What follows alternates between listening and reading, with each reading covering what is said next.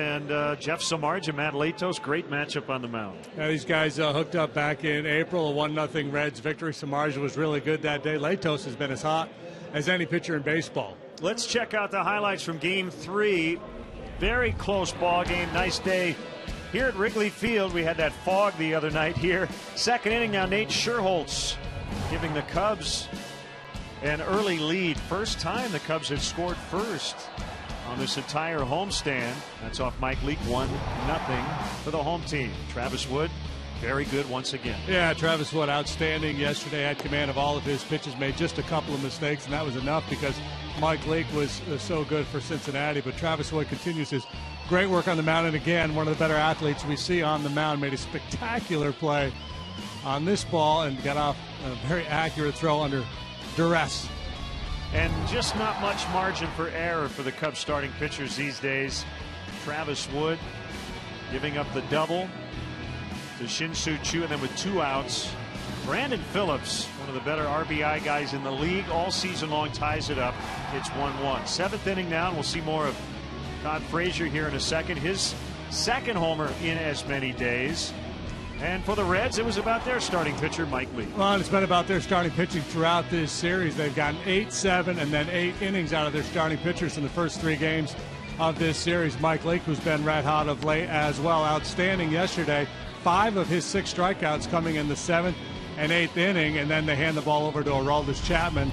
He goes 1, 2, 3 in the 9th with a couple of punch-outs. Final out of the game, a relatively meek ground ball to Brandon Phillips, and the Reds come away with their 12th consecutive win here at Wrigley. And Chapman probably his best outing of the year as well in that 9th inning. So the Cubs today try to avoid a 4-game series sweep.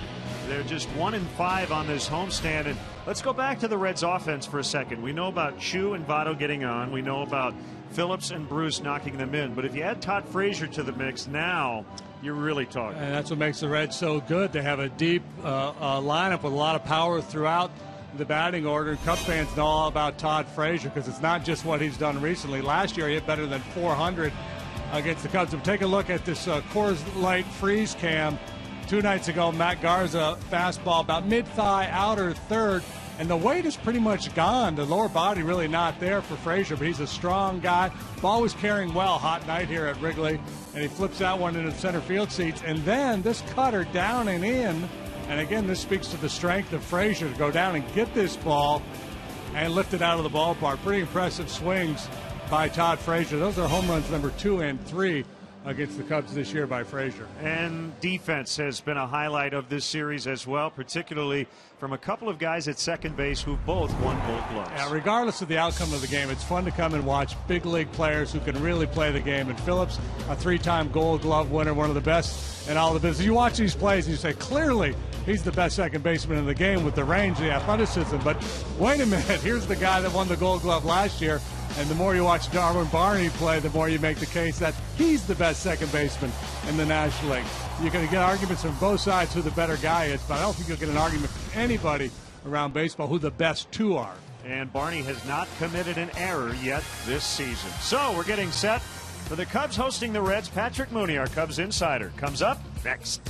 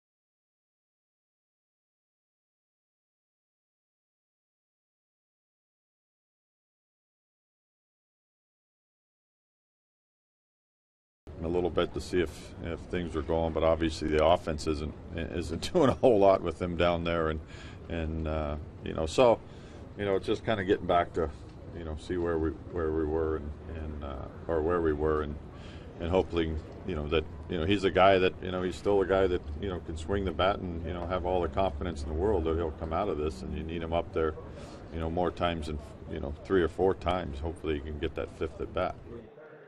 It's Cubs manager Dale Swaim, and time for our Cubs insider Patrick Mooney, brought to you by Nationwide insurance agent Jeff Vukovich. Visit jeffvuk.com. Nationwide is on your side. So Starlin Castro down in the 7th spot for 7 games. He hit 6th yesterday. Back in the 2 spot here today. You heard Dale talking about him. Patrick, you've got 2 interesting things going on. Castro as an individual and this offense as a whole, and right now both struggling.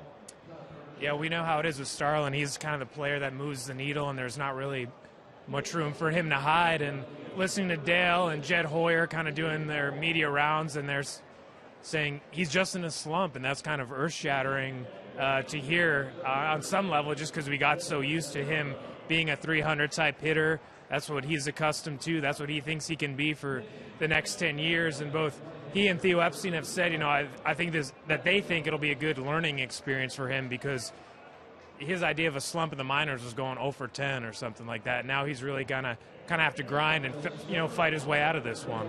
The Cubs right now a season low 13 games under 500. The schedule doesn't get a lot easier. They're playing a lot of teams within their division. They've got 4 on the road in St. Louis. So now the trade season starts to heat up a little bit. What are you hearing? Well, what we heard in spring training, all 6 weeks was we need to get off to a good start. We got to start fast.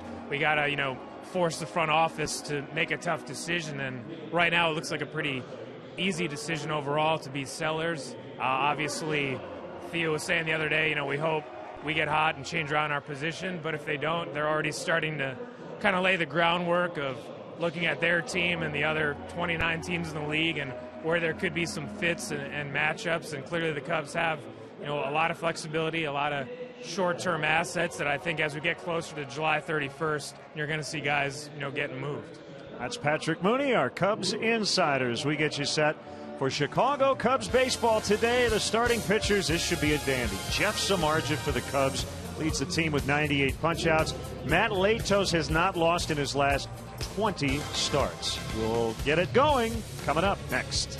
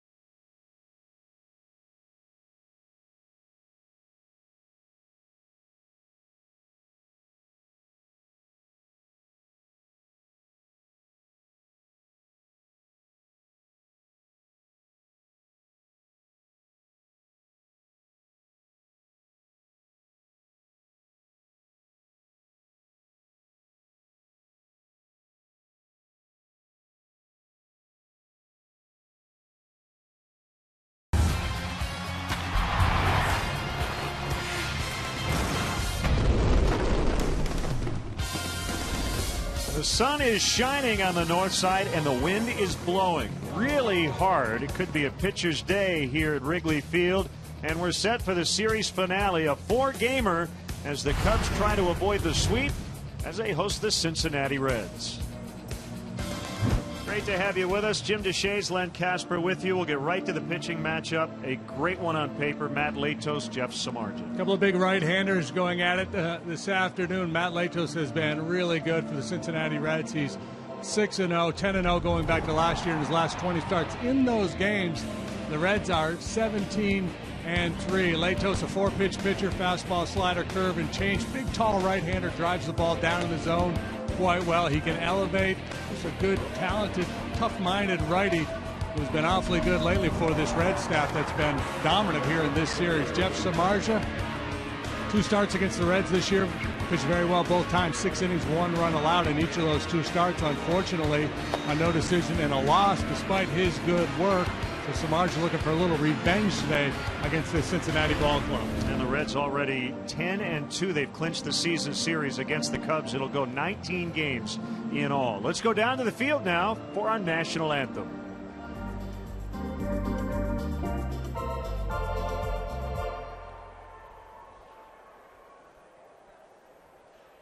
Ladies and gentlemen, at this time, please rise. Kindly remove your caps and join Wayne Messmer, accompanied by Gary Pressey at the Lowry organ, as they honor America with our national anthem.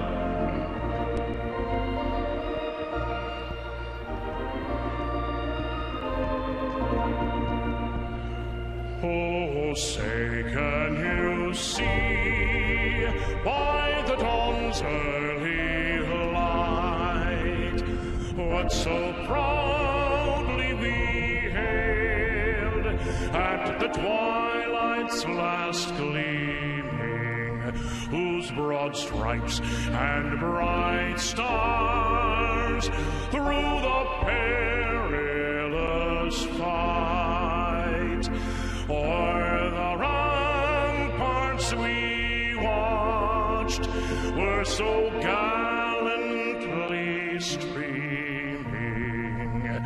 and the rockets' red glare, the bombs bursting in air, gave proof through the night that our flag was still there. Oh, say does that star-spangled banner yet wave o'er the land of the free and the home of the brave.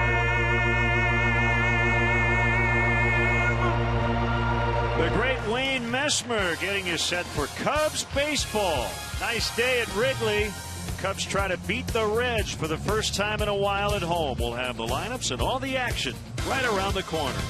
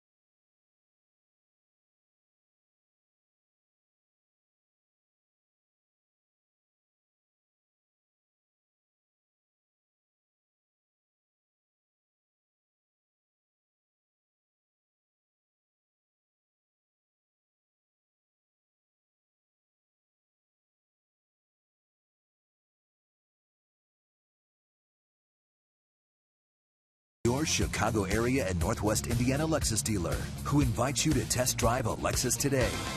Blue Cross and Blue Shield of Illinois. Through it all. BMO Harris Bank, helping money make sense. BMO Harris Bank, NA member FDIC. AT&T Uverse. Visit att.com/freeyourtv. Rethink possible. Ford. Check out America's freshest lineup at your local Ford store or at localfordstores.com. And by Southwest Airlines. Find our fares online only at southwest.com.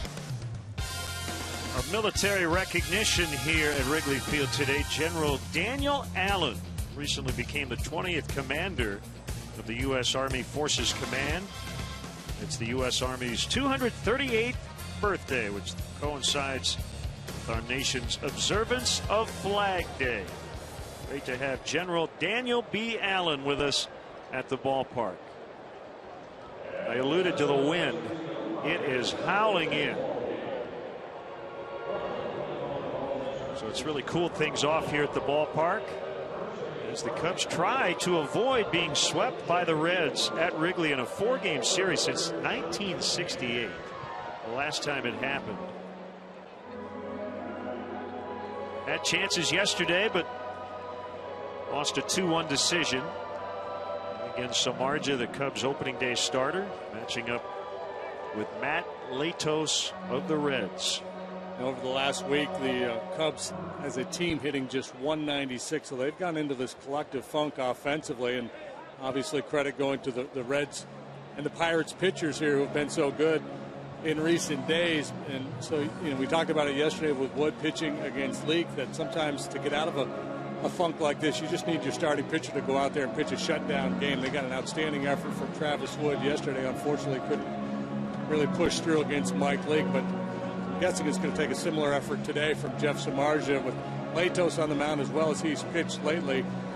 Jeff's going to have to be on his A game, and with his wind blowing in, you never know, but shapes up to be another low run 2-1, 3-2 type ball game. Got a couple of Chicago area natives on the umpiring crew this week. Mark Carlson's from Joliet. John Tumpain, native of Evergreen Park. They'll be at home and third, respectively. Brian Knight's at first. The crew chief, Jerry Meals, is at second. Rusty Baker took in the hockey game last night, at least the first 3 periods. He had to leave after regulation because he had Donald Lutz, the Reds outfielders, with him. Make sure the players get enough rest. Keep players out all night. Yeah, you don't want to be the reason you kept the player up too late. But what a great game. We'll talk more about the Blackhawks win with Eddie Olczyk, who will conduct the stretch a little bit later on. So Jeff Samardzija to the mound to face this Reds Southwest starting lineup. Chew back in the leadoff spot. He hit second yesterday against the lefty Travis Wood. Zach Cozart has had a good series, 4 hits, 4 RBIs. Joey Votto's at first. Brandon Phillips has knocked in 7 this week. Jay Bruce is in right. Todd Frazier has homered in back-to-back contests. Xavier Paul, 3 RBIs in the series. Devin Mesoraco gets his second straight start. And Matt Latos, the pitcher, will hit 9th. Let's take a look at the Cubs defensively this afternoon. Soriano, De Jesus, Shearholtz cover the pasture. Balbuena Castro left side of the infield. Barney Rizzo on the right. Wellington Castillo behind the plate. And our Lexus pursuing perfection starting pitcher is Jeff Samardzija, 3-7. But a very good 3.18 ERA with his first strikeout today. He will tie A.J. Burnett atop the National League in that category. 1-2 in his career against the Reds. 18 games, 4 starts. And as we showed you earlier, 0-1 this year, despite 2 very strong efforts.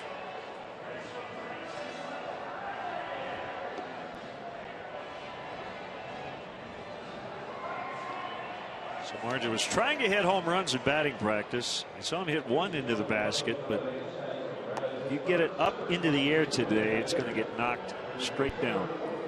We're looking for a bounce back. Jeff got hit around a little bit last time out, got beat by the Pirates 6-2, allowed 8 hits, 4 runs in 6 innings. He did strike out 7 in that game.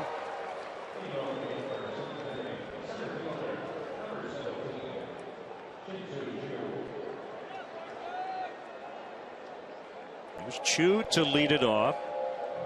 Having an all-star-like first half.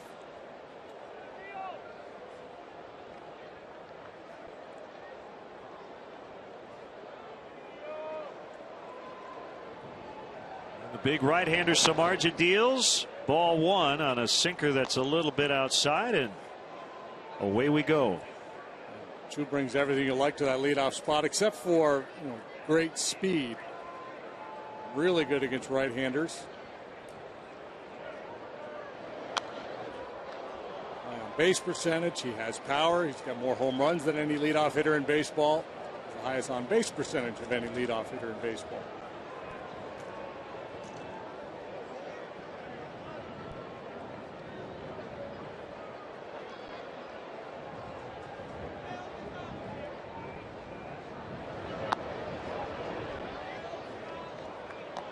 .61 degrees, but it feels a little cooler than that where we sit because of a north wind at 23 miles an hour.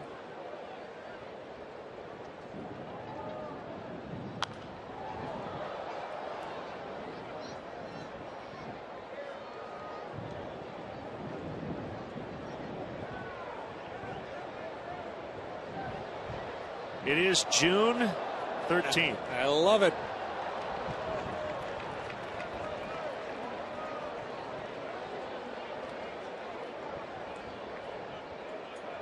Splitter. Whoop. Away from him. They struggled with that pitch last time out. It's breezy, it's cool, but it is sunny. And the fans in the bleachers are pretty much protected from the wind. Sets up a 3-2. De Jesus keeps drifting. Oh, look where he ended up.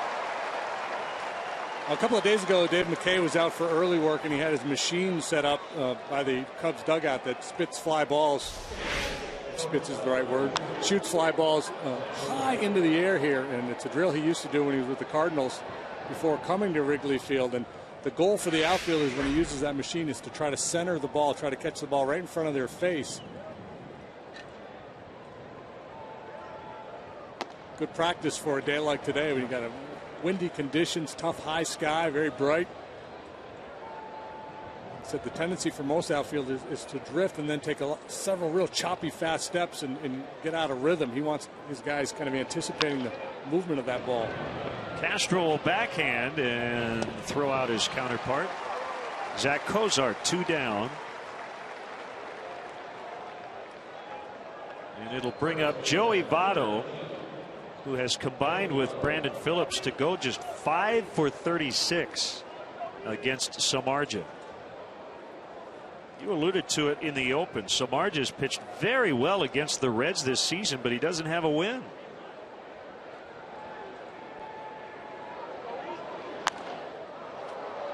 Vatos beat him 1-0 back on April 24th. That was a game where he had the cut on his finger. Battle his way through that one.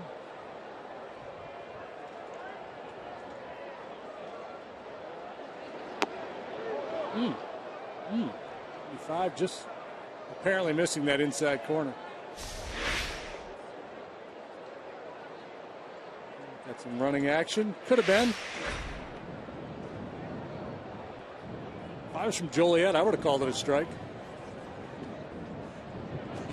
The 1-1 is hit foul into the upper deck.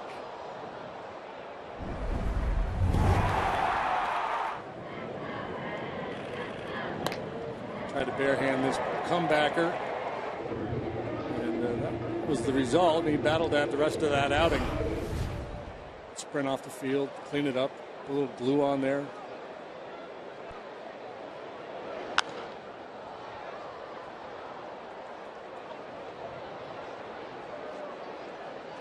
Pitched against him back on May 4th as well. Allowed 2 runs, 1 earned in 6 innings in that game. Got a no decision. Cubs lost 4-2. Today should be a souvenir hunter's delight. There'll be a lot of foul balls that end up in the seats with this win. 2-2.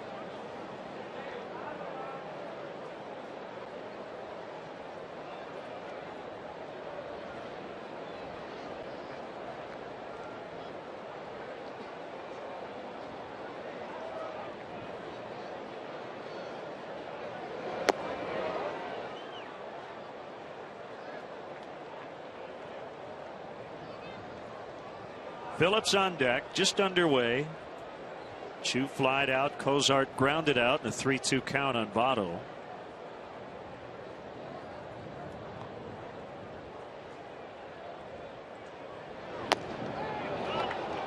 Man. Samardzija asking Carlson if that ball was up. Carlson basically avoiding it. It's Jeff going to walk in after the pitch.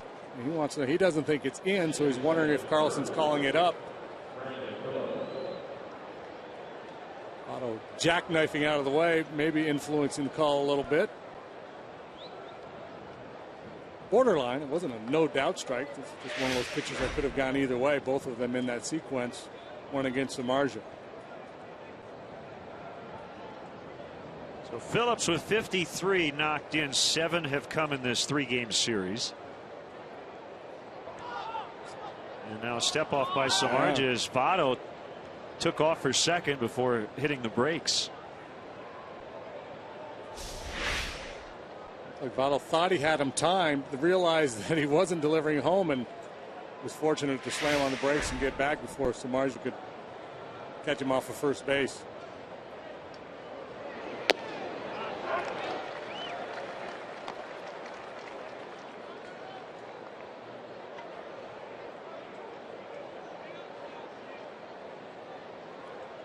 Brandon Phillips was at the hockey game last night too, and apparently he stayed for the whole shooting match. I guess that's the difference between being Brandon Phillips and Donald Lutz. Yeah. Shooting match it was. Over 100 shots. There were over 100 hits. No hits so far in this one. First inning walk. No runs for the Reds. The Cubs are coming up against Matt Latos.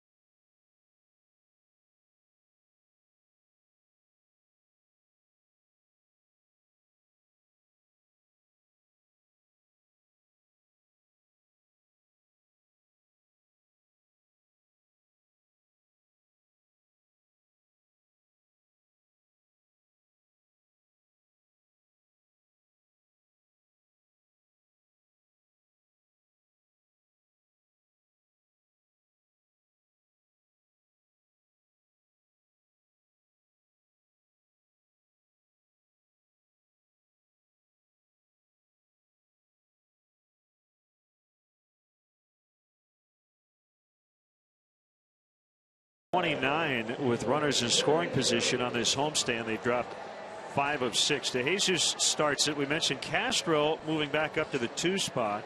Rizzo, Soriano, Scherholtz. Valbuena's going to hit 6th. Castillo 7th. Barney 8th, and Samardzija 9th. Who's where for the Reds this afternoon? That's how they shape up. Paul, Chu, Bruce in the outfield. Frazier, he's been good. 40 2 consecutive games without an error for Frazier. Cozart and Phillips up the middle. You know all about Phillips, 3-time Gold Glove winner. Joey Votto's got one of those himself back in 2011. And Devin Mesoraco is behind the plate. Our Lexus pursuing perfection starting pitcher for the Reds. The big righty Matt Latos, just 25 years of age. He's been on the big league scene for a few years now. 6-0, 287 his ERA. He's not lost. He has not himself suffered a loss since August of last year.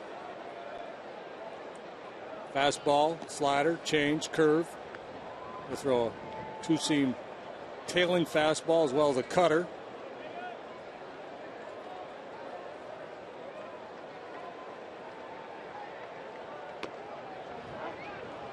Four-seamer for a strike on DeJesus. A little Rick Sutcliffe-esque the way he drops his hand down behind him. Doesn't wrap it the way Sut used to, but an abrupt action he has as he breaks his hands.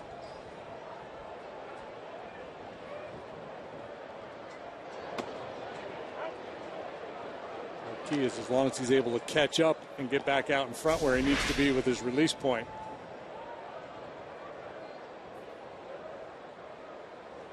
From South Florida.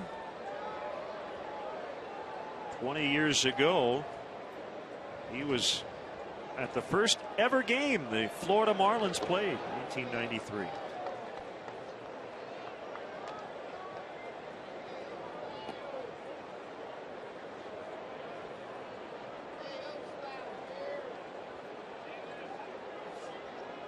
Nobody hitting.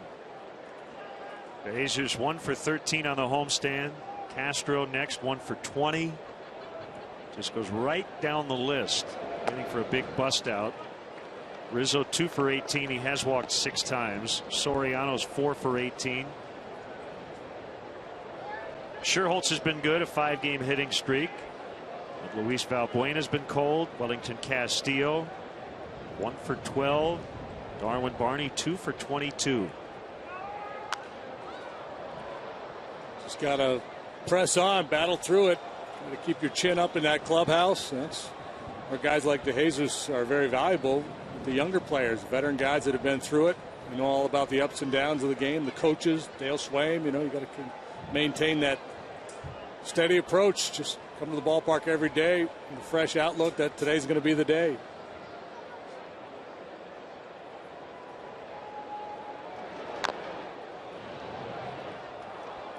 David actually swung the bat pretty well yesterday. Hit the ball hard all afternoon long, just nothing to show for it.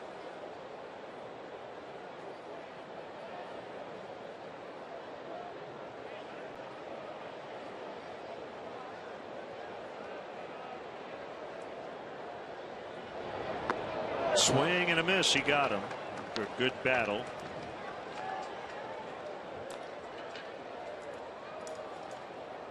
Boy, a lot of depth on that 86-mile-an-hour slider.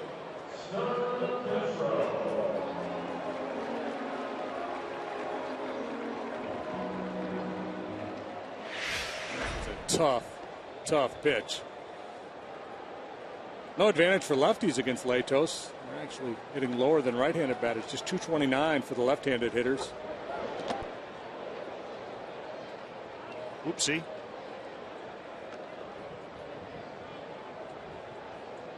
Castro back in a more familiar and maybe comfortable spot up near the top of the lineup. 8 games down in the order. 7th, and then hit 6th yesterday. Here's the 1-0.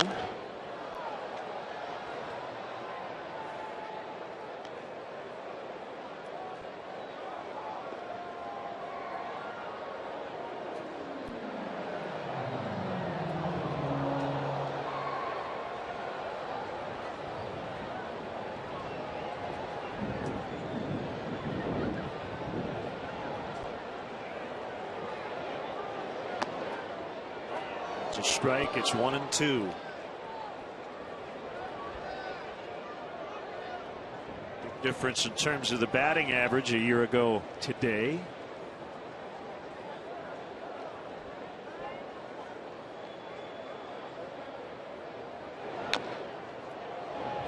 chopped foul. Matt Latos. There's a lot of body art. Yeah, he's inked up pretty good. Enjoys art. Likes to draw. He's got a lot of tattoos. Over 20 by his count. The only thing that matters at the end of the day is you and I.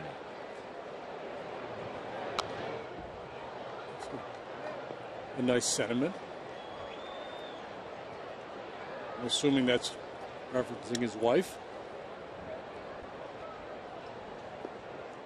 Probably not the catcher.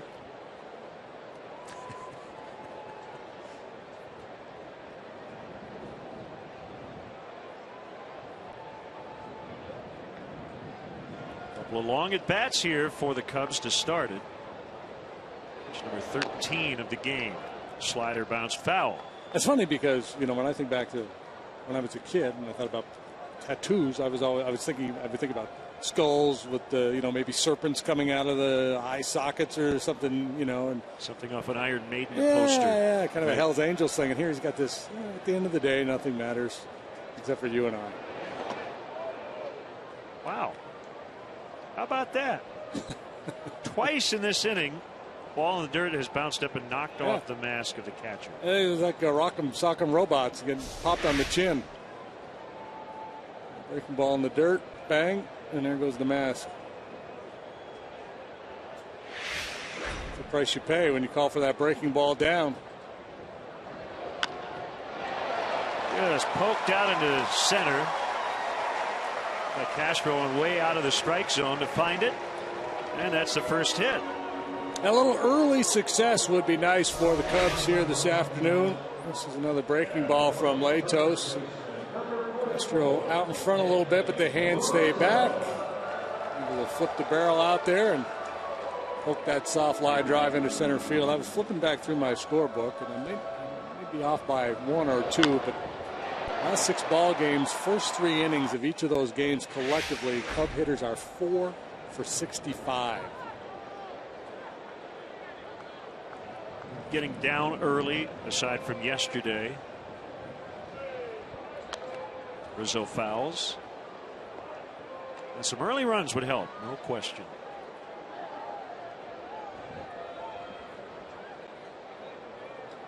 Just got a note, Tom Morello is here. One of the great rock guitarists of all time, from Rage Against the Machine. He's here with his sons Rhodes and Roman, his wife Denise. He's been coming to Wrigley since he was 4, and he just caught his first foul ball. I told you it's a good day to catch foul balls with the wind direction.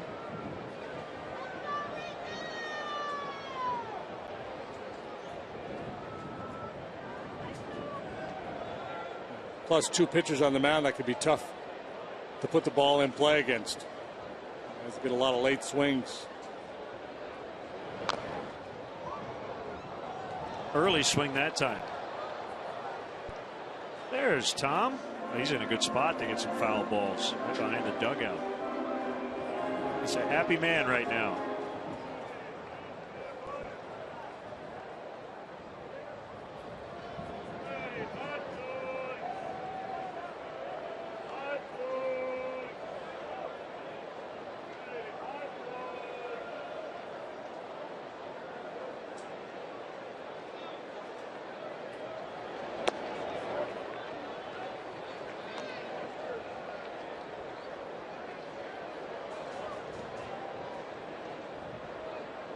Normally you'd think a big right-hander would be vulnerable to the stolen base. That has not been the case with Latos on the mound this year. It's been a 50-50 proposition. 4 successful, 4 caught. With Latos on the bump. Mazzaraco, his caught stealing numbers not as good as Ryan Hannigan, their other catcher, but still above average.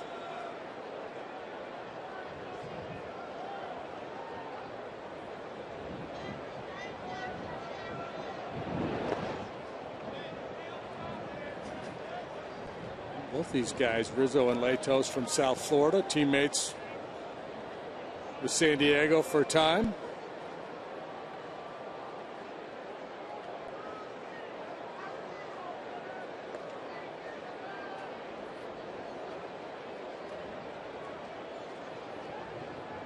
And both from South Florida.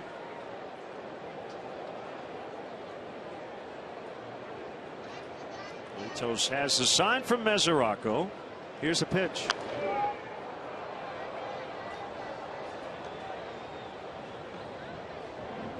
The Cubs can average about 7 pitches per plate appearance. They'll get Litos out of there pretty early. The third batter he's faced.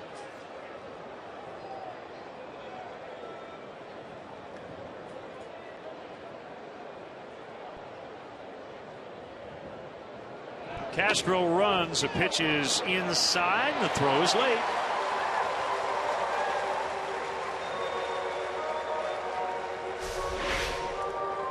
Cubs haven't been doing much running lately because they just haven't had that many base runners on the shortstop side.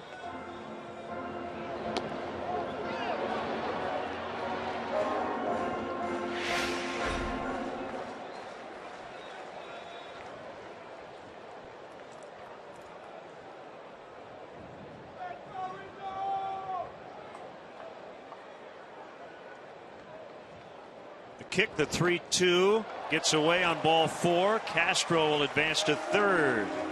That sets it up for Soriano. First and third, 1 out.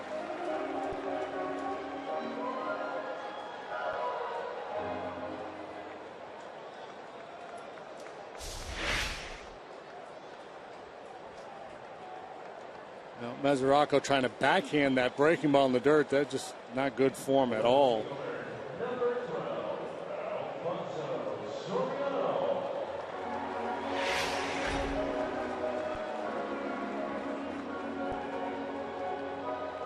Allows Castro to get to third base where he could score on a fly ball if it's deep enough. Another pitch in the dirt, maybe scamper home. There's been 3 or 4 balls in the dirt already in this inning.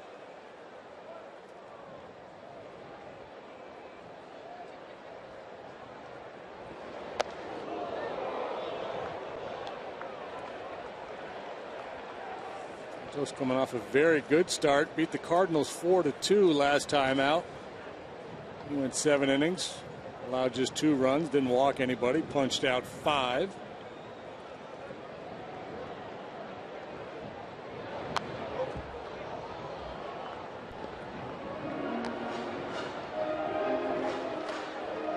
Pretty remarkable streak, isn't it? 20 starts without a loss. So the Reds have gone, what, 17-3? 17-3 in those 20 starts. As close as you can get to a sure thing lately. 20-4 as a Red.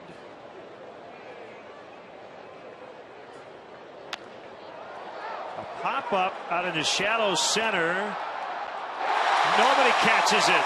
And the Cubs get a run. Phillips and Cozart were in the area.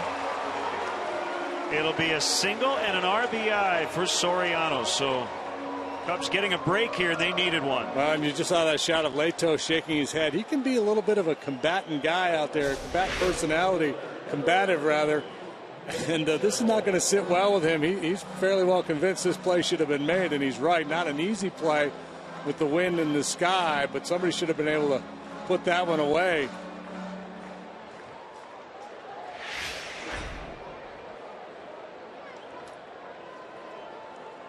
I would always go when in doubt, yield to Brandon Phillips. Outside to Sherholtz.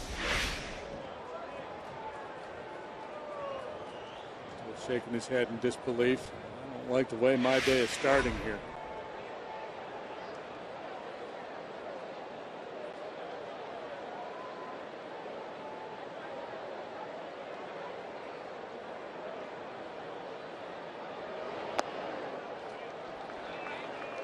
Nate homered yesterday in the second.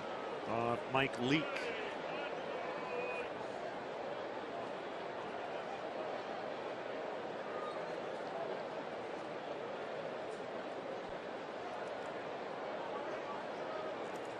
Hitters count 2-0.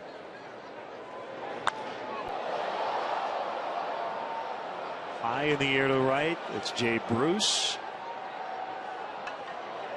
With Rizzo tagging. First and third, 2 outs.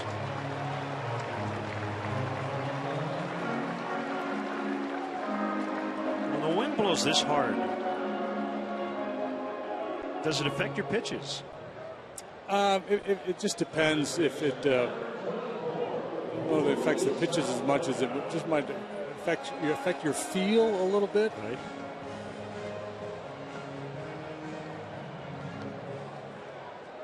Thing we look for, I don't really see Latos' jersey moving much. It's easy with Samard. You just look at his hair. Yeah, it used to bother me when the wind was blowing out. I mean, it would bother you because the chance the ball could fly out of the ballpark much easier. But also, it felt like sometimes like you were just to throw it that much harder to get it to home plate. I mean, it's more of an illusion than anything. But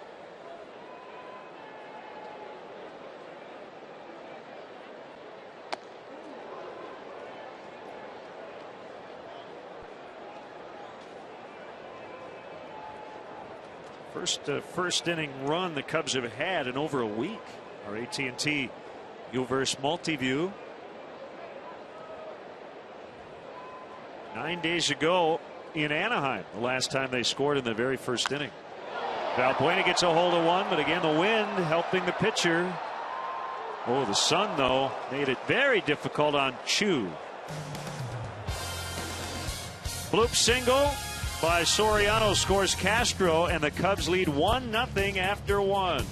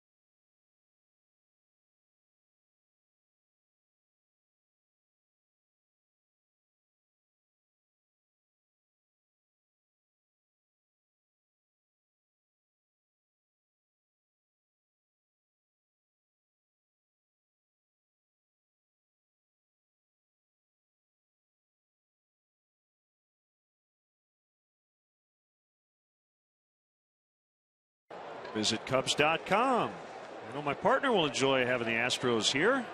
See some old friends. And maybe even some new faces you haven't seen. Well, there's been a lot of turnover there in the last couple of years for sure.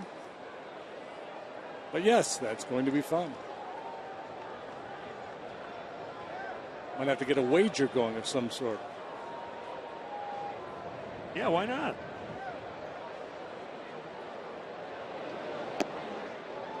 One nothing. Cubs have the lead as Jay Bruce takes ball one. One of those food bets. Deep dish pizza versus Texas barbecue or something. Right. Guessing we won't be back to Houston for a regular season game for probably 3 years.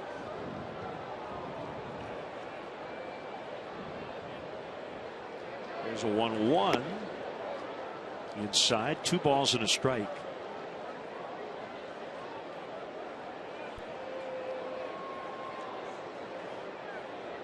They got cooking up there. It's like the dating game for chefs. Chef number 1, chef number 2, and chef number 3. Chef number 1, if I were a dessert, what kind of a dessert would I be?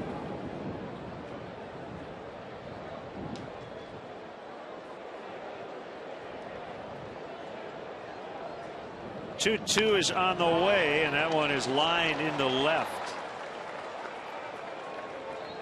I don't know if intentional or not, but pretty good approach by Jay Bruce on a day like today. A big slugger, but tough to drive one through that wind this afternoon. He takes more of a little man's approach, just shooting that line drive towards left center field.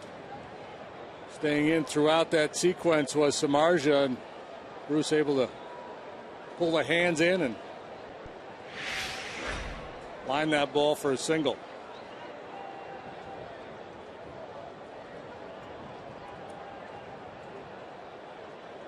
Frazier, who hit a titanic blast off Samardzija in Cincinnati back in April. He did not hit a home run in May, and now he's hit a couple in this series. 8 home runs on the year. His last 3 all coming against the Cubs. Yeah, that was a big fly. Jeff knew it. Everybody in the park knew it, and it landed above that shot. Yeah. Couldn't find it. It was that high.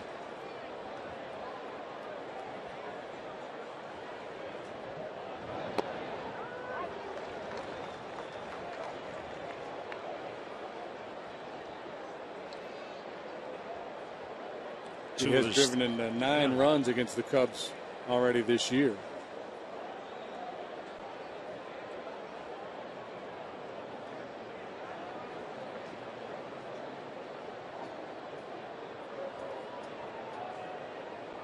Pitch, fouled back. 0-2.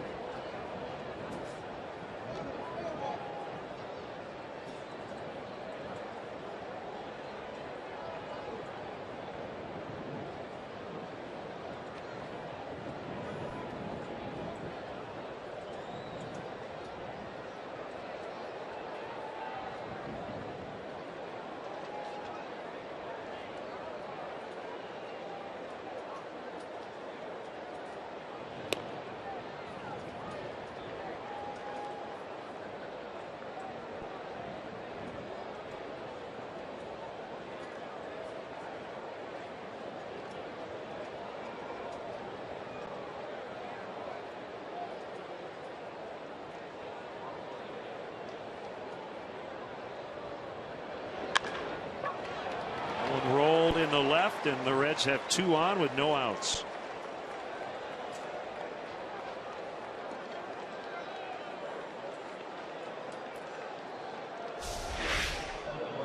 Kind of goes without saying, doesn't it, partner? You just don't want to walk people today, because you do feel like to sustain an inning, it's going to take 2 or 3 hits.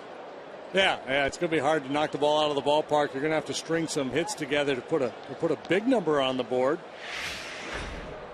Then when the wind blows out, we say you don't want to walk people because you don't want to give up 3-run homers. Right. So the moral of the story is it's not a good idea to walk people. We're looking for that for the certain day at the ballpark, but today would be a good day to walk some people. There's a line out double play. Well, that could have been a triple play if Bruce had gotten adventurous. That helps. 2 down. Frazier taking that aggressive secondary lead. Nothing he could do about that one. Ball hit behind you on a line. No chance.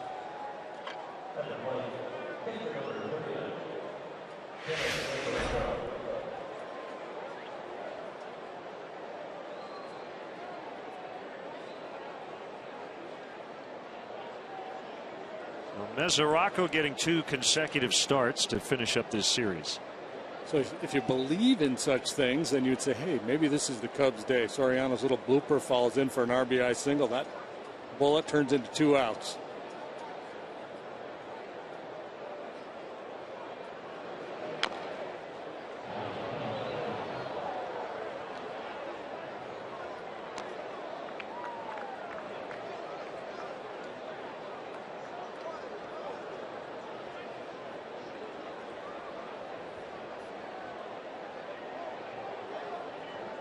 So Samardzija's really come into his own as a starter. He's becoming a full-time member of the rotation last year. 5th in the majors with 9.64 Ks per 9. It's about 1 per inning. And the Reds will tie it. Jay Bruce scores 3 singles in the inning, turn ultimately into their first run.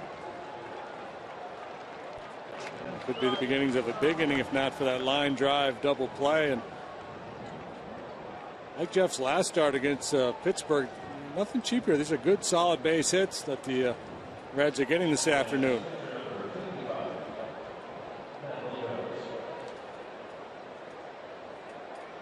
Gets Latos to the dish.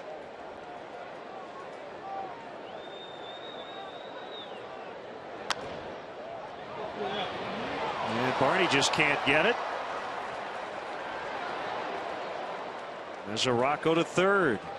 4 singles here in the second. It was more about location than it was about how hard it was hit. You see Barney up the middle there.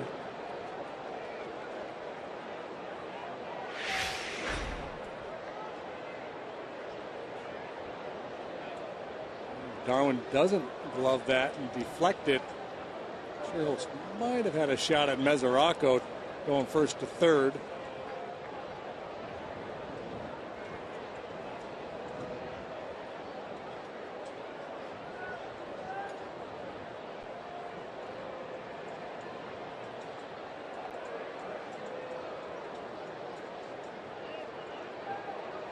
Here's a pitch to Chu. It's downstairs for a ball. He flied to center to start the game. Typically, Samardzija very aggressive with that first pitch fastball. He gives up a very high batting average on the first pitch. Most guys do, but for a guy with his stuff, it's a pretty elevated number. But that's his game plan. He likes to attack early, get ahead, and then expand against left-handed hitters. A lot of times, it's get ahead with the fastball, try to finish you off with the splitter.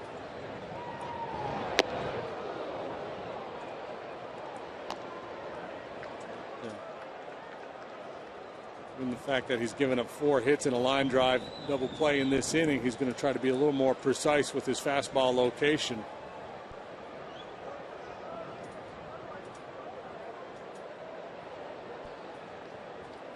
And to work these lefties in. Base hit left field, trotting home Mesoraco. It's 2-1. As if on cue, we pointed out that the Reds would likely, or the Cubs for that matter too, would have to string a bunch of hits together to put an inning together, put a crooked number on the board. That's exactly what has happened here in the Reds' second.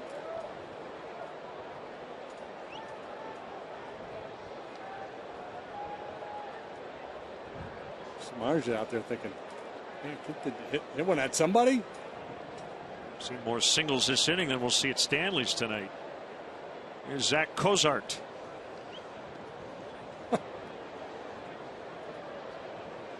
What is Stanley's? It's a local spot. You should probably Manhattan check out sometime.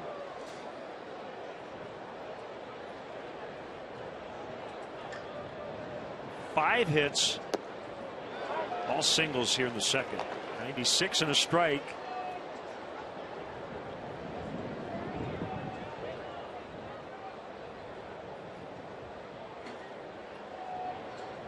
Latos used to getting pretty good run support. No, he doesn't give up a whole lot himself. That's a good combination. Top offensive clubs in the National League. It's good to be a starting pitcher for those teams.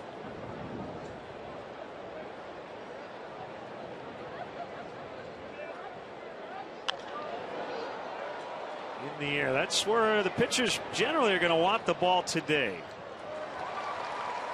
with the wind blowing in. But the Reds string together 5 hits and take a 2-1 lead.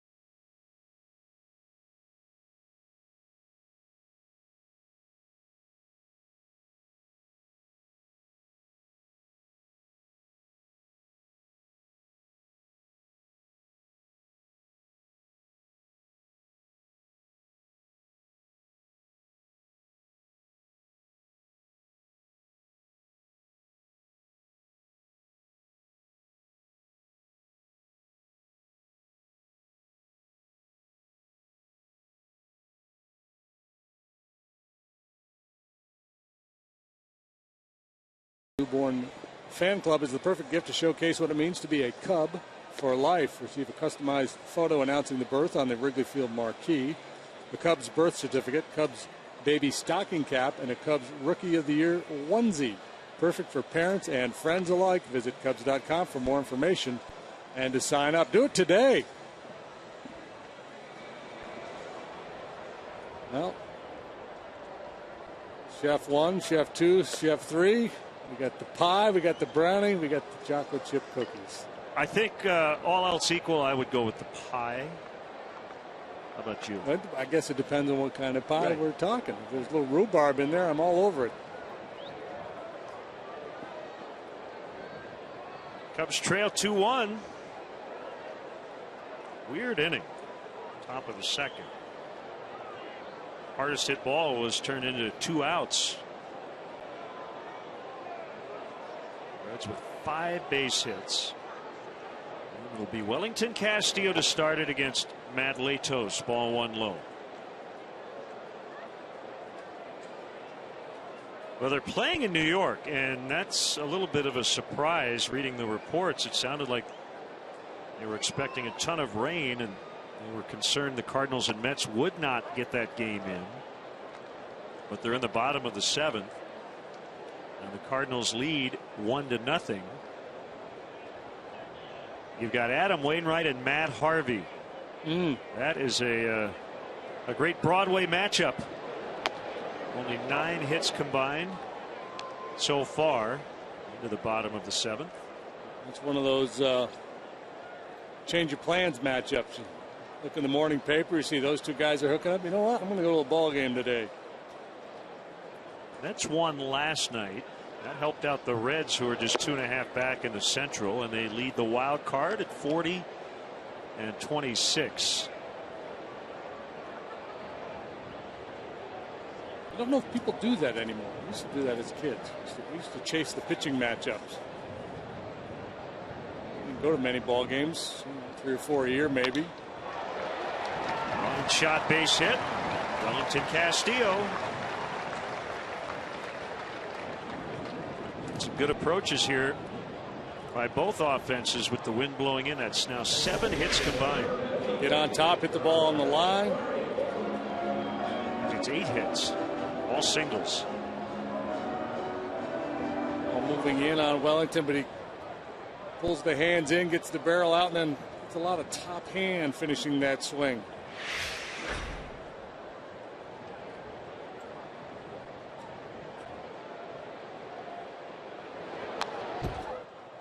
On the hands of Barney and fouled off. Yeah, so, you know, reading the story, the preview of the Cardinals Mets today goes back to our conversation the other night. How about this? Each team has almost 100 games left. The Cardinals and Mets have 1 common off day the rest of the season. So they were fretting the idea of having to squeeze in a makeup game later.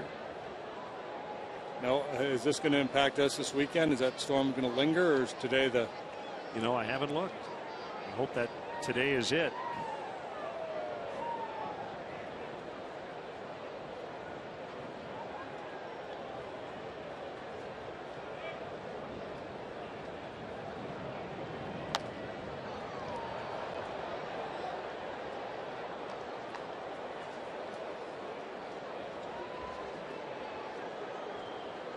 Looks like the best chance of rain is tomorrow night.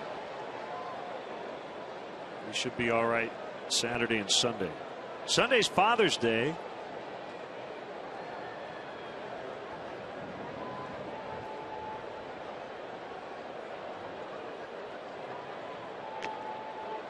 Always reminds us of that old Ralph Kiner line doing Mets baseball years ago. It's Father's Day, so happy birthday to all you fathers out there.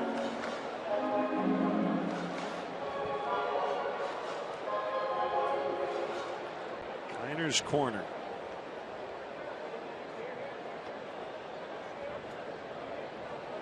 Should be in decent shape in St. Louis next week. Temperatures will be in the mid-80s.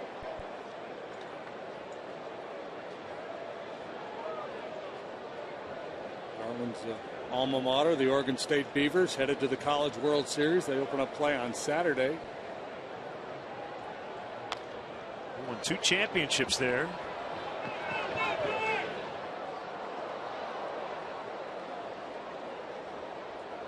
Said he goes back a couple times each offseason, works out a little bit with them.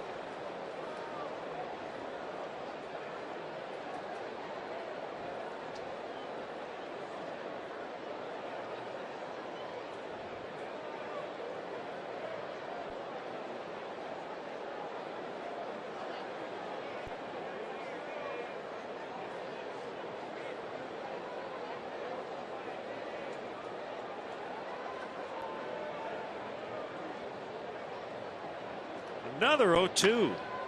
Double play ball. Cozart will flip. Phillips can't turn it. Barney on his way to second, which means an error on Brandon Phillips.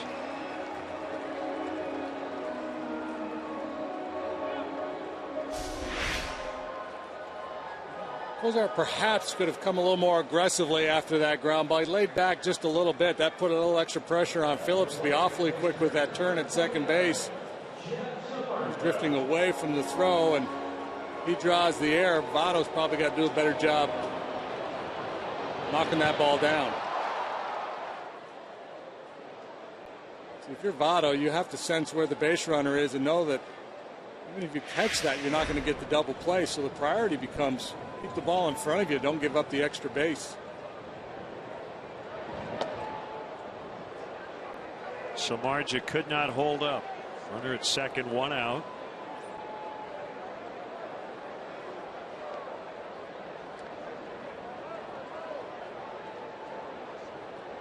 Five errors for Phillips. Mentioned earlier, Barney doesn't have one.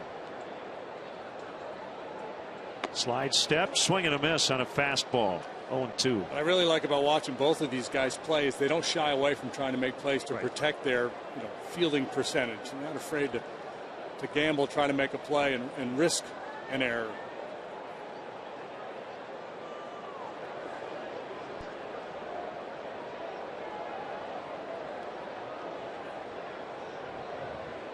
It used to be everybody just looked at the errors and the fielding percentage, but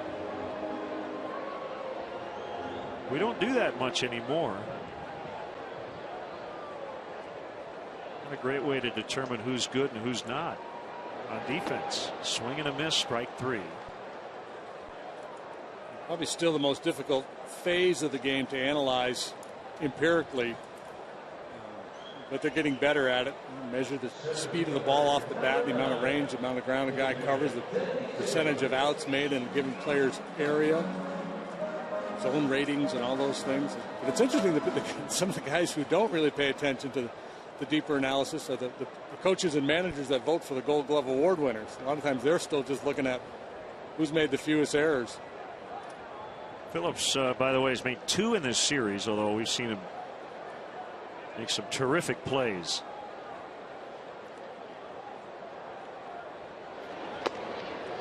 Most famously, and it was quite a few years ago now, Rafael Palmeiro won a Gold Glove Award playing for the Rangers at first base. And I think he played 9 games in the field all year, something like that. Sounds right. He was the DH. Yeah. I mean, he was a good defensive player when he was playing first base.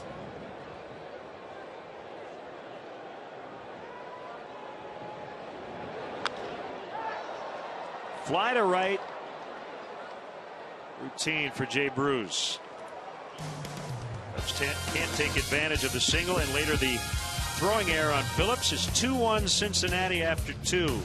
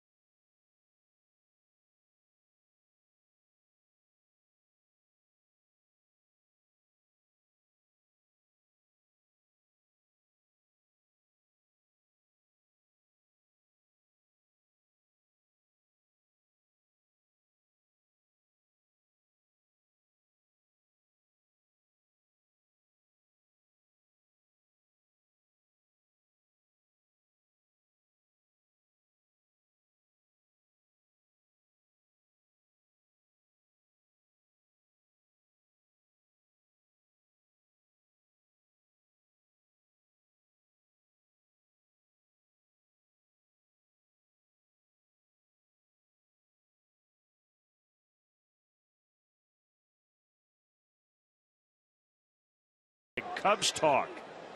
And we'll read one back later in the game. It's our AT&T tweet. Choppy waters out there today on the lake with a brisk wind. So Samardzija back to work against Joey Votto. In there at the knees at 95 for strike one.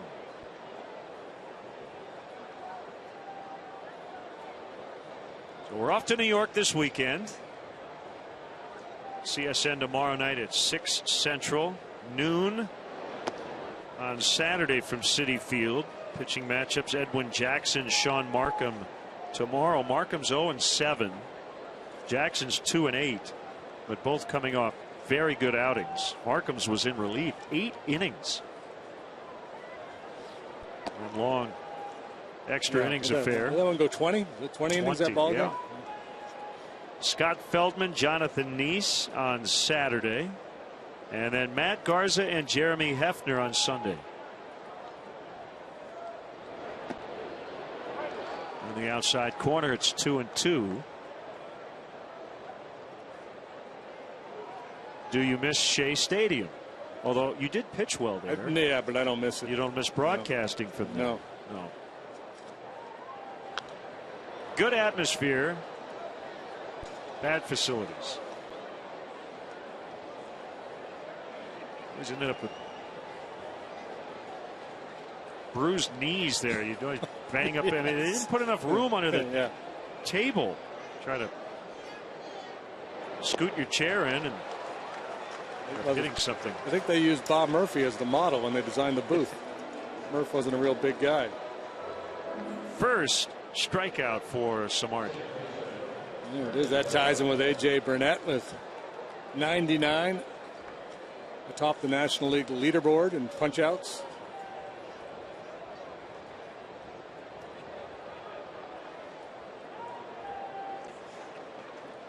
Shea also had a couple of old guys who worked up in the press box. Ended up getting along with him very well, but you know, New Yorkers, it takes a while to kind of warm up to them, or for them to warm up to you.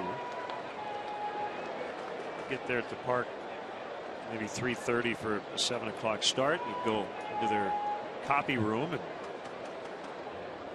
they'd have a pile of stat packs, probably 200 stat packs, game notes. Sir, may I borrow a stat pack? They're not done yet. Not done copying yet. You'll get yours when I'm done. After a couple of years of me very politely bothering him, he finally gave in.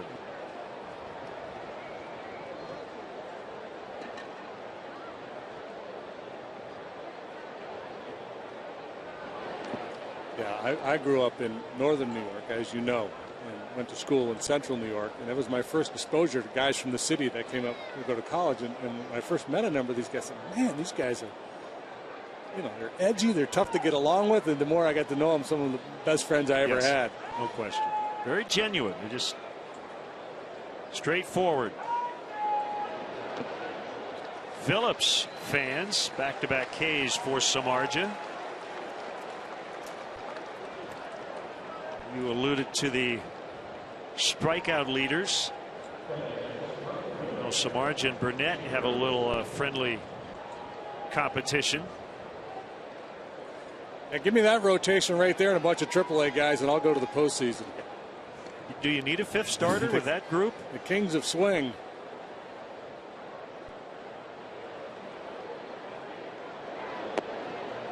All one on Bruce.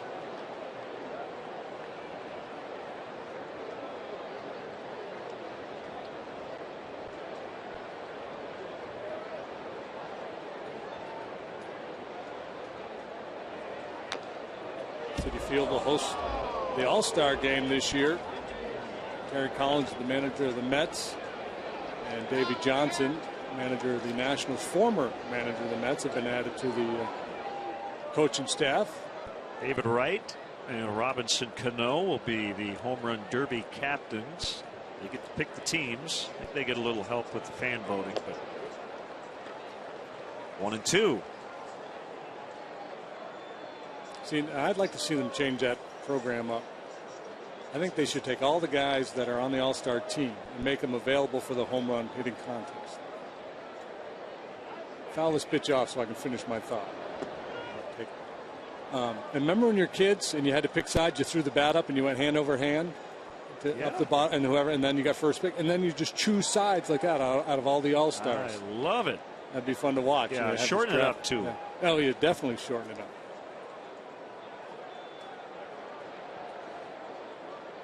Guys get tired. The finals end up being a disappointment.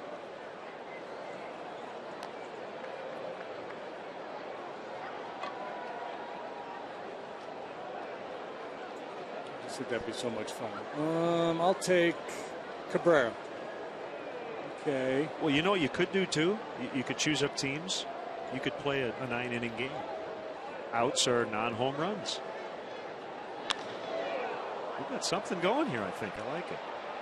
DeJesus just can't get it. That ball really took off. And Bruce has a 2-out double. He's 2 for 2. Line drive single last time up, and now this bullet over the head of DeJesus in center field. You'll get a good look at it here. DeJesus a step or two towards left center, turns one way, then back the other. But that ball really well struck. Not influenced that much by the wind because it was fairly low.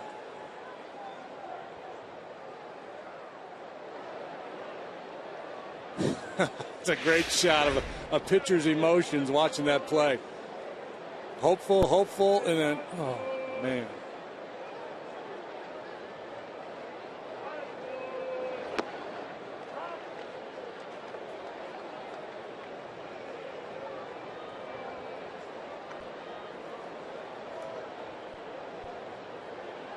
Oh, 0-1 on Frazier.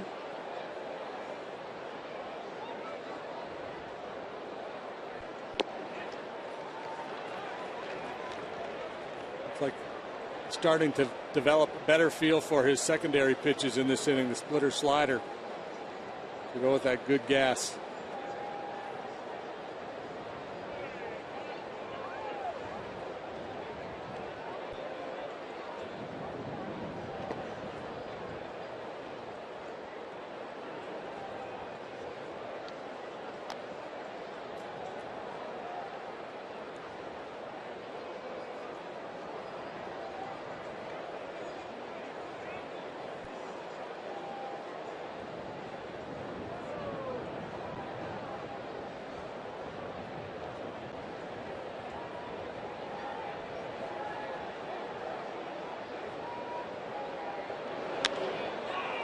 Line into center. Caught by DeJesus to end the inning. Saved a run. Big time play. We remain at 2-1 Reds.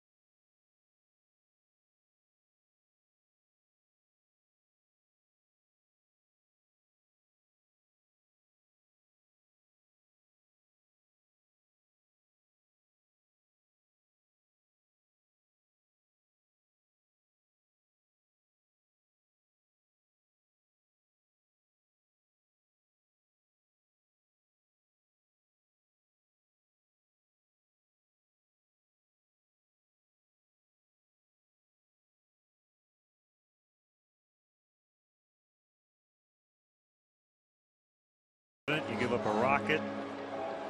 2-out double. Inning continues. And then a great catch by the center fielder to get you out of the inning. All's well that ends well. And I don't think he thought DeJesus should have had that first ball. I think he was just disappointed that he didn't make the play, but it's not a play that you anticipate a guy making, and then you don't anticipate a guy coming in and making the play David made to finish the inning either. That was a heck of a play. Well, struck slicing fly ball that's going to be run down by Chu in deep right center. So Castro stole a base, scored a run in the first, makes good contact, but for an out here in the third. Center fielder will tell you both those balls are difficult because when they're if they're off to the left or the right, it's easier to get a read and an angle on the ball. The one that's hit directly over your head, directly in front of you as a center fielder, tougher to get a read on. If ever there were a time to leave your feet to try to make a play, it's with 2 outs and a man in scoring position, as DeJesus did.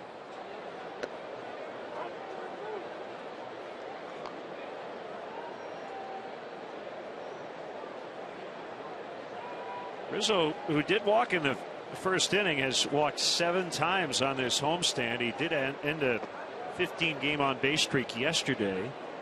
Last night, he was honored by the National Italian American Sports Hall of Fame here in Chicago. He was recognized as the Athlete of the Year.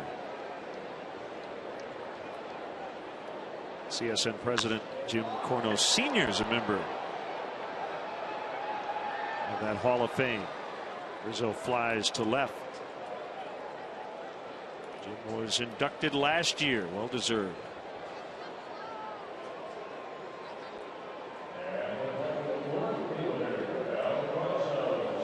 Here's Soriano. The bloop single gave the Cubs an early lead. That was in the opening inning.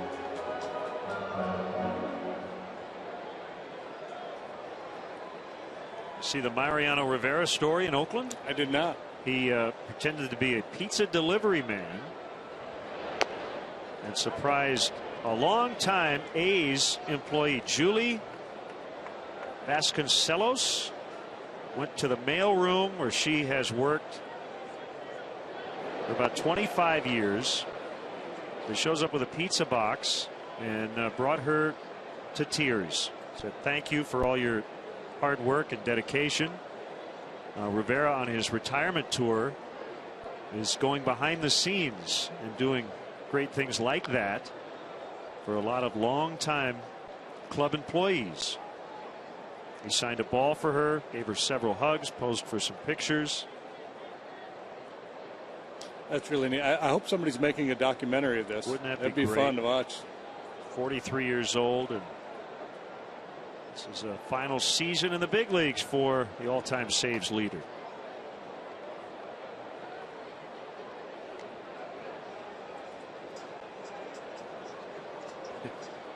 She said, "I'm shaking. I'm shocked. I'm never going to forget your face again."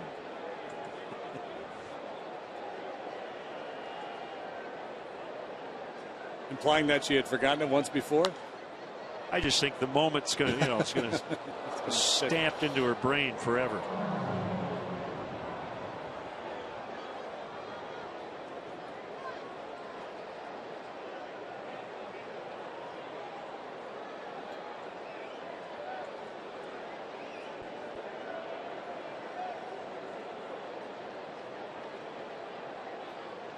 Swing and a miss. Breaking ball in the dirt. Tag applied. And Latos has his first 1-2-3 inning. He has a 2-1 lead after 3.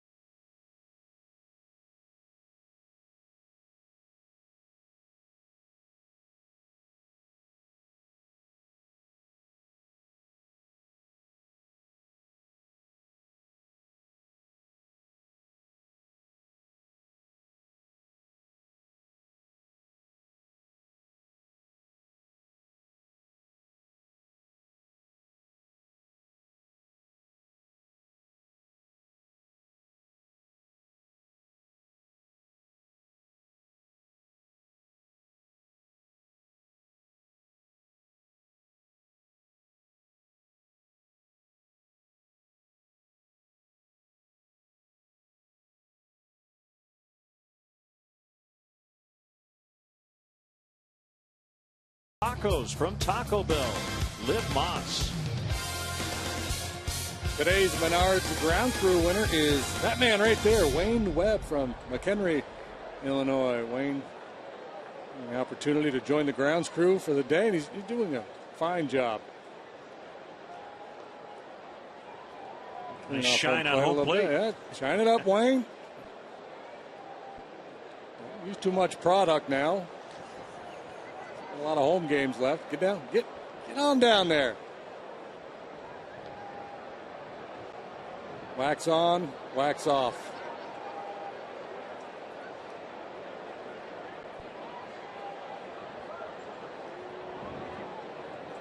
Paul did something in the second he cannot do here in the fourth, and that is hit into a double play. Lined out hard to the first baseman, Rizzo. I like this concept of getting somebody to work for you, and it's a prize. You need to get wash Len and JD's car, you know? Contest. You get a chance to come to Wrigley and wash our cars and put you on TV.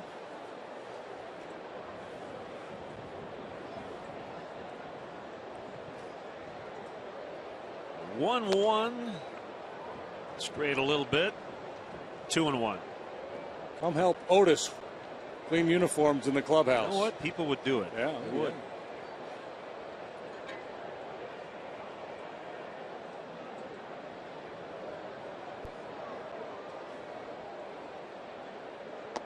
And Otis would like to have their phone numbers. Three balls and a strike. That'd be a fun gig. Come out and hang out with Otis for an afternoon.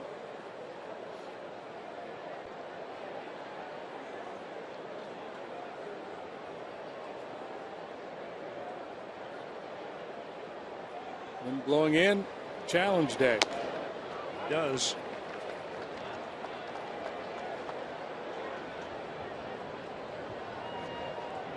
His mindset for the most part anyway. He'll throw that splitter and fastball counts with men on base against a dangerous hitter, but here leading off an inning down towards the bottom of the batting order. Challenge with that 3-1. Slide piece. It was a good one. Well, I noticed it last inning. It looked to me like he was getting more comfortable with the slider and the splitter. The fastball has been there, throughout 95, 96 miles an hour. Maybe missed location a little bit, but now that he's got his other pitches working, it looks like he's settled into a very nice rhythm. You go through cycles, pitching, offense. Right now, Cubs struggling to score runs against a tough starter in Matt Latos, so puts a little extra pressure on Samardzija. Keep the Reds down. Travis Wood did that yesterday. The Cubs lost 2-1.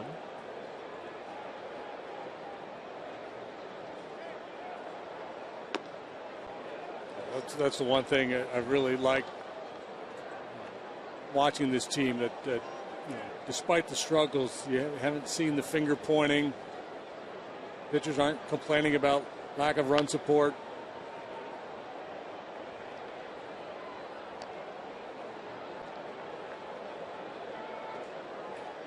Really, since the day Dale Swaim was hired and brought in his coaching staff, they have set a very positive, hardworking daily tone.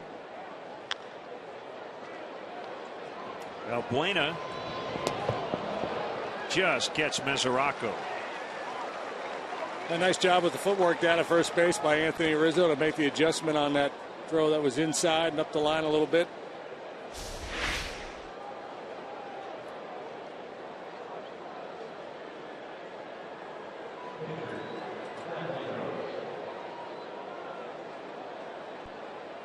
Nice play.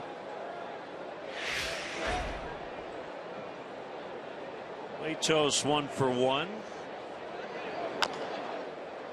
Chopper over the mound. Tough play. Nice play by Castro. He gloved it instead of barehanding it, which would have been much riskier. He knew he had some time. Good adjustment. First 1-2-3 for Samardzija. Still 2-1 Reds.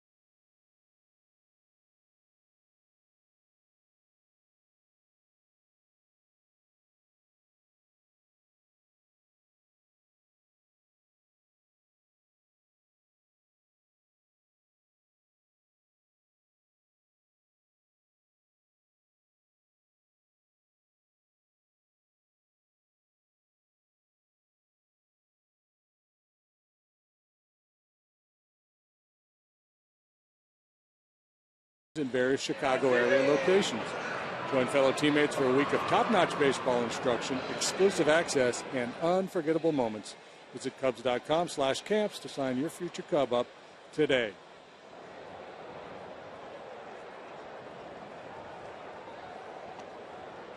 I have to give a shout out to Christian and Sam and Dylan. All came by yesterday and helped move in a whole bunch of stuff. Yeah. Our new condo. You're all moved in. A lot of boxes, a lot of work to be done. Just as you leave town. That's the way it always seems to happen.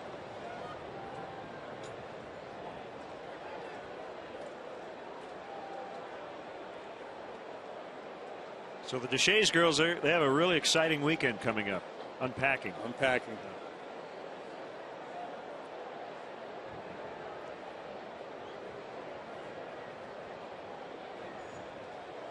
Just hear that phone call now. How you doing, honey? Yeah, I'm walking through Central Park. Just went to a great deli, sitting out in the sun. What are you doing? Unpacking all of your boxes. Do we really need this? Well, moving time is a great time to downsize, isn't it? Yeah. Why are we saving this? That's a fair ball for Scherholtz through the bullpen. And wow, took a weird carom. Did that hit the ball boy? We'll find out. Scherholtz will end up with a triple tying run at third with nobody out. That was funky. It hit the sidewall, and Bruce thought it would bound to him. He thought he might have a play on Scherholtz at second.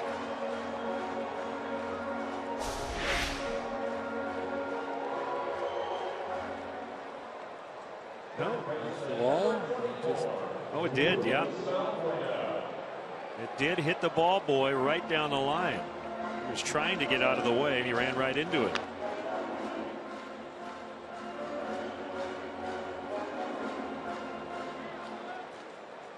I don't know. I think it hit that. Hit something it on the did. wall. It Wow, that was an the phone. illusion. Yeah.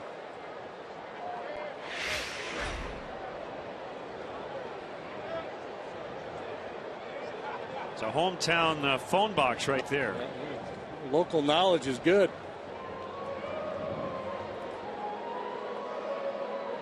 I stand corrected.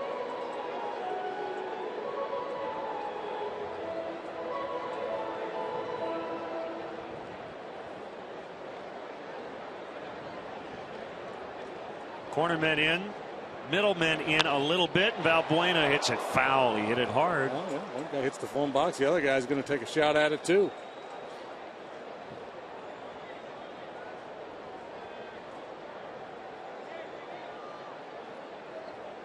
One-run ball game, two top-flight pitchers on the mounds. Managers are typically going to be a little bit more aggressive defensively to prevent that run from scoring.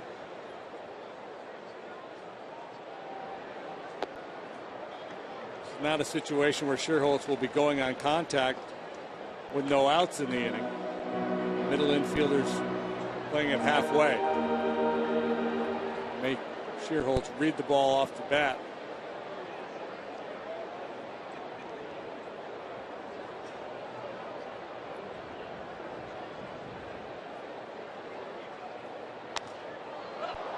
Popped up.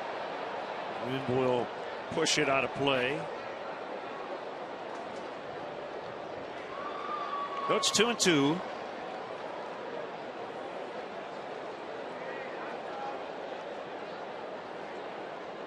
Giants pitcher George Cantos suspended 3 games by MLB. It had already been sent out. It sent out yesterday or the day before, so I guess he serves that when he comes back. Yeah.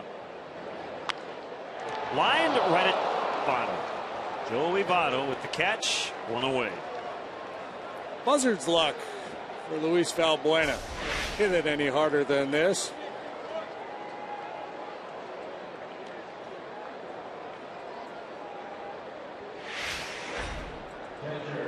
Cantos suspended for intentionally throwing at Andrew McCutchen in MLB's eyes. Bruce Bochy also got a game.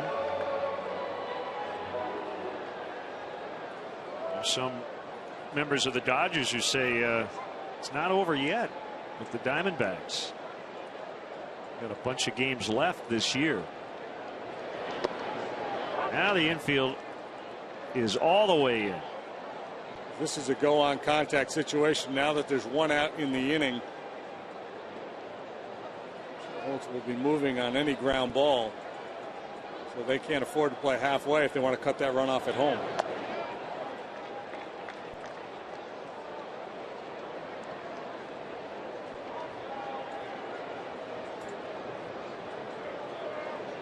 He's probably thinking for something out of way, middle away, that he can get elevated.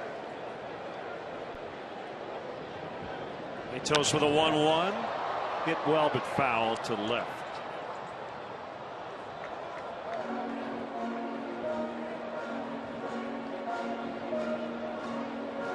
Breaking ball in the dirt is a strikeout pitch for Latos.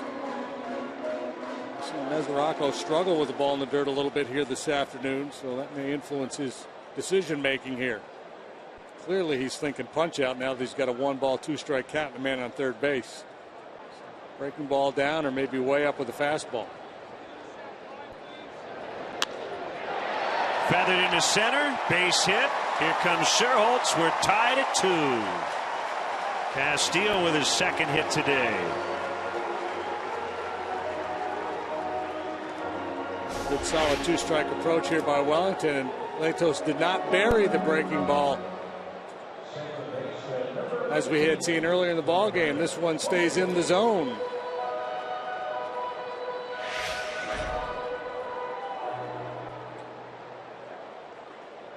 Tie game with an assist to the phone box.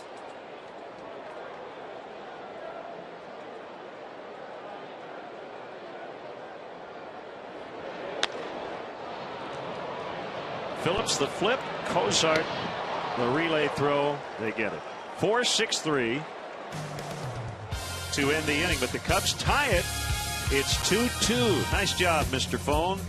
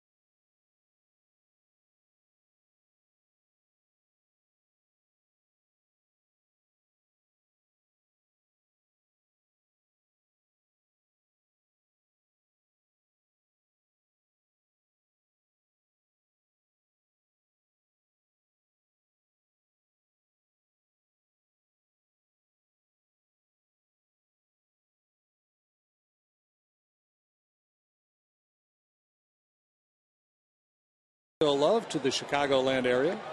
Opt into Qdoba's mobile club by texting Q to 50500 to receive free chips and queso. Speaking of Coach Q, tonight after an electrifying triple OT win over the Bruins, the entire city swept away in Blackhawks fever. Tune in tonight at 11 as we relive the best moments from Game 1 and look ahead to Saturday's matchup at the United Center for Game 2. Watch Blackhawks fever presented by CLR tonight at 11 only on Comcast Sportsnet. Atmosphere inside the United Center was hard to describe. Starting with the national anthem. I was talking with Dusty Baker about that during BP, and it's exactly the point he made. He said it was electric in there last night. So made me want to go back to the World Series. As if he didn't want to do that anyway.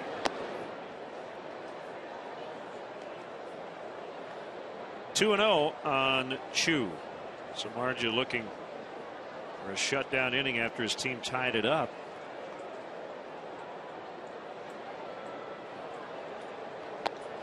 Chu shows bunt. Smartly takes the bat back, and it's 3-0.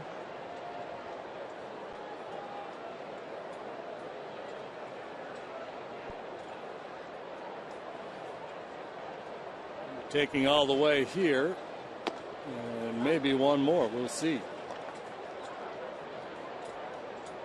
A day where the wind would be blowing out, I would say he'd be swinging here for sure because of the power he does bring to that leadoff spot. But a day like today, maybe he'll take another one.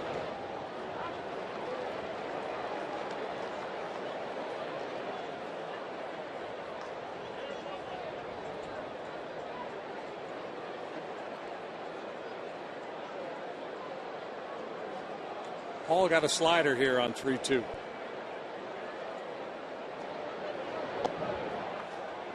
Leadoff man is on.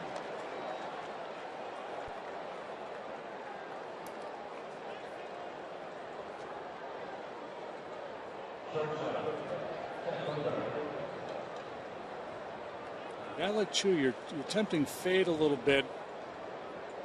You're thinking you can get him to chase out of the zone on that 3-2. You see that a lot with pitchers. That 3-0, then they're able to go 3-1, 3-2 back into the count. Then they try to go to fool mode, tricky with a breaking ball or an off-speed pitch. It works a lot, but a guy like Chu, he's less inclined to chase.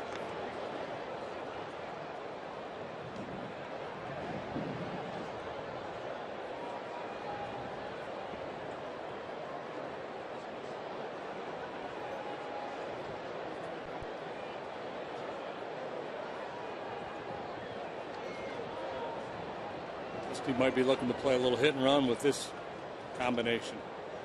Healthy lead by Chu. He's not running. Cozart wraps one in the left. They're in business. Two runners, nobody out, and Votto coming up.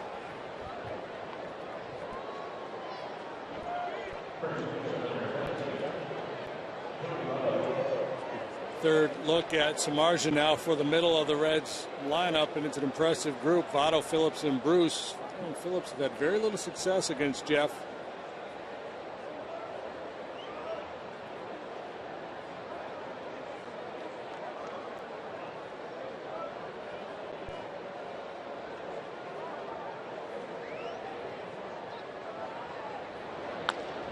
Votto with a base hit. Reds will get the lead again. Chu scores. Cozart to third, and they're looking at a big inning here. Still nobody out. Votto, obviously a very patient hitter. He walks more than anybody, but he's not afraid to attack early. Because he walks so much, I think people think that he's a guy who's always taking that first pitch. That's not the case. He attacks that first pitch quite frequently, especially in situations like this. And in scoring position.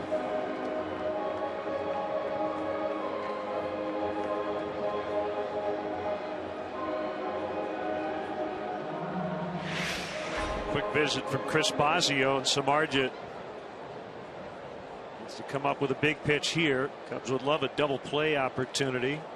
Guess would be they'll play back up the middle for that chance, even with a runner at third, since there are no outs.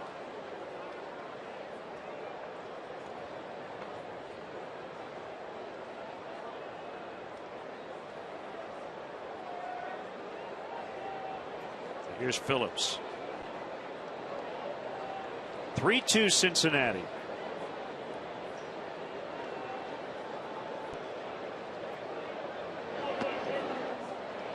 Ball one. So the Dodgers have tweeted this.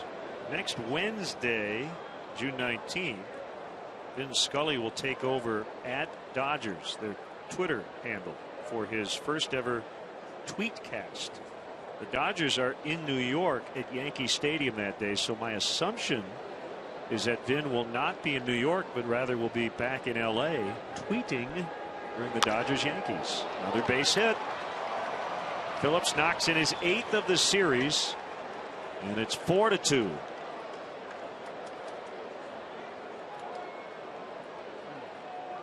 Funky game. 5-hit inning for the Reds in the second, leading to 2 runs, and now a walk and 3 consecutive hits here in the 5th. Only 1 hit in the other 3 innings combined. And yet no extra base hits on the day. This one right back through the middle.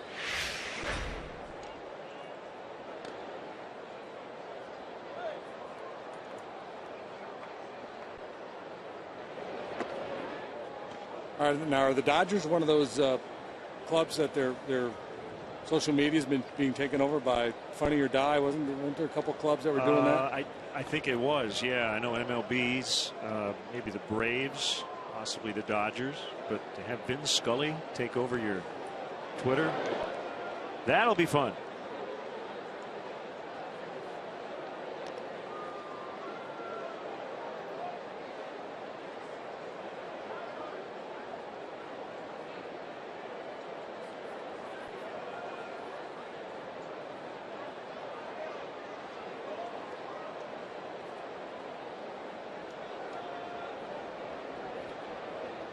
Here's Samardzija 2-0.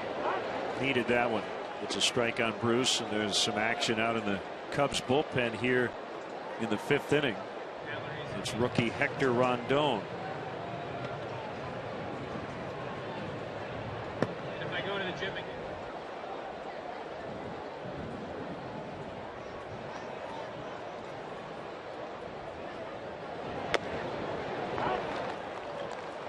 Well, Vin managed the Dodgers once. Walter Alston was managing. I can't remember all the particulars, but he called Vin and said, "All right, I'm going to let you manage." And just from the booth, he was on the phone with Walter. Said, "Let's hit and run here." Swing and a miss. Of it.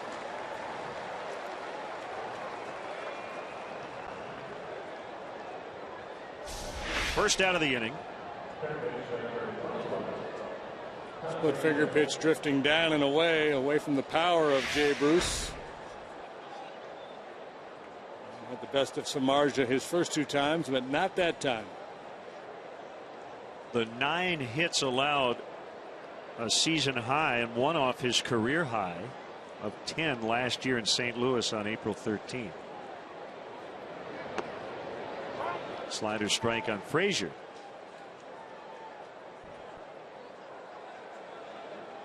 Two good swings for Frazier today. 1 hit, 1 line drive caught by DeJesus. Couple home runs in the series already. You'd have to say this is a very critical confrontation.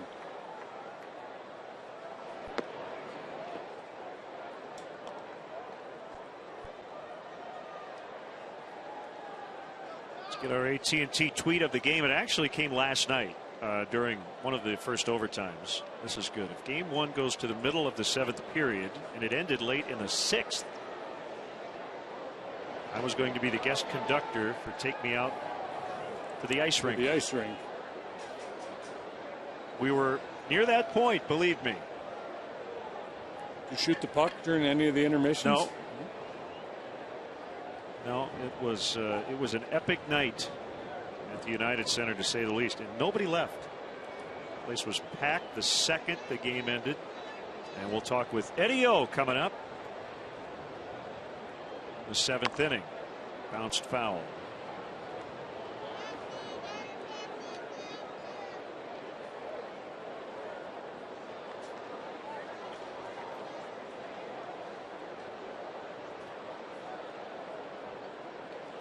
Young Starlin Castro fan.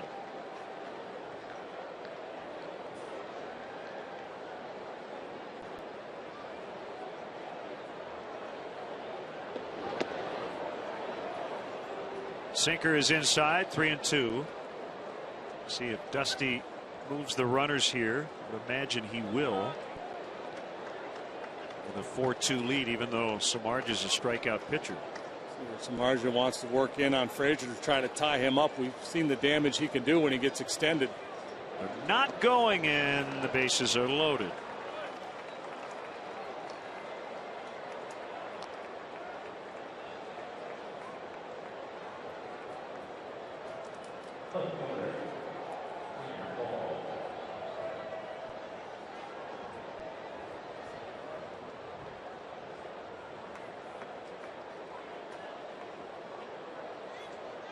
Spazio checking to see if Rondon's ready.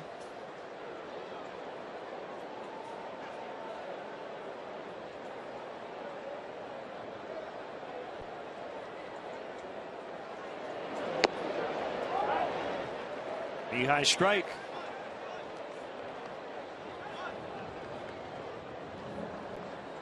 The final in New York, 2-1. The Cardinals beat the Mets. Adam Wainwright now 10-3. Matt Harvey takes a tough loss. He went 7 innings, allowed 1 run. He drops to 5-1. That's his first loss. And Edward Mujica gets his 19th save. I guess that means we'll have a Samardzija Wainwright matchup on Tuesday in St. Louis. Sounds right. 0-2. I believe Jake Westbrook's supposed to come off the disabled list tomorrow for the Cardinals. So we would see him potentially on Wednesday. They have room in that rotation for him? Where those kids have Somebody's pitched? got to go, yeah.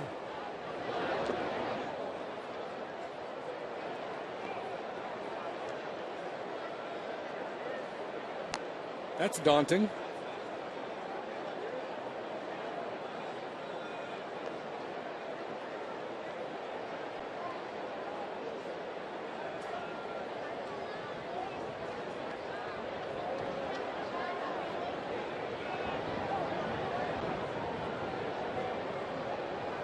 A 1-2 is low on a slider.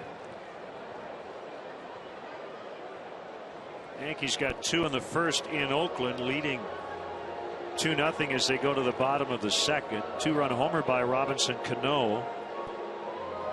What do you know, as John Sterling would say, in the first inning, his 16th of the year.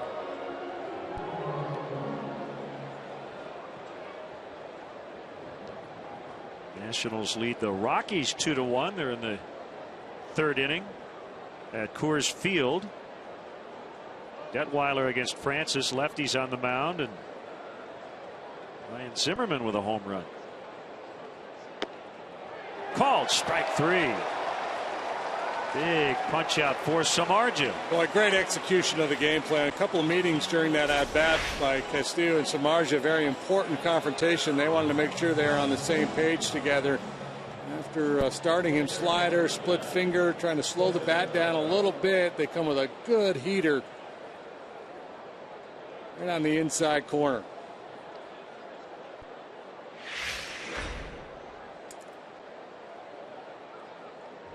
Mesoraco with 2 outs. Shoots it foul.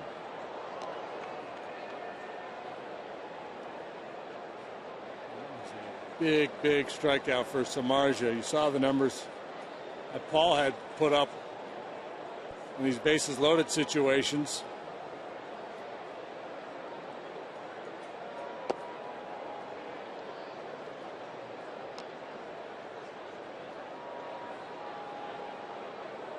The Rockies signed their #1 pick, a big kid out of Oklahoma, Jonathan Gray, #3 pick in the country.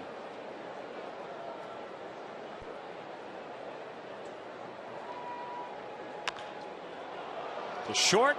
Castro gets it to Barney just in time. And that ends the inning. Interesting base running maneuver by Todd Frazier. We'll talk about that when we come back. 4-2.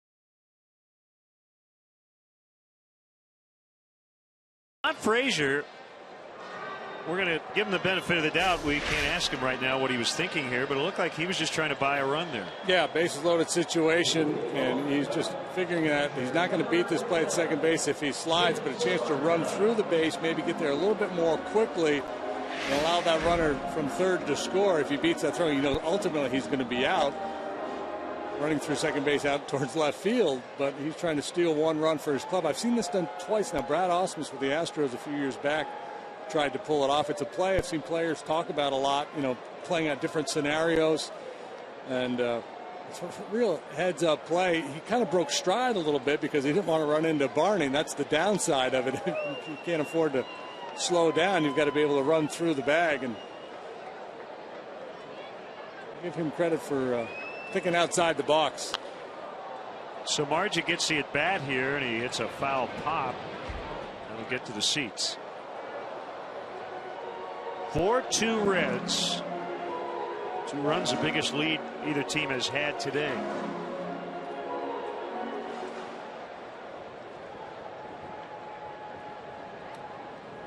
Back and forth game. Cubs score first, and the Reds take a 1-run lead in the second. Cubs tie it. Reds jump right back out in front.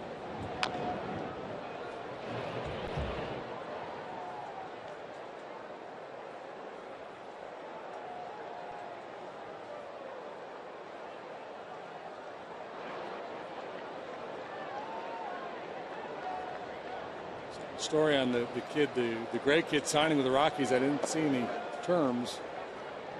I'm going to go with a lot in terms of the dollars. Yeah. Good guess.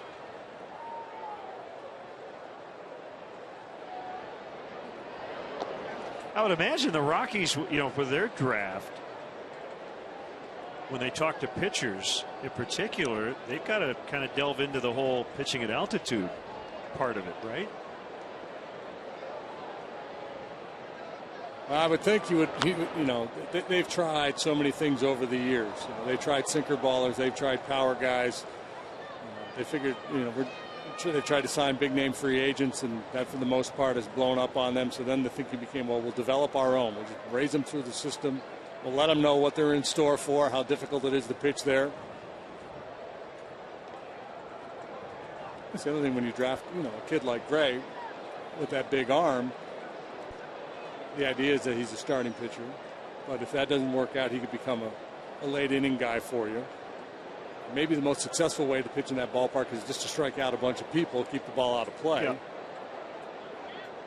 Avoid contact. Let's see if that'll get down. No. Foul. Hit hard by Samardzija.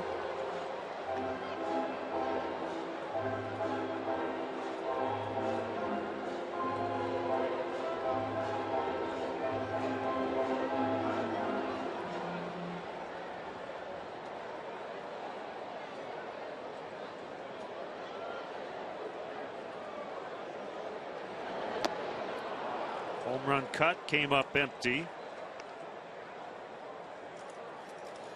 Swing for the fences with the new Home Run Derby mobile game from MLB.com. Available on iPhone and iPad. Download free today. Well, there we go. We can download that and we can play on the airplane on the way to New York. I like it.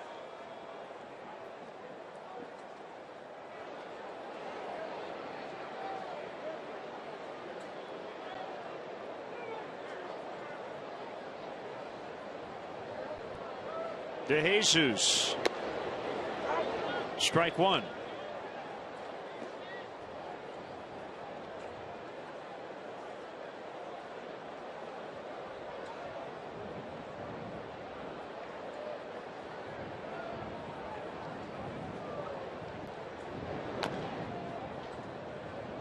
Just like that, he's down in the hole 0-2.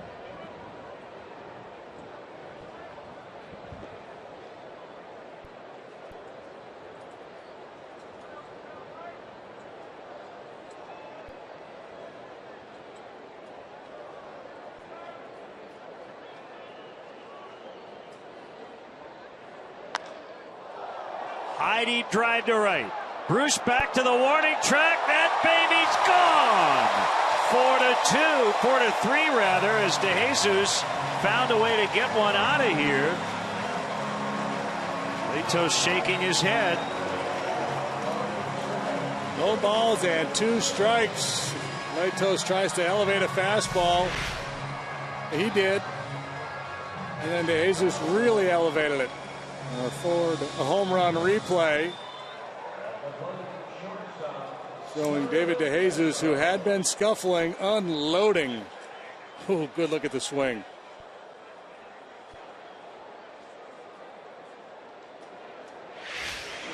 Career homer number 86 for DeJesus. Hot shot on a hop. Phillips gets Castro. Starlin, 2 hard hit outs after the single in the first. Some positive signs from Castro lately, for sure. The numbers not good. Just a couple of hits in his last 30-some ABs, but harder contact.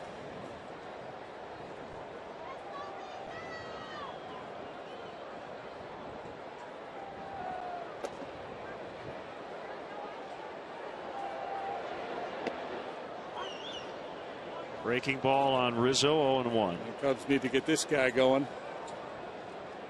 Johnny Bench said slumps are like a soft bed. Easy to get into, tough to get out of.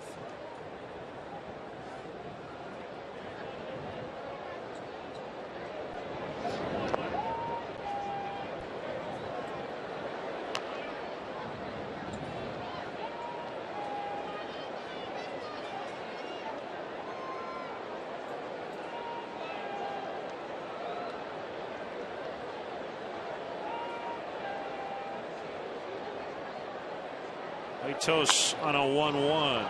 Popped up behind second. Cozart makes a catch and the inning is over. Cubs get one on a David DeJesus towering homer into the bleachers in right.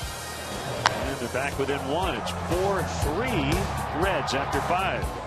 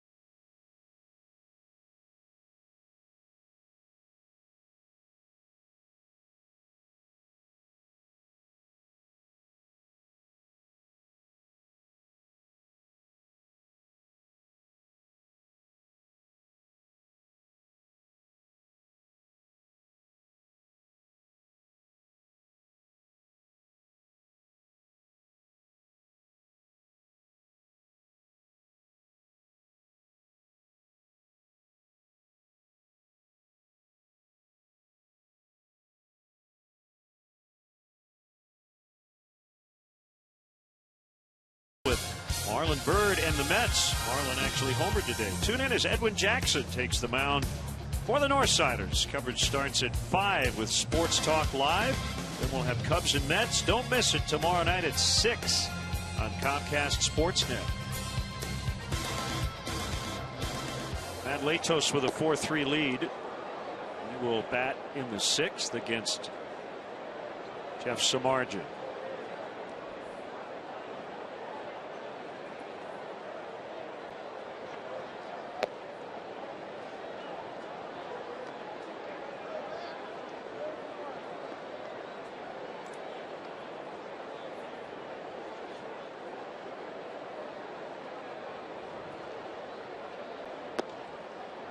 2-1.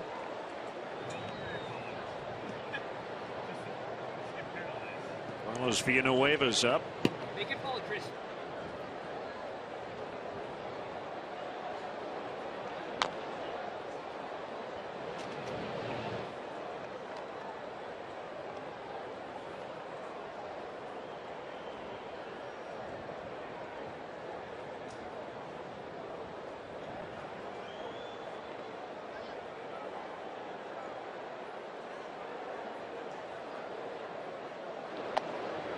Got him. Swing and a miss, strike 3. Get more cash back when you earn up to 5% back on your purchases in categories you choose with the U.S. Bank Cash Plus Visa Signature Card. Apply today at any U.S. Bank branch. Carlos Gonzalez today with a left foot bruise. He was hit by a foul ball off the bat of Jordan Pacheco in that game against the Nationals. He's day to day. Fargo went into the game at .299 with 18 home runs and 52 knocked in.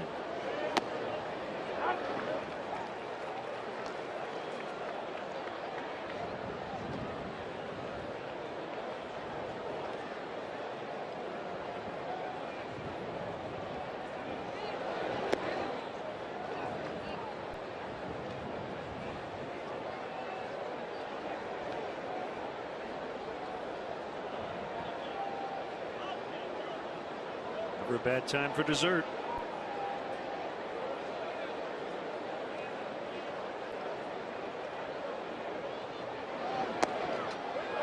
Strike to Chu. It's 2-2.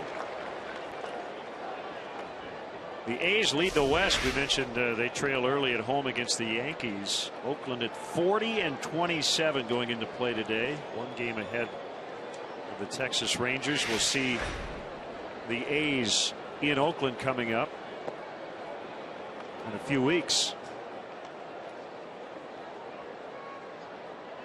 They've won 20 of their last 25. A surprise team last year, but not so much this year after what they did in 2012.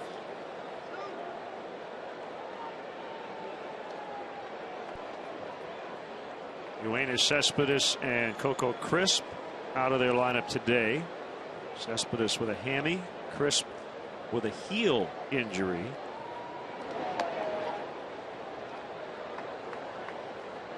Cespedes is so last year after what Puig has done for the Dodgers.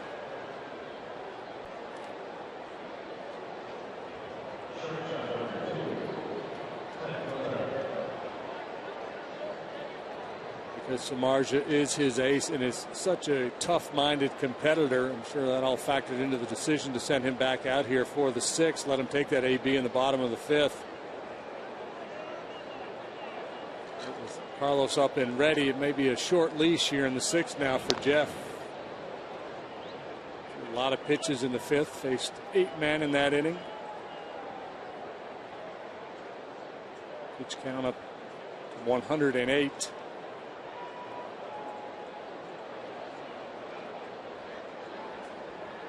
Play sure would be handy.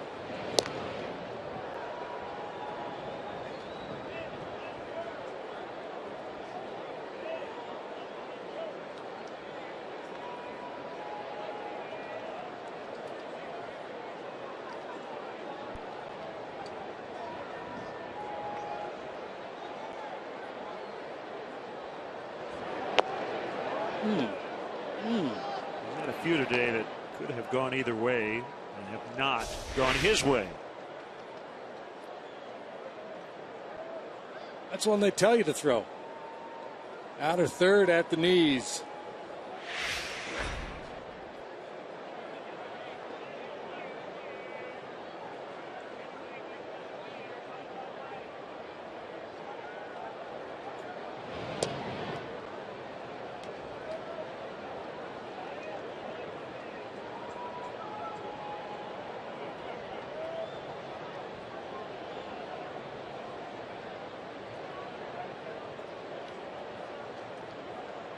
Good hit and run count if Dusty's inclined.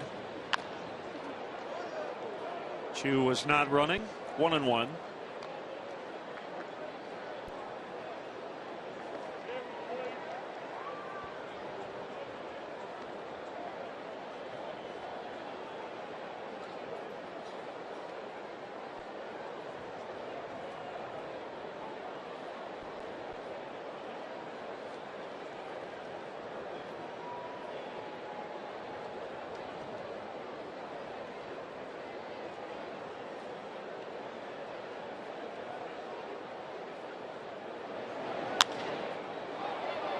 Just scooped out into right. It'll get down for Cozart, and that's 10 hits now for the Reds. Choo all the way to third. Cozart thought about going to second after the cutoff man was missed, but decided to stay at first. Yeah, with a more aggressive turn at first base, Cozart may have been able to go to third base on this little flare into shallow right field. It's initially deking like he was going to be able to make a play on that ball, and then very aggressive throw into third base, and he had really no shot at Choo. Cozart just kind of cruising on down the line, and then thinks about maybe going to third. Took for granted that there'd be no throw.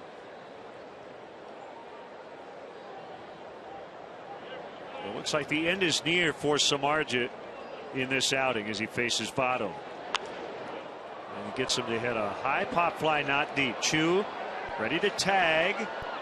DeJesus dropped it. Throw to second. They will get the out there, but the run will score. 5-3.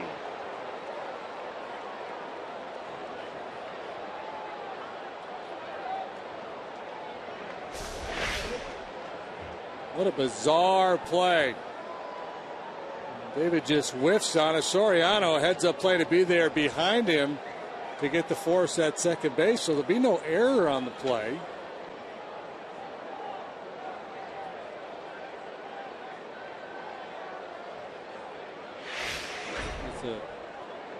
It's a 7-4 put out at second base, and he gets credited with an RBI.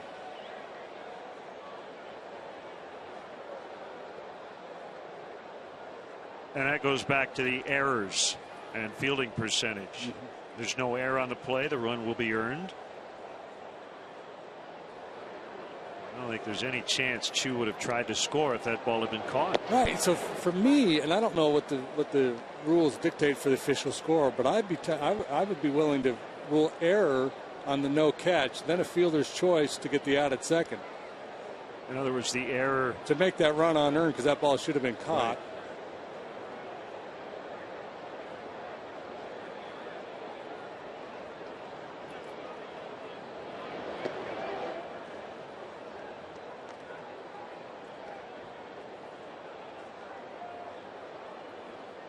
Well, yeah, I get the fielder's choice. You know, Votto takes over essentially for Cozart at first, but yeah, the error allowing the run to score. I just don't know how much leeway a scorer has in that regard to assume that it wasn't deep enough. Boy, a little bailout there by Phillips. No. Little bobble, but oh man, he's safe. There was so much that went wrong on both sides in that play. We might not have enough time. I don't know what happened with Phillips on the swing. Then Starlin dropped it, still had time.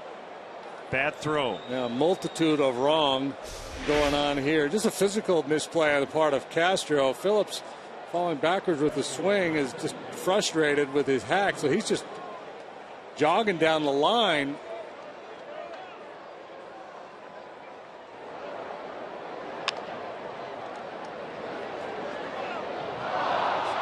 Caught laying back a little bit.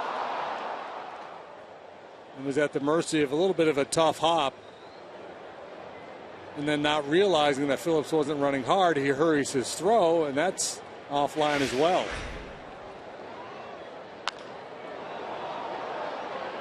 Bruce in the air to center. Soriano makes a catch in left center, and the inning is over. 5-3 Cincinnati.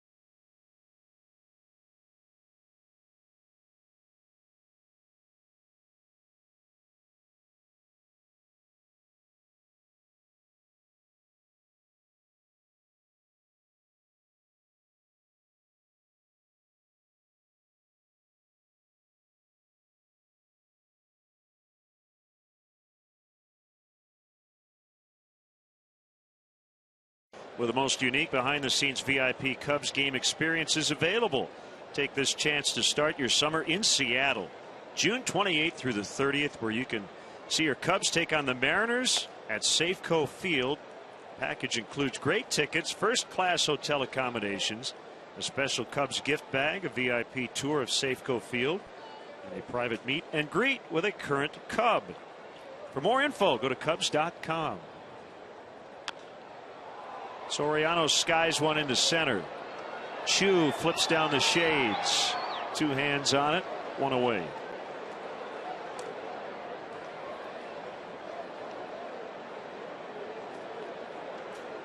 So Margin will be done after 6. He gave up 5 runs on 10 hits today. All 5 runs were earned.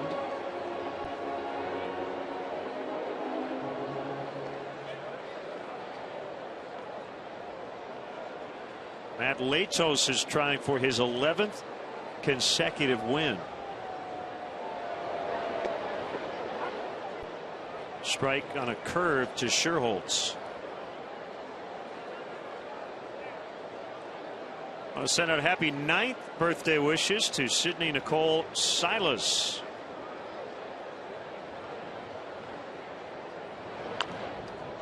She's having a wonderful day.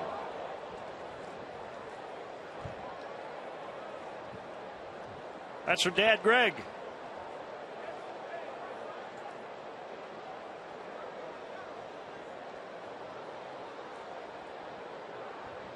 June Parrott is celebrating her 81st birthday. First time at Wrigley Field in over 50 years. Sherholtz high and deep right field. Bruce back. This ball is just off the wall, and Sherholtz has his 2nd triple of the day. This guy is a triples machine. 1 off the phone box, 1 off the ivy. Did Jay Bruce give up a little too soon on this ball? Could he have gone all the way to the wall and made a play? Maybe. Boy, he just missed a home run with the basket. Just under the basket, but low off the wall ultimately. 1 out triple. 2-run lead, so the Reds will keep the infield back. Luis Valbuena.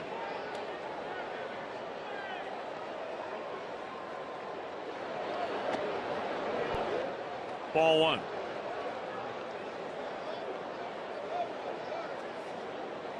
We thought there would be a pitcher's duel here today. 2-1, 3-2 type ball game. Pretty good work by the hitters. 17 hits combined.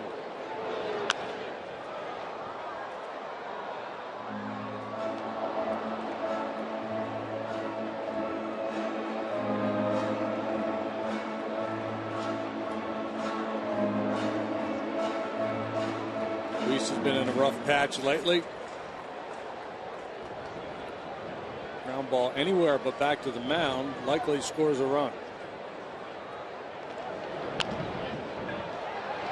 It's fair, little bobble by Votto. He will get the out at first. Valbuena gets an RBI, his 18th. It's 5-4.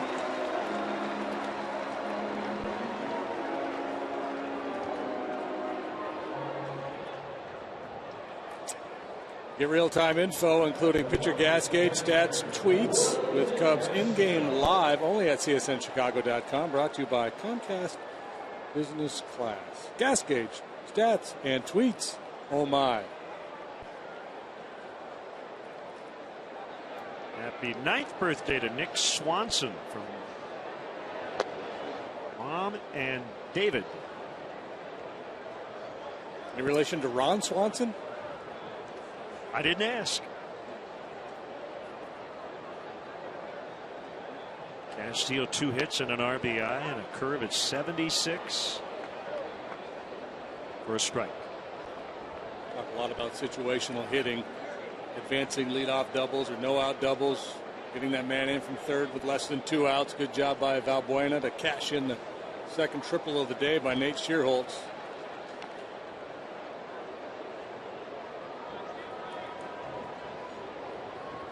Nate went almost a year between triples and then had him in back-to-back at-bats. Got a broken bat pop up. And it drops. Phillips just couldn't get there.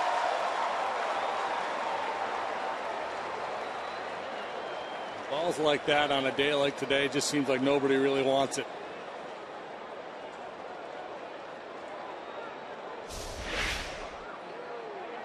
I think you're always cognizant of a collision. You've got three guys. Phillips just charging hard, and the outfielders both pulled up.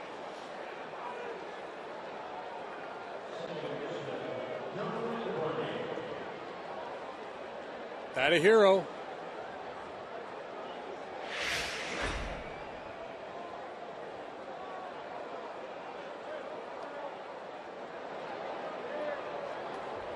Barney, the 8-hitter, with Ryan Sweeney jumping on deck for Samardzija. Ball one.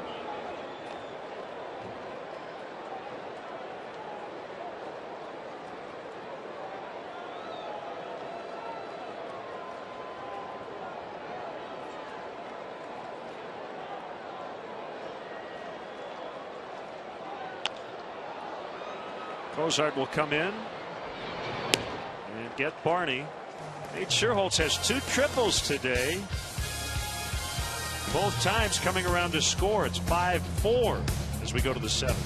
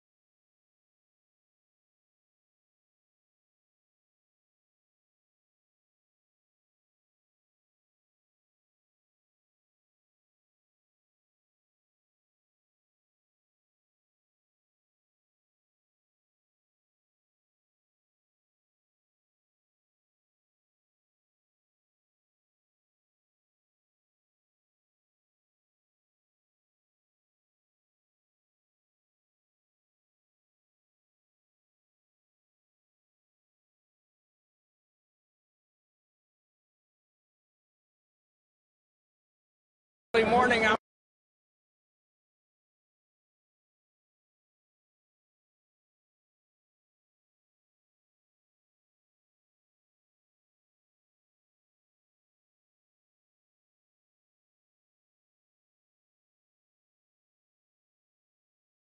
All didn't get much sleep last night, but here he is. That's okay. Eddie Olczyk. Hey, what a night. How are you? Great to see you, Len. JD. Eddie. How are you? Very good. How are you? I'm fine. I'm great. I think the city's probably getting a little rest today, and well deserved. Not only the great game we saw last night at the United Center. I mean, an epic Stanley Cup final, game 1, triple overtime, but everybody involved from the organizations and the fans, and it was a great night, and really proud to be a very small part of it on the television side. That's for sure. It was physical from the get-go as Carlos Villanueva will take over. Cubs trail by a run. The Hawks kind of started that physical play. It was good to see against a very tough Boston team. Yeah, it was Brandon Bollig, I think, with a big hit early. Michael Frolik had a big hit. You know, you don't see a team for a long time because of the way that the schedule broke this year with the 48-game regular season. And you can watch all the tape and what have you, but at the end of the day, you got to find a way to get your feet wet early in that game. And I think both teams did that, and it was back and forth. I thought it was a tremendous hockey game. It had a little bit of everything, and it ended up going on, and as Ernie would say, let's play 2, and we tried playing 2 last night over at the UC. So my question is, your partner, Doc, Yeah. did he run out of verbs? Because He's got. He just opened up his notepad and he just keeps going and on and on. And him and Pat, my other great partner, the great Pat Foley, they can just go on and just try to step away and be a real good partner. That's for sure. Paul with a high fly. DeJesus makes a catch. 2 quick outs. I thought the goalies were both terrific. Yeah. How the Blackhawks got 4 pucks past Tuukka Rask is amazing. He gave up 2 in 4 games against the Penguins.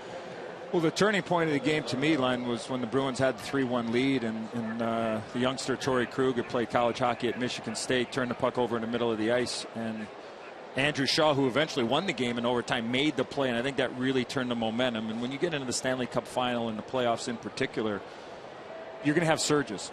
You're going to have it. What do you do with it when you have it? And what do you do when you don't? And the Hawks did not have it at that time. 10.5 minutes left to go, down by 2 goals.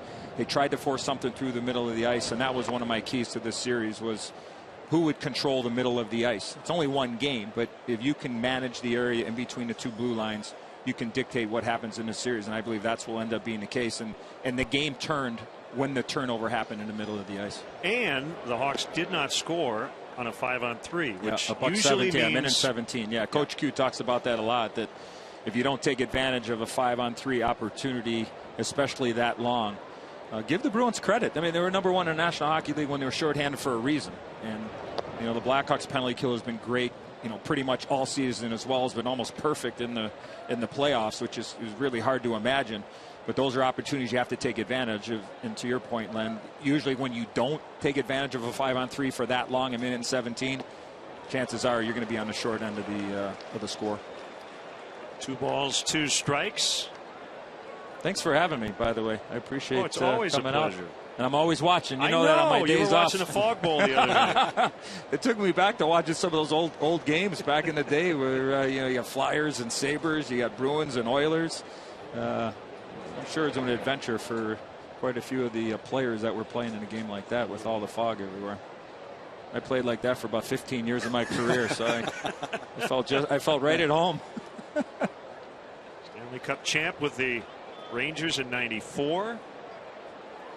So you know what it's like to be out there and the goosebumps that players get before every game, especially at the United Center. That's why you play. Yeah, I mean, the electricity in that building, we've talked a lot about it, Len, that just everything that's happened here, the renaissance of this franchise and this organization over the course of the last 5 or 6 years under the Rocky Wirtz umbrella, and John McDonough and Jay Blunt so well from their years here with the Cubs and what they've done to sell the team 24/7, 365 days a year. And at the end of the day, how that all comes together is what happens on the ice in the winning product that's out there. And the in-game experience at the United Center is unbelievable. And there's an excitement. And when you have great young players and you have a coach like Joel Quenneville and his staff bringing it all together, I mean, it's hard to believe. And the Blackhawks have an opportunity to win their 2nd cup in 4 years. We waited since the early 60s to have that opportunity, and here we are with an unbelievable opportunity in our city and for the franchise. So it's been a remarkable run. A lot of hockey to be played, and I think for both of these teams, they're probably happy with the extra day off coming up tomorrow, and then play Game 2 at the UC on Saturday night. But the building was electric. I mean, it was up for grabs right from the start of the game. Delayed steal, possibly. No, they got him. Doesn't matter. All right, Eddie, here we go. Time for the stretch. Today's guest conductor for Take Me Out to the Ball Game, Chicago Blackhawks broadcaster Eddie Olczyk. Okay, come fans, Blackhawk fans, let me hear ya. Okay, Gary, a 1, a 2, a 3, take me out to the ball game.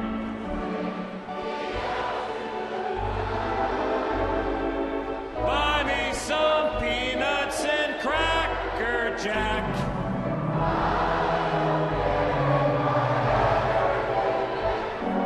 Root for the Cubbies.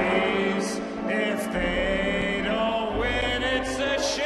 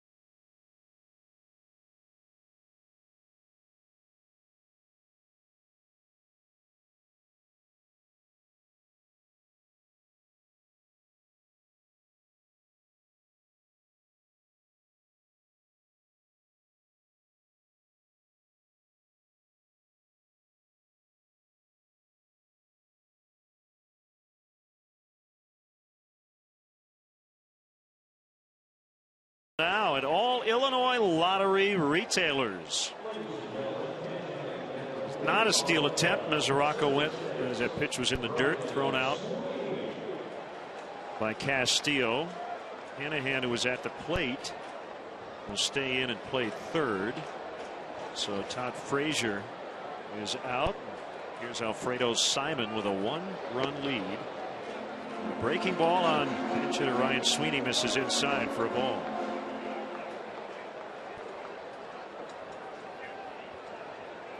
So Simon will go into Frazier's spot in the batting order.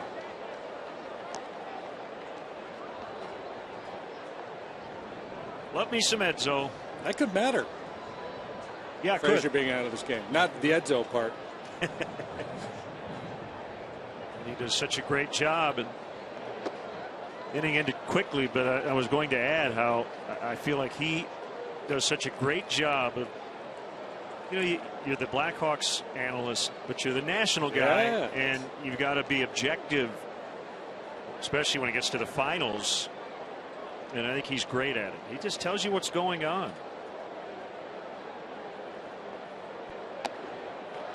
Sweeney takes the leadoff walk.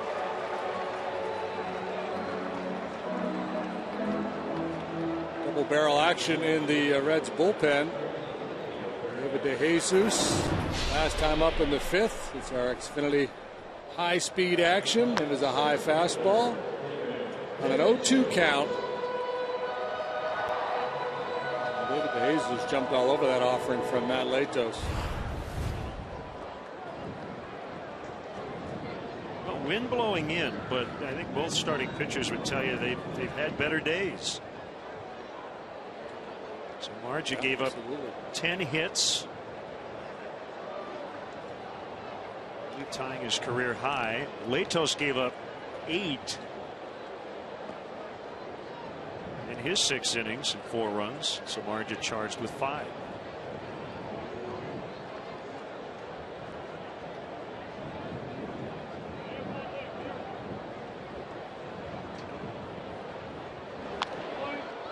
Ties his career high with the 10 hits allowed. Yeah, most of the hits too legitimate hits. There are times when you go out and pitch, you give up a bunch of hits, and they're seeing eye base hits and little bloopers. There was a little bit of that, but for the most part, the hitters have had a pretty darn good day in tough conditions. A lot of extra base hits, certainly not by the Reds. The Cubs have a home run, a couple of triples. I think Jeff only allowed the 1 extra base hit, the Bruce double. Everything else singles off of him.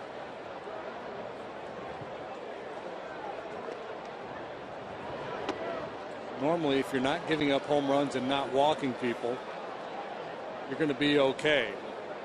The Reds were able to put a couple innings together, bunch their hits.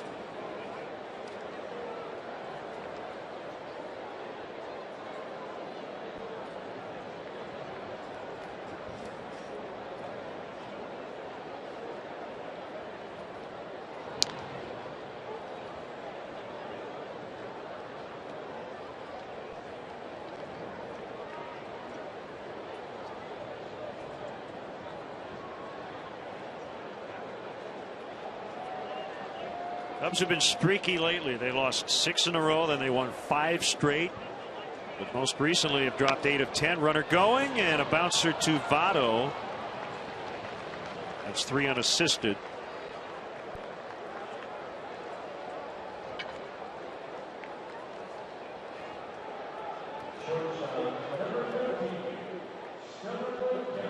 So Castro able to work his way into scoring position for Castro.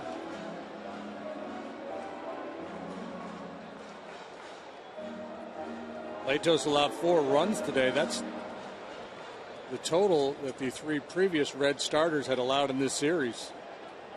Bailey allowed 1. It was unearned. Cingrani allowed 2. Leake allowed 1 yesterday.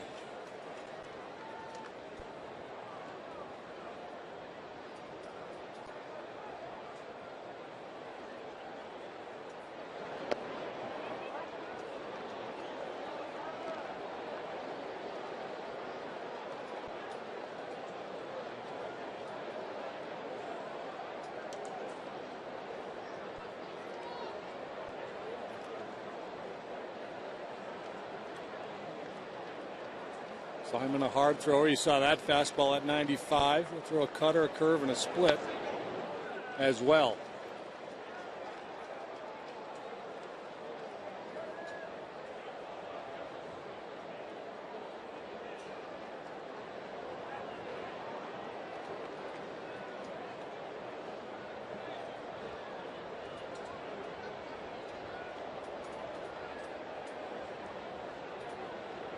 Comes his 1-1. It's a called strike. Castro not thrilled. 1-2.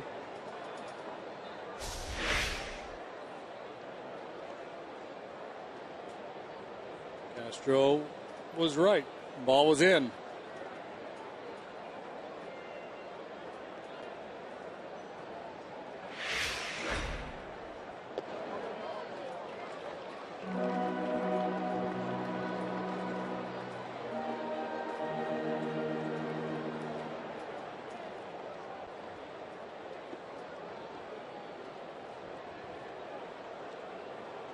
Rough day for the sailboats out there, but not for the barges.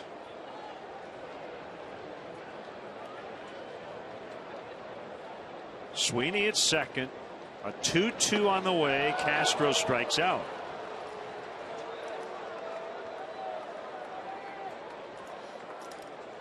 Starlin was looking inside again as Simon had thrown those inside fastballs. Watch how he opens up a little bit, anticipating an inside fastball. It's just a sinker down over the heart of the plate. An early commitment from Castro, cheating on an inside fastball, and this time he just couldn't get a piece. On to call to the pen, Manny Parra, left-hander, will come on to face Anthony Rizzo. We'll be right back.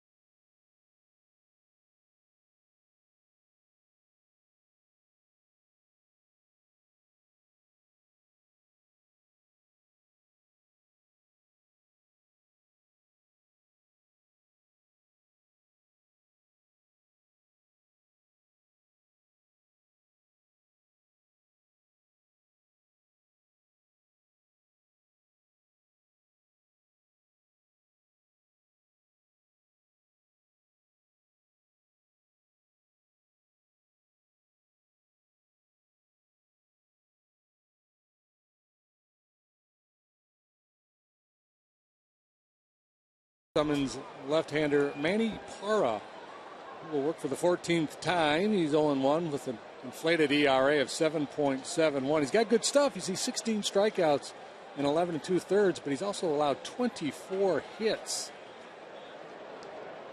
Right-hander's just wearing him out, hitting 487 off Parra. His task here, though, to get the left-handed hitting Rizzo, and this will be a one-batter outing for Parra.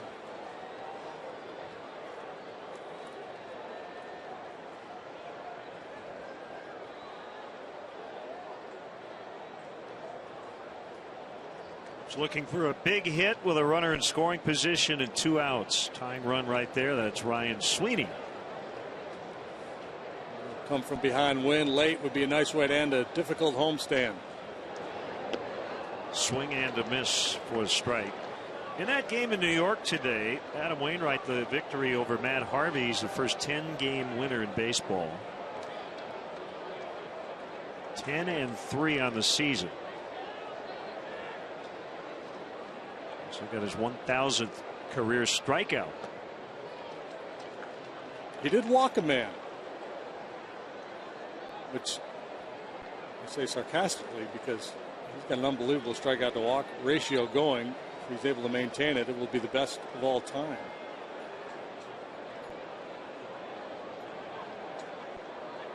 We walked 2. Send him to AAA. 97 strikeouts. This is through today with 9 walks.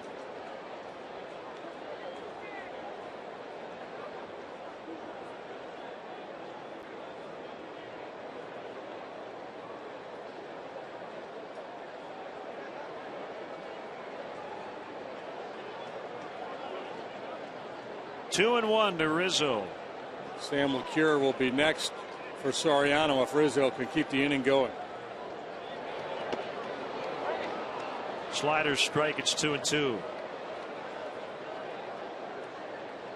2 outs in a 1-run game. David Bell, third base coach, will be aggressive on a base hit here. Be a real shot at somebody for him not to send Ryan Sweeney.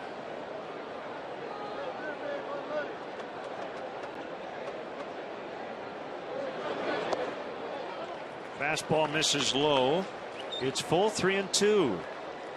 Matt Latos will have one streak that'll definitely continue. It is 21 consecutive starts without a loss. He's also trying to extend his winning streak to 11. Cubs trying to ruin that though here. The pitch. Chopped to Phillips. He will underhand Devado, and the inning is over. So Parra does his job. We'll go to the 8th. It's the Reds 5 and a frustrated Anthony Rizzo on the Cubs 4.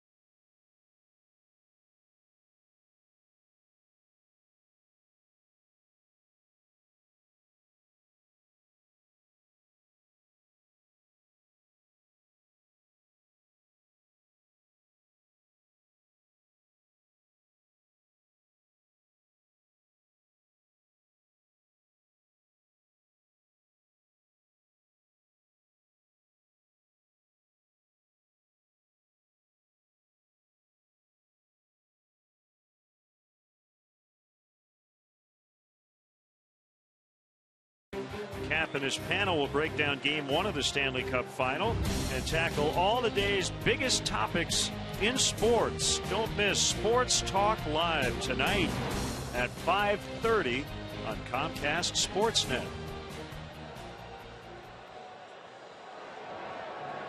James Russell, who was born in Cincinnati, grew up in Texas, is on for the Cubs here in the 8th. James Russell in the ballgame has been a winning proposition this year. 1-1 with a 1.46 ERA. Nobody hits him. Very low batting average against for both righties and lefties. Don't flinch. Goodness. I don't want her pitching in the late innings. Sergio Garcia getting ready to hit the ball. He's got the yips.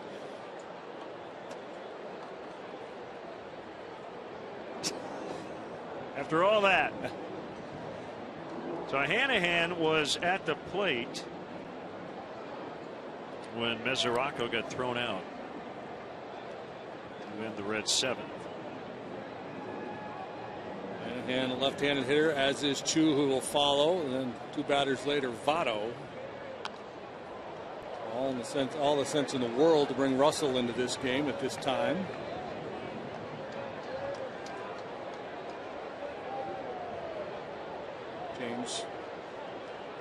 of the important pieces out there in that bullpen. Normally, you know, you use him in games where you have a lead, but Cubs haven't had many leads lately.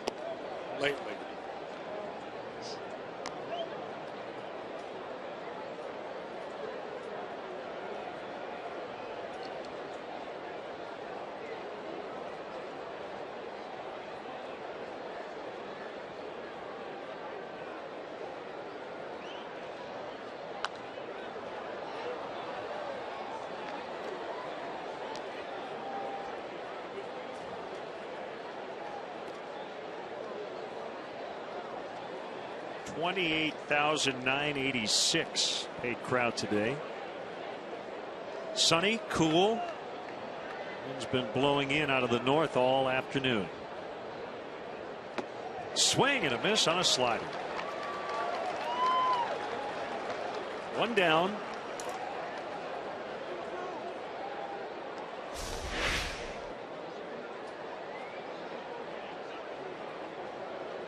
Sweeping slider to the outside part of the plate. So has struck out pretty much a man per inning. He's walked 8, allowed just 1 home run. His whip, walks plus hits per innings pitched, is 0.93, and that's anytime you're below 1, that's really, really good.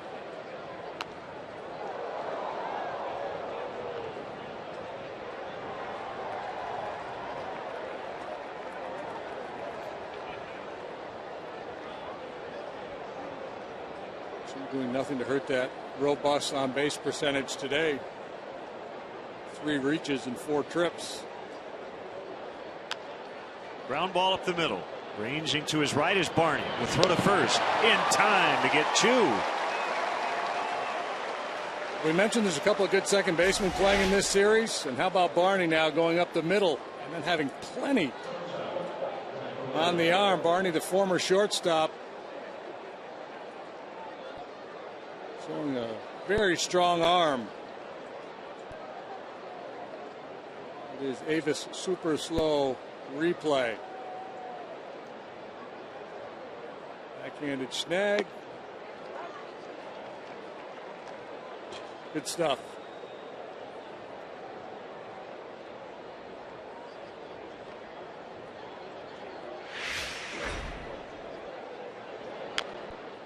Two strikes on Cozart.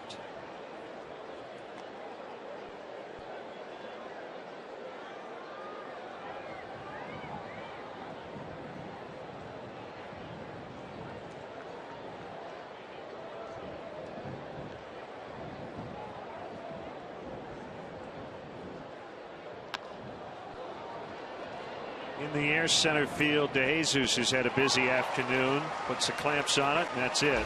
A 1-2-3 inning. A lot of help from Darwin Barney.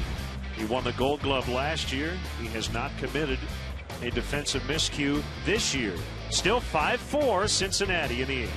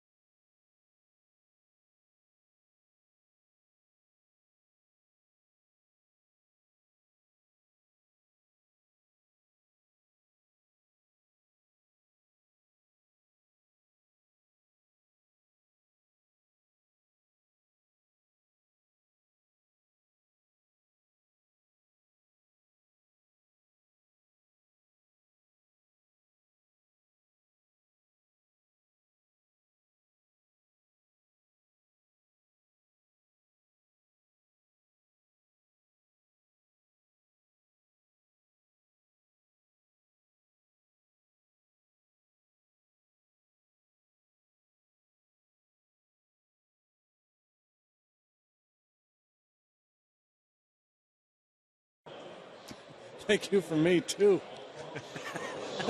No, Hey. thank you, JD. No, thank You're you. welcome. Go ahead. And if you're looking for an event for your best customers and guests, and they'll be talking about this for the rest of their lives, believe me, when the Cubs are on the road, host your clients at Wrigley Field with a barbecue on the field or a softball game in the outfield. For more details, call 773-404-4161 or visit Cubs.com/premier. New pitcher for the Reds, Sam LeCure. No Jonathan Broxton, at least for now. Broxton last worked on Sunday. And a strike called on Soriano. 5-4 Reds in the 8th. Typically, Broxton is the 8th inning guy when the Reds are leading late. Here, though, has been solid. 1-1 with a 249. Not the overpowering sort that Broxton is. More of a starting pitcher's mix. Base hit to start the inning. Paul will cut it off. Soriano with a big turn, and he's going to try for 2. And he's out.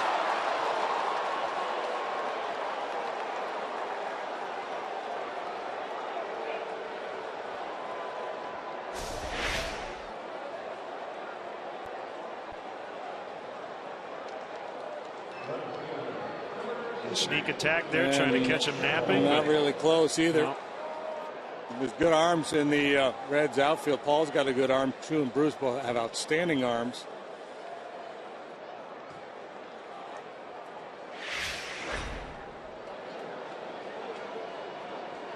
You see that a lot with a struggling club, pressing a little bit, maybe trying to do a little too much.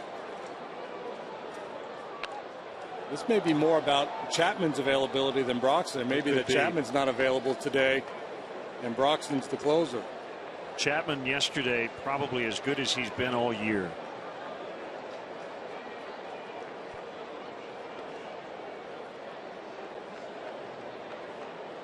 But in due time, we'll figure all of that out. Mystery.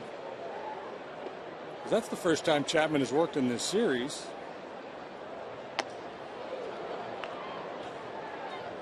Two strikes to Sherholtz.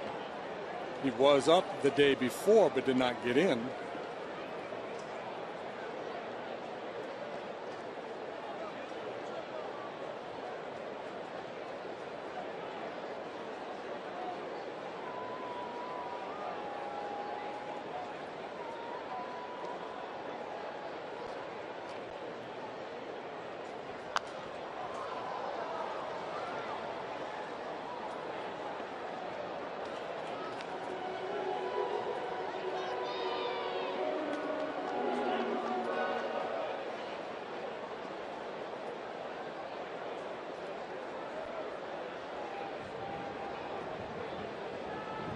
Due for a triple, isn't he? Well, he's got 2 of them today. He's got 2 this year. They both come in this contest. So if that makes you due, I would say yes, he's due. He's on 1 a run. and 2. He's on a run of triples here.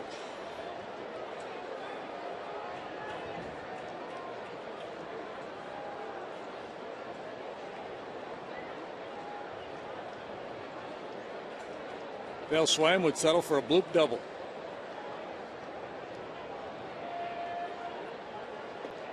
Cure made his big league debut in 2010. His ERA keeps going down. Currently under 250. Last year 3.14 in 48 appearances.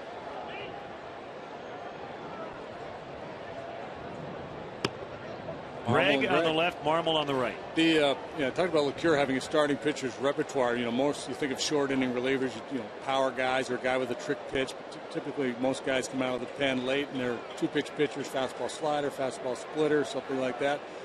LeCure, a guy who really mixes things up.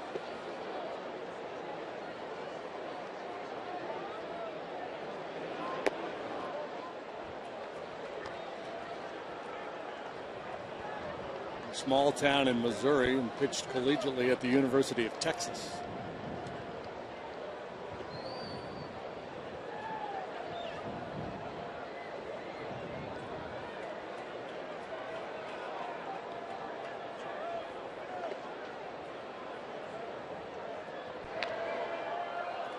Feel like you just wrote the lyrics to a song. From a small town in Missouri to the Lone Star State of Texas.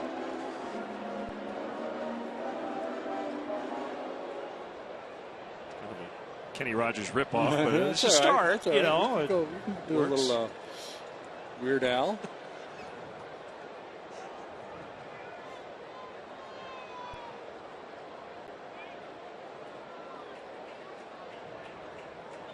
Saw Weird Al once at dinner in Evanston. And you know what? He wasn't that weird. He was a completely normal guy, I bet. He was. Full count, 3-2. How many times people come up to him, hey, make up a song, Weird Al. You think people call him Weird Al or just Al? Hey, there's Weird. Weird for short.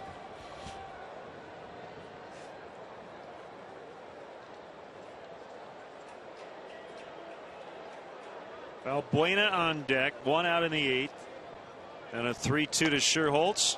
A little high. He'll take the walk. Very good day for Nate today. 2 triples, scored both times. Now coaxes this walk from Sam LeCure.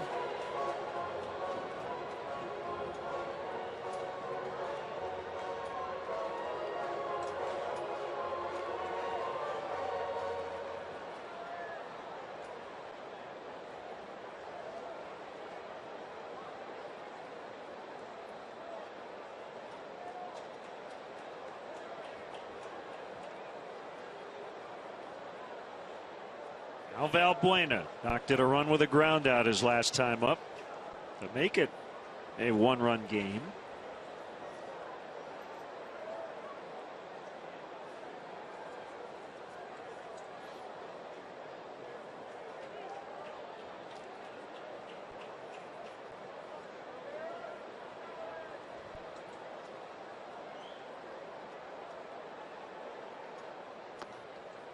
No, really?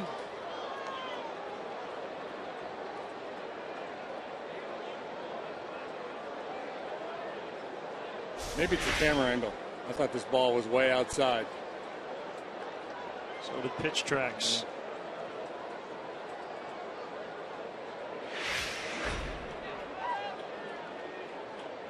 Mark Carlson behind the plate today. 1 strike to Valbuena. Times today it looked like he was pretty tight. Samardzija got pinched a little bit early in this game. Good look by LeCure. He's been tough on lefties. They only hit 178 against him.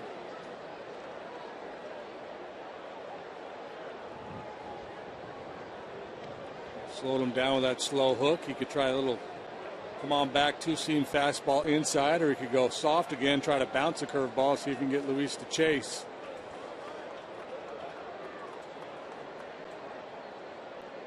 At least when he's swinging it good, he's good inside. He's quick in there. I think that's where they're going to try to go. And he does. He turns on it, rolls it into right. Good call. First and second.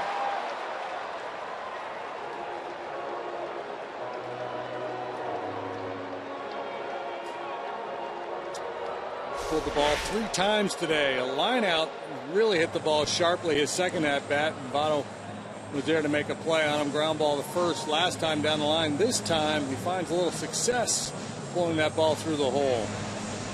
And there's a little bat toss as if to say, about freaking time. Hard work pays off for me. Schuerholz had a notion. Wisely slammed on the brakes.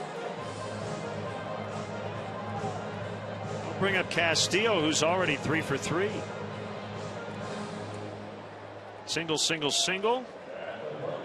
Dot there in the 4th inning. Stands for an RBI. At the time, that tied the game. He's got a chance to at least do that here.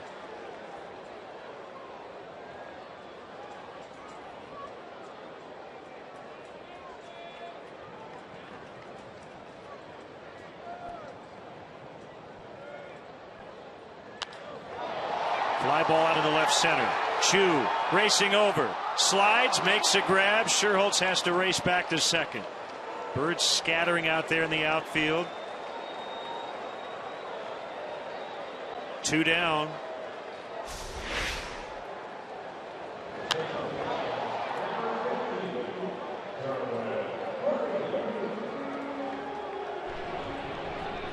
Some debate in Cincinnati when they acquired Chu as to whether he'd be able to handle center field. He's not a great center fielder, but he's been adequate.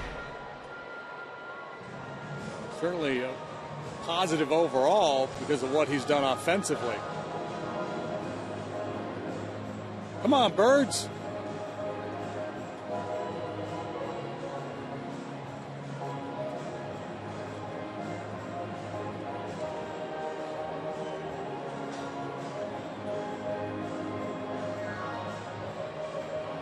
Ryan Price is out to talk it over with LeCure and company.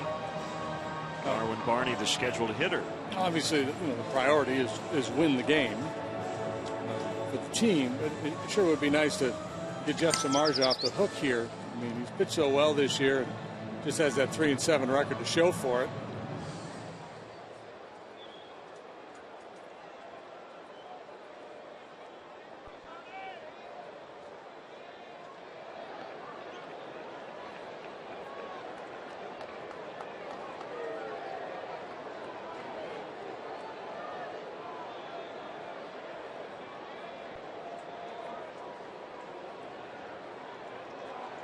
Sherholtz at second, Valbuena at first, 2 outs. Here we go. Ball 1.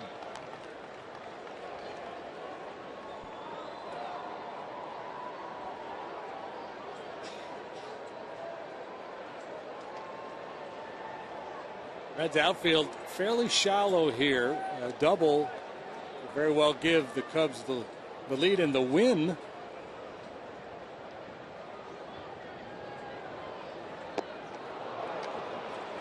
Representing the go-ahead run at first base.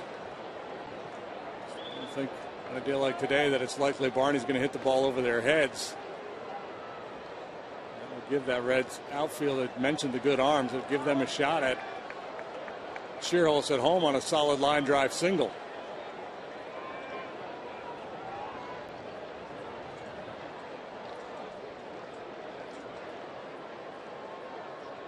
Cure ready to go.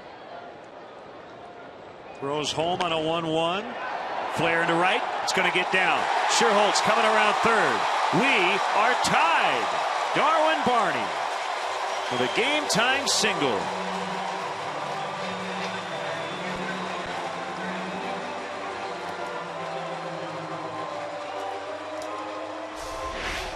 Thing of beauty. Fights off an inside fastball. Just flips a little flare into shallow right field. I thought initially that Bruce may be able to come and get this on one hop, but this ball just dies out there and makes it easy for Sherholtz to come around and score the tying run. First time that Darwin's gotten the ball out of the infield today and comes through in a big way. Sherholtz has scored 3 times. Barney makes a sparkling defensive play in the top of the inning and drives in the tying run in the bottom.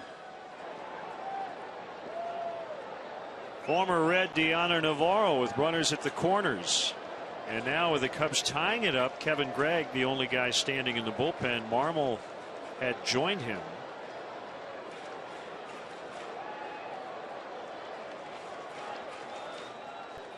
Three hits and a walk in the inning. The Cubs able to knot it up.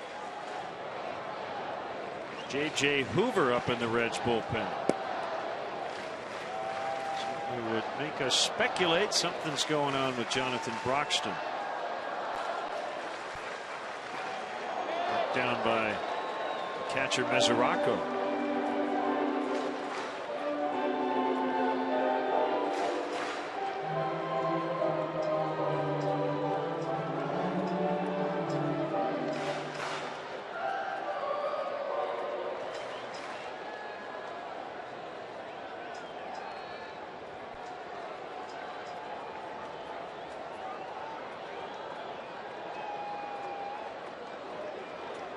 One ball, no strikes. Navarro's come up with some big hits for the Cubs. He's at 6 home runs, 3 in one game, couple back-to-back days as a pinch hitter.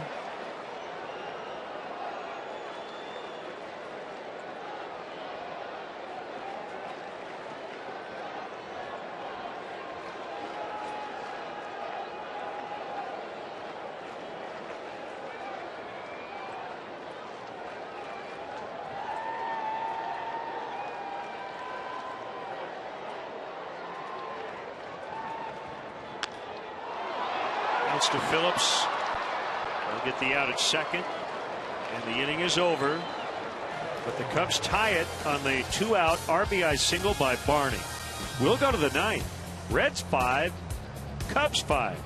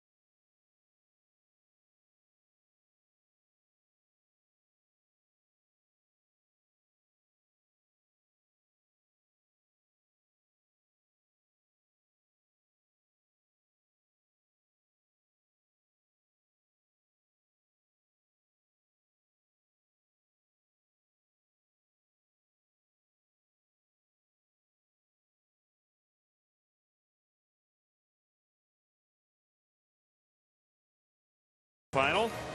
Comcast Sportsnet is the only network that takes you live to the dressing room. Blackhawks post-game live. Hear from the players and Coach Q as Pat Boyle and Steve Conroy break down all the action.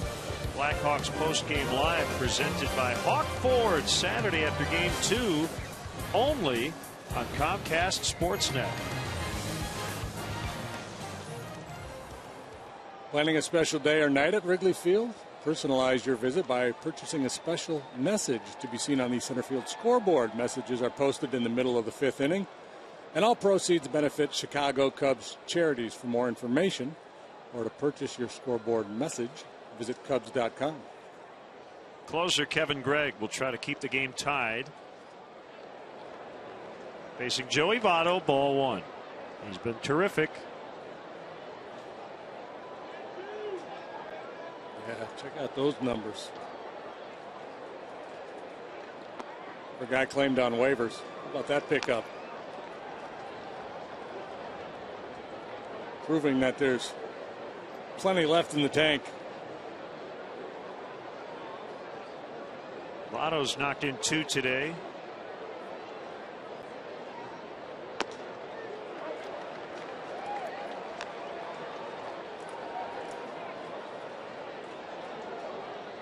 Leads the league in walks.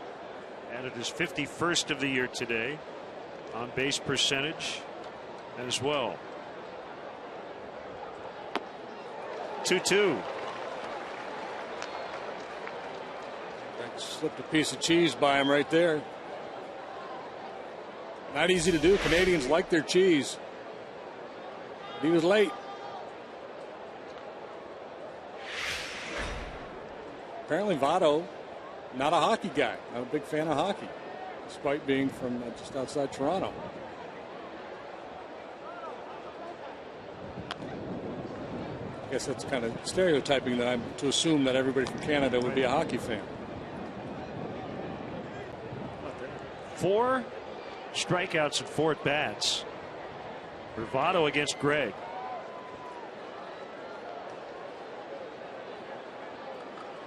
He's due to ground out to second then.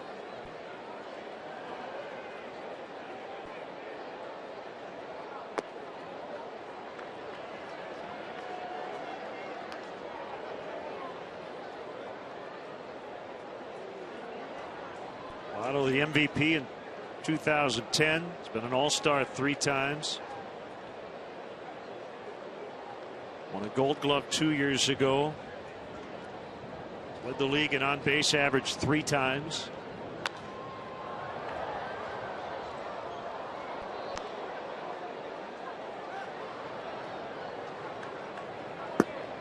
Fireballer Aroldis Chapman joining J.J. Hoover.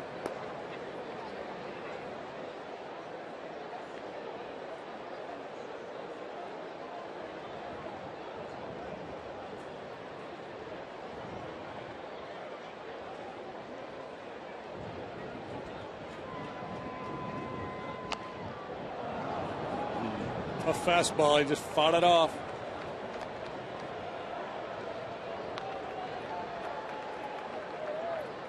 In terms of OPS, on base plus slugging, Votto and Paul Goldschmidt tied among National League first basemen at .955.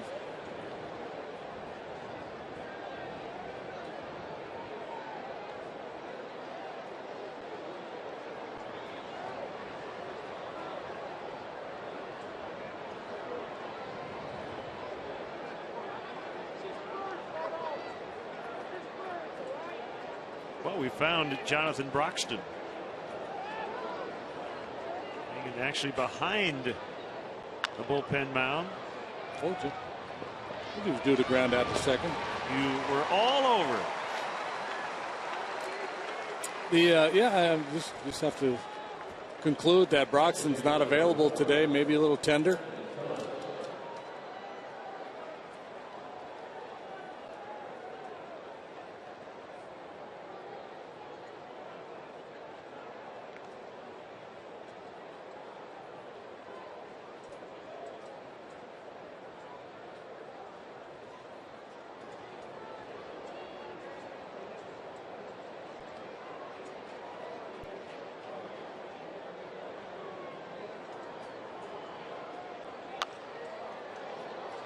Right now, there are 3 games going on, and they're all tied. Here it's 5-5. In Denver, it's 3-3, Nationals and Rockies. And in Oakland, it's 2-2, Yanks and A's.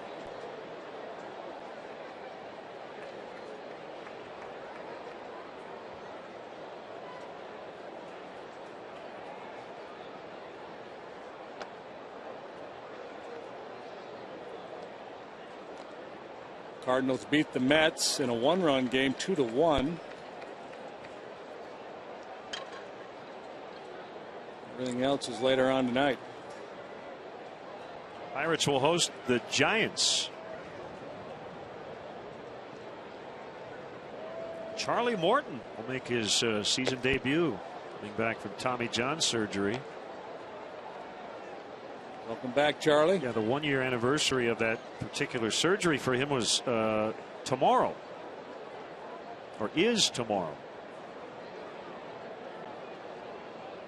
Matt Cain has a 5.09 ERA. Will go for the Giants. Breaking ball inside. It's 3-1.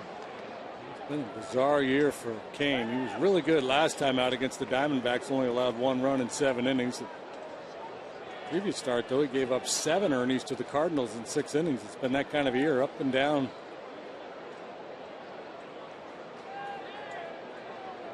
Wouldn't bet against him.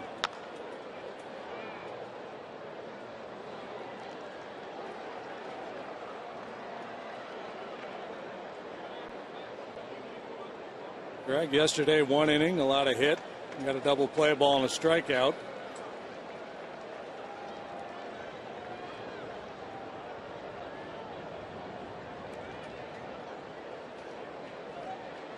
Top of the order due up for the Cubs in the bottom half of the 9th.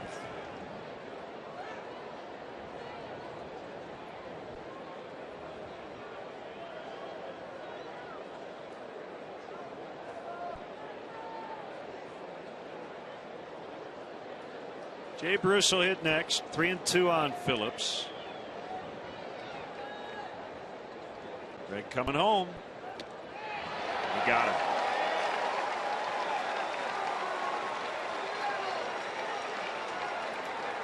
Two down.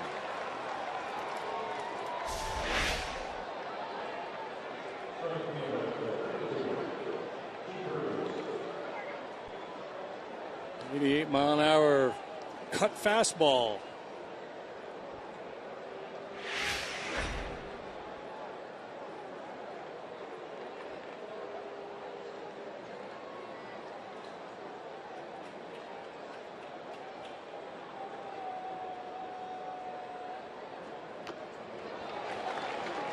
tip, strike one.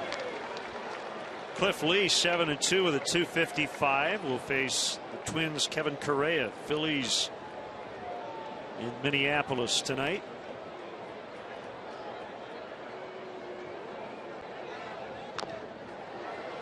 Esmail Rogers for the Blue Jays. Yu Darvish 7-2 with a 275 for the Rangers in Arlington.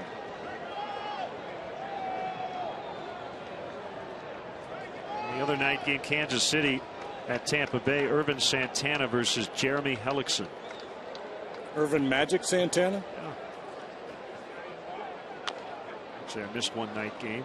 Boston and Baltimore. Felix Doubront, Kevin Gausman.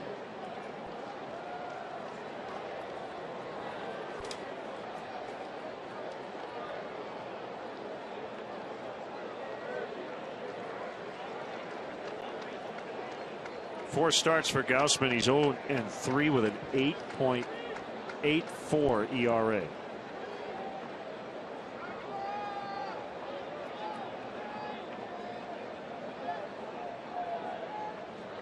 A bright future, but a young guy just having some growing pains in the big leagues.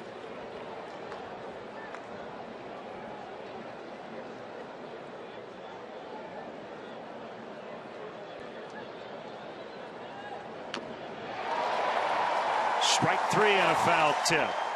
Kevin Gregg with a 1-2-3-9. David DeJesus leads off the bottom of the ninth. 2 at bats ago in the fifth. He homered. He does it again. The Cubs can walk off with a win. It's 5-5.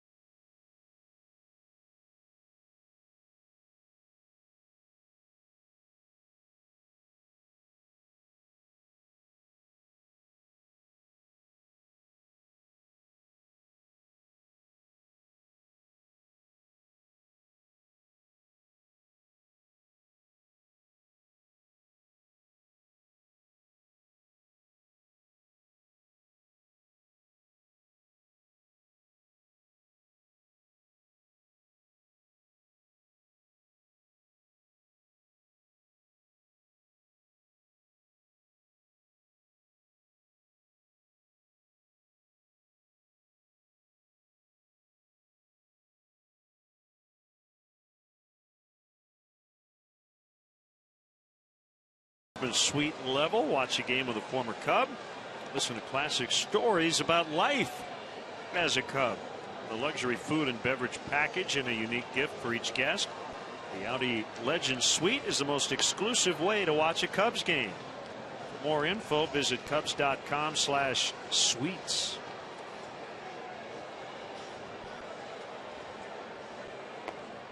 Reds won the first 3 games. The Cubs coming back and tying game 4. It's 5-5 here in the bottom of the ninth. Right-hander J.J. Hoover will work for Cincinnati.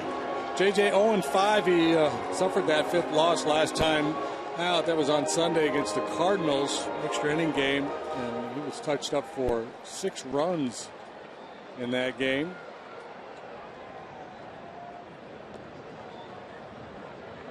Hoover's 25, listed at 6'3", 224 pounds. Pittsburgh, Pennsylvania.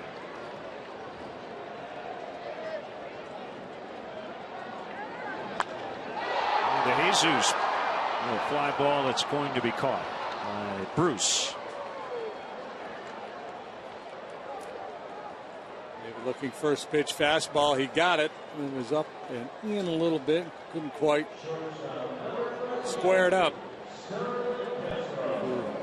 got a good arm. His fastball averages about 93 miles an hour.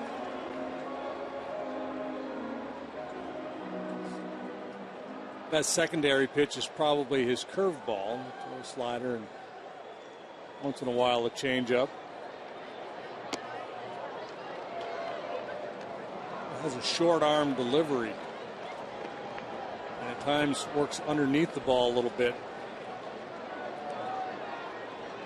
It was James Allen Hoover. Not quite sure where the second J in his nickname came from. It sounds cool.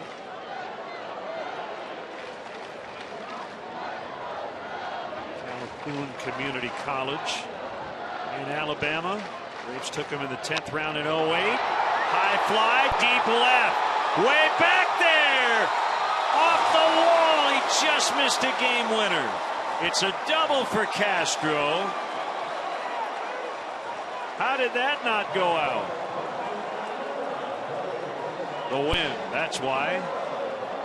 Yeah, frustrating at bat for him last time. But he's hit the ball to the pull side with more authority of late, which is a very positive sign. And on many other days, this does leave the ballpark. This one coming up just a little bit shy. He thought he got it. 1-4. We'll have to settle for 2. Couple of shots now to win it. And they will intentionally pass Rizzo.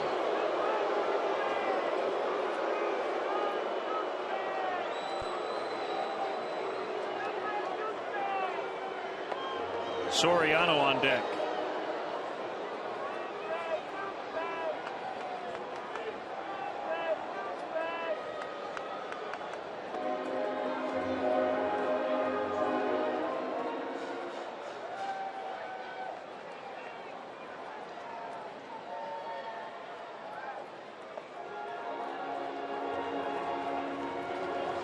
Rizzo takes his base.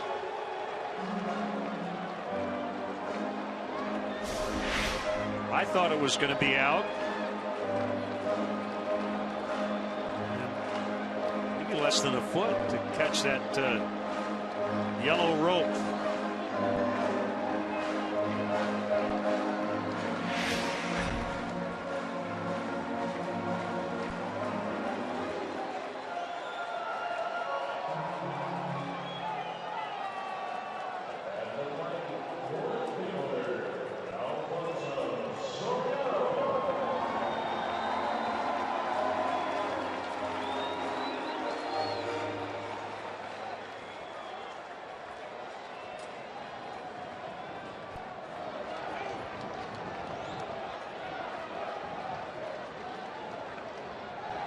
Looks cheating over a little bit towards second. We're going to try to keep Castro as close as possible.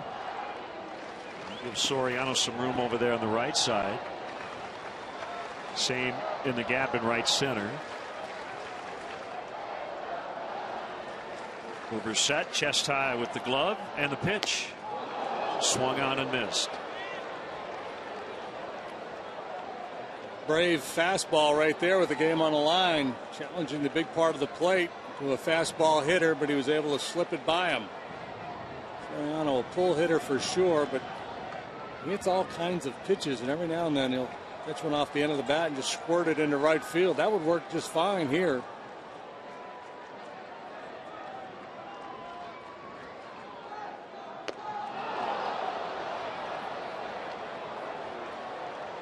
Late on a couple of fastballs, 0-2.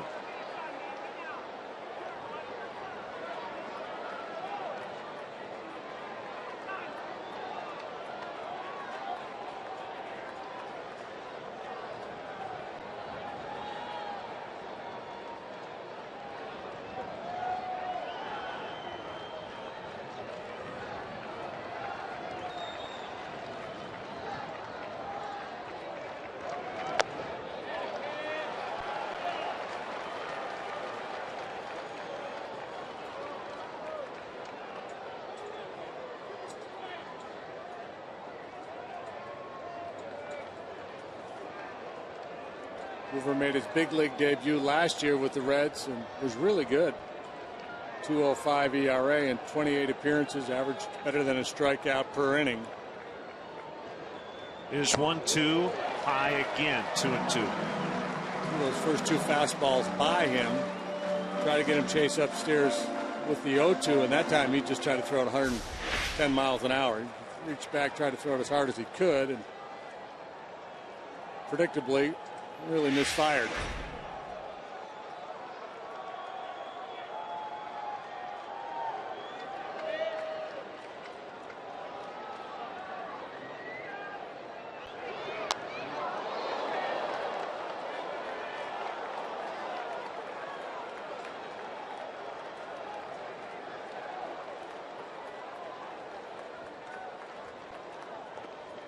Castro at second. He's a winning run. Rizzo's at first.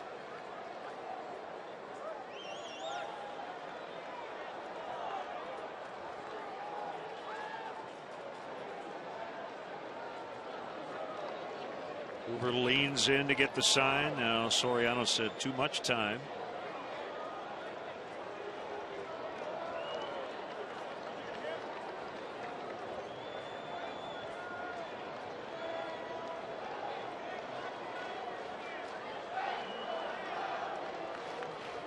Another 2-2.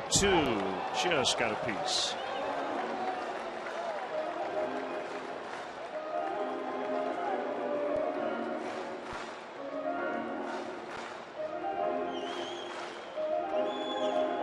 The one breaking ball Hoover has thrown in the sequence was not a good one. He fooled Soriano a little bit because I think Alfonso's so fastball conscious here. I don't know if Mesoraco would call another breaking ball. If he could trust Hoover to locate it, he probably would, but I'm not sure he believes that. Good. Strike 3. Front door breaking ball. My hunch is that's not what Mesoraco had in mind when he called that slider. He wants to go down and away off the plate. So 2 breaking balls in the at-bat, both poorly thrown, one fouled off. This time Carlson calls it. Kind of a interesting strike zone at times today. Not that this pitch didn't catch a little bit of the plate. High backdoor slider. You normally don't get called. Good job there by Mesoraco framing, though, the way he adjusted to that pitch. Hot Nate Scherholtz blocked by Mesoraco. 2 triples, a walk, 3 runs for Scherholtz. Pick up his first RBI of the day. Send everyone home happy. Sees batting average and an even 300. Lots of slugging here the last couple of days. A homer yesterday and 6 total bases today.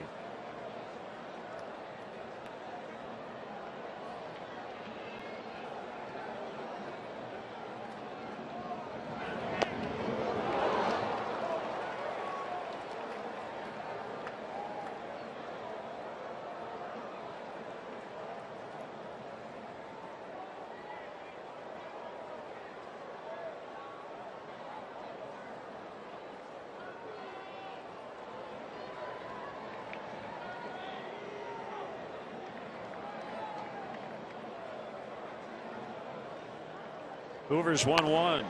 Check swing, bouncer, foul, 1-2.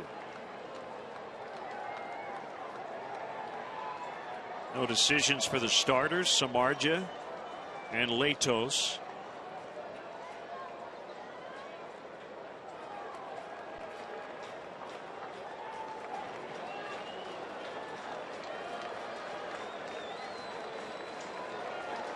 Hoover trying to get the game into extras. And his 1-2 is high. The intriguing thing about baseball, we could be 30 seconds from this game being over. We could be 3 hours from this game being over.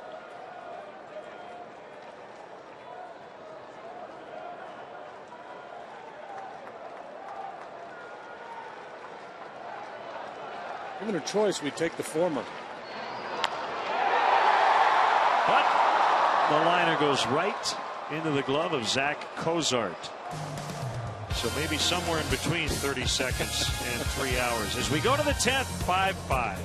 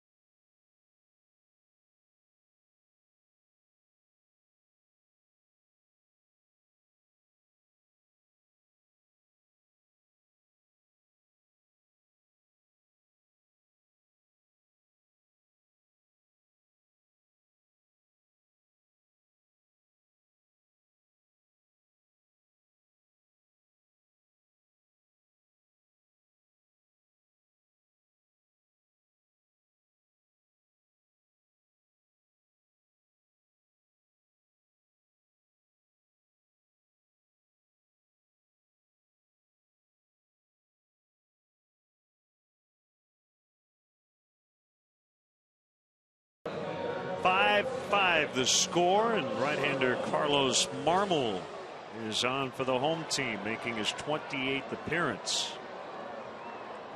Carlos 2-3, 5.18. The 5th Cub pitcher today, 4th out of the bullpen, and the bullpen has been pretty darn sturdy this afternoon. 3 innings of hitless, scoreless baseball from Villanueva, Russell, and Gregg.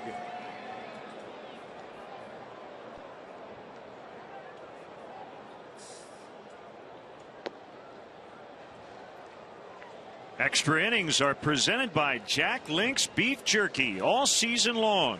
Jack Link's Beef Jerky. Feed your wild side. Thanks, Len. Back to you, Len. Here's Derek Robinson. He's going to hit for Hoover. Thought it may be important when Frazier was double switched out of this game. This was his original spot in the batting order. And you know, Dusty Baker would prefer to have his bat up there, but he doesn't. He turns to the speedy Robinson, switch hitter. Now, what kind of messed things up for the Reds in that regard was Devin Mesoraco getting thrown out to end the 7th, and Dusty did not want to waste Jack Hanahan, so he left him in the game, and that meant Frazier had to be done early. 1 ball, no strikes.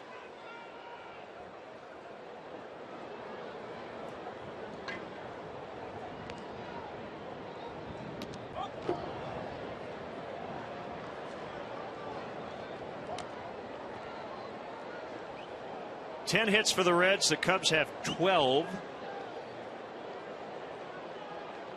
Robinson, a speed guy, not a power hitter. Even 2 balls and no strikes. Valbuena stays tight at third base.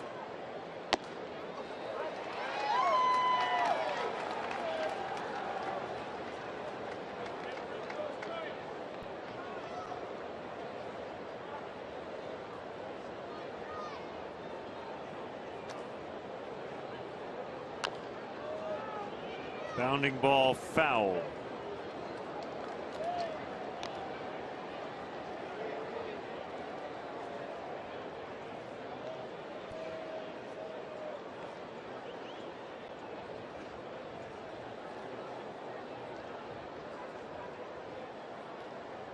In case you're wondering, and I know you are, Cubs are 3-2 in extras. The Reds are 3-6. Robinson strikes out. 10th time already the Reds have gone to extras here this season. 1 away.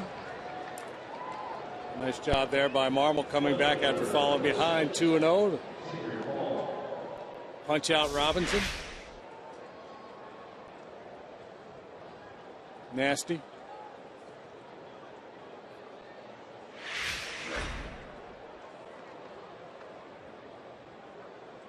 Four at bats, 5 outs made by Paul. Fastball strike.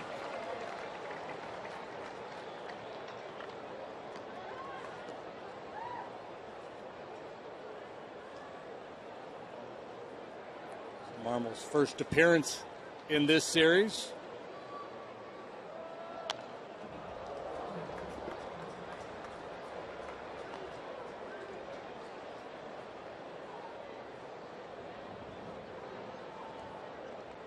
Well, the Rocky had to leave their game today against the Nationals. Dexter Fowler with an apparent right hand injury, hit by a pitch. They did get Michael Kadire back in their lineup. He was battling bruised ribs. Marmol strikes out Paul. Milestone strikeout number 700 for Marmol. 2 down.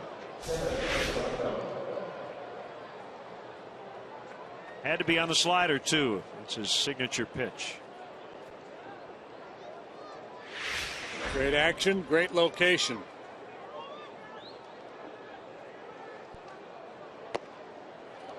Slider strike. Mesoraco. A good feel for it today.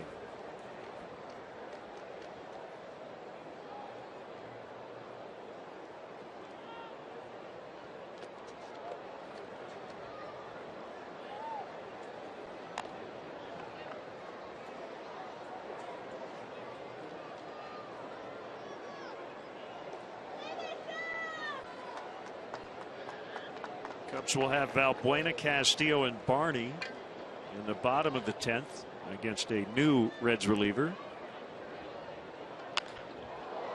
Muscled out into left center. Soriano will get over there, but not before it lands safely. And Mesoraco has his second hit. He's on now for the third time.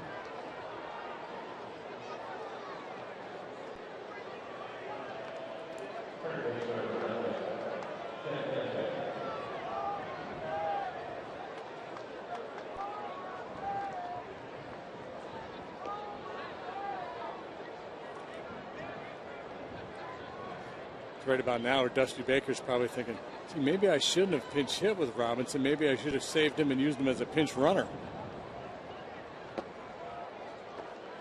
You don't get do-overs, though. I was hoping Robinson could get on to start this inning and make something happen with his legs.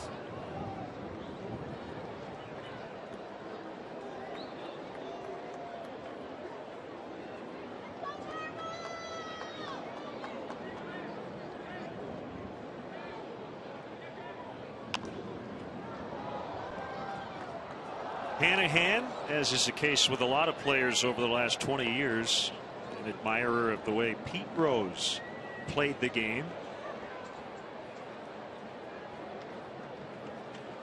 Named his dog Pete after the all-time hit king. 1-2.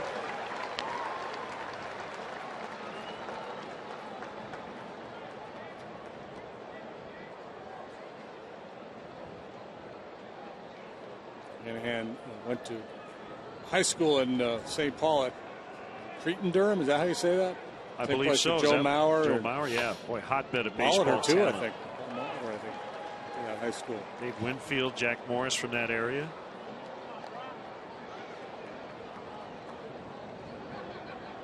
And then went on to the U.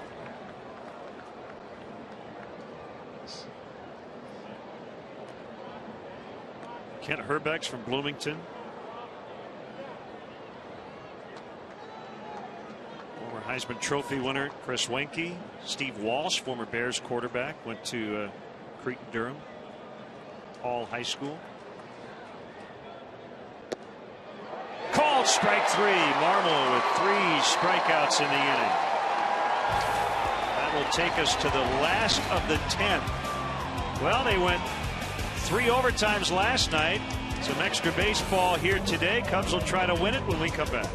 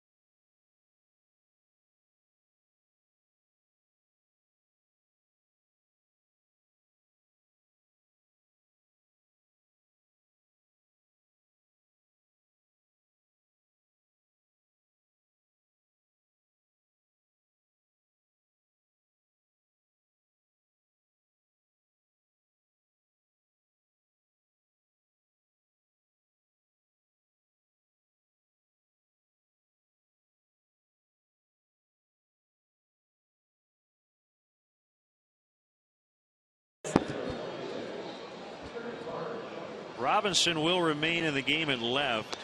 So Paul is out. And rookie right-hander Curtis Parch will make his 3rd appearance. 2nd of the series. He made his debut on Sunday, I guess it was, against the Cardinals. He surrendered a grand slam, first batter he faced in the major leagues. Matt Holliday with the bases loaded. Holliday hit a slam against him. Those runs that were charged to Hoover that I talked about. Big chunk of it was that home run, but this kid's got good stuff. Saw him here the other day, came in, worked an inning, had a walk and a strikeout, was throwing his fastball 96 miles an hour. It's from Merced, California, northern part of the state. Got a pretty golf course up there, Lake Merced. It's known as the gateway to Yosemite.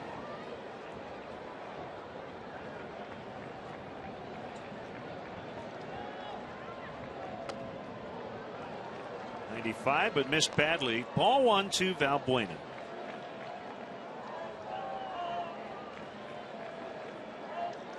Did you know that in 2005 Merced became home to the 10th campus of the University of California? I did not know that. Thought a long time about what to call it. They decided on the University of California Merced. UCM. Spent a lot of time grinding away on that one, did they?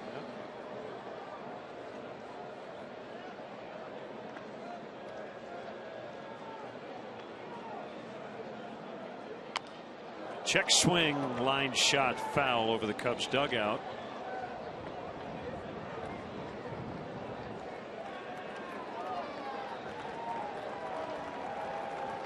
Happy young man. Well, that is a good day at the ballpark. Extra innings, souvenir.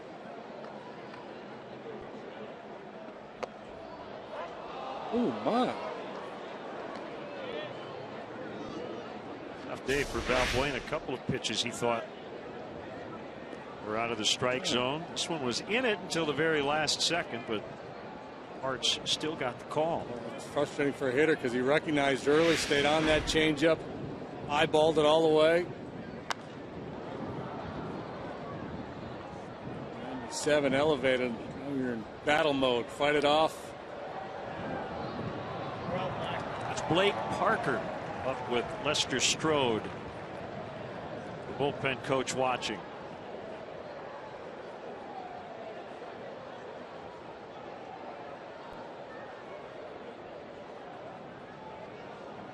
Mark seems to do a good job hiding the ball.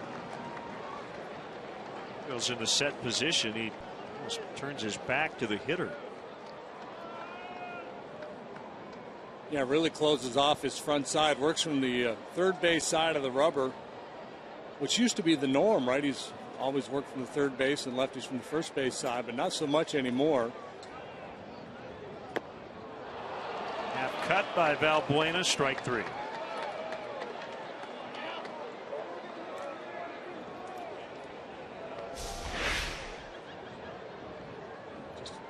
Didn't get it started in time.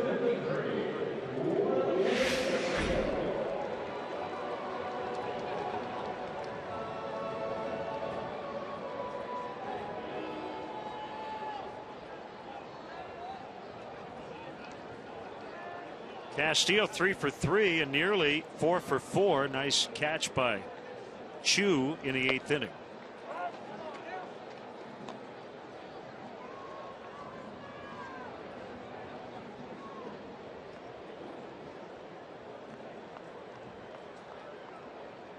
Latos, Simon, Parra, LeCure, Hoover, and now Parch for the Reds.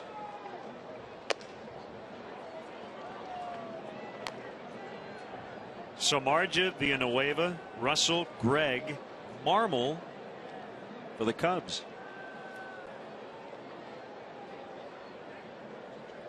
I wonder if Jonathan Broxton's status as unavailable is changing at all.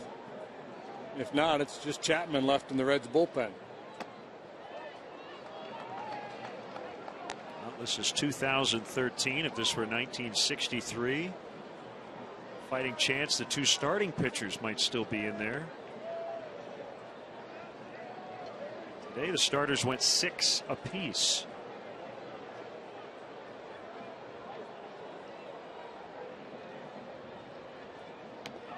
He hit him.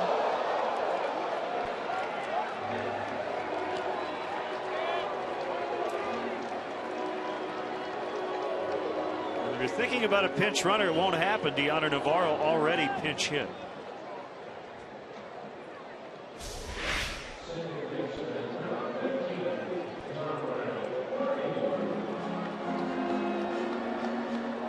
Back of the upper arm. Fleshy, muscly part as opposed to the elbow. And that's the good news. Doesn't mean it doesn't hurt.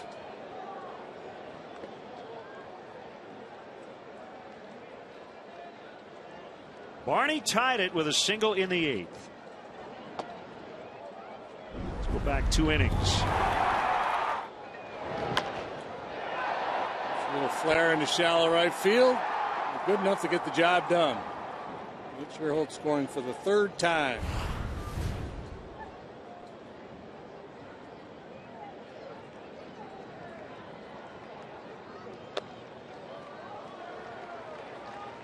He's ahead in the count. 2 balls, no strikes. Just getting a little wobbly with his delivery.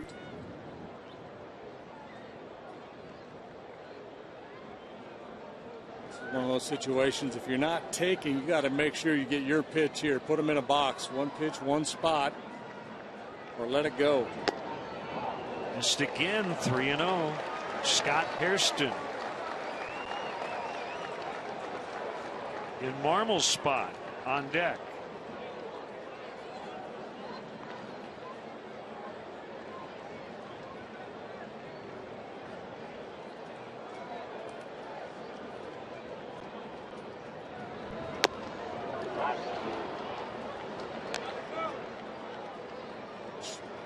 Taking a little off there to find the strike zone. He's been throwing 96, 97. That one 91. Just a little get over fastball.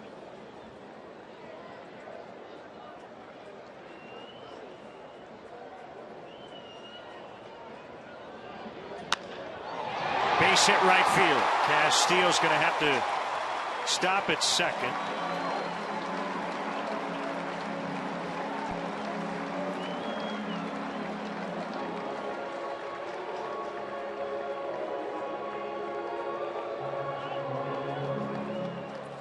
Interesting the way that the modern game is played in terms of relief pitcher usage.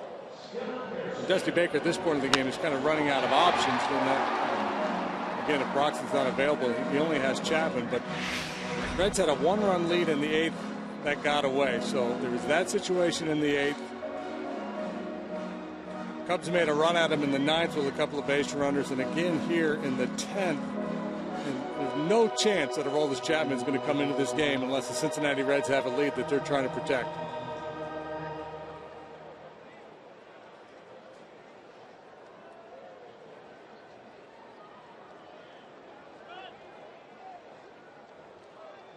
So the pinch hitter Hairston.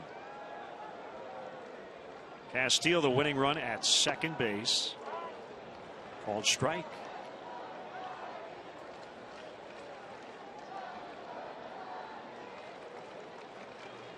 Well, I'm going to assume that Broxton will not pitch no matter what. If you're unavailable in the 8th, you pretty much are going to be unavailable in the 11th. Swing and a miss, 0-2.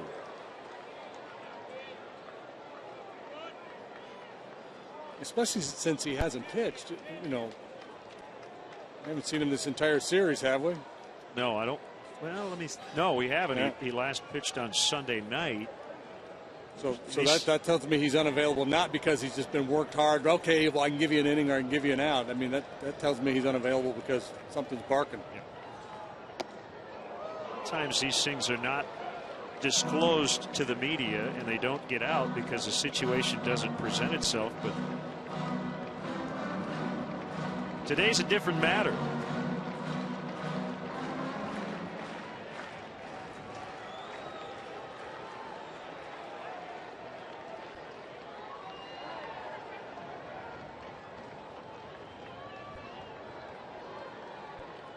Teams exchange lineup cards at the start of the day, but the opposing managers aren't compelled to tell the other guy who's available out of the bullpen or not. One ball, 2 strikes on Hairston. The pitch popped up, foul, out of play.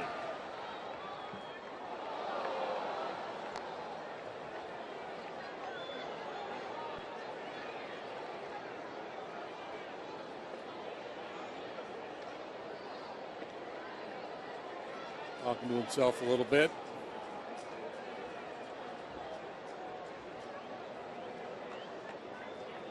Telling himself, I better get that ball down. Deep breath by Parch. Called strike 3.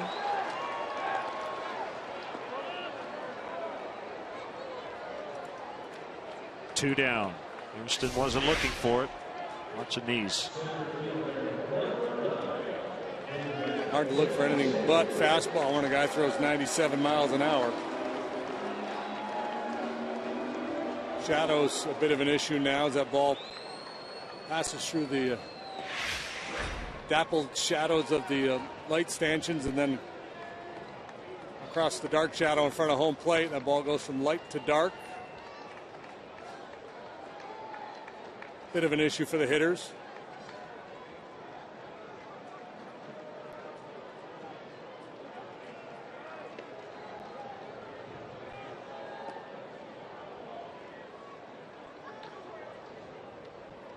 Castillo still at second. Barney's at first. 2 down in the 10th.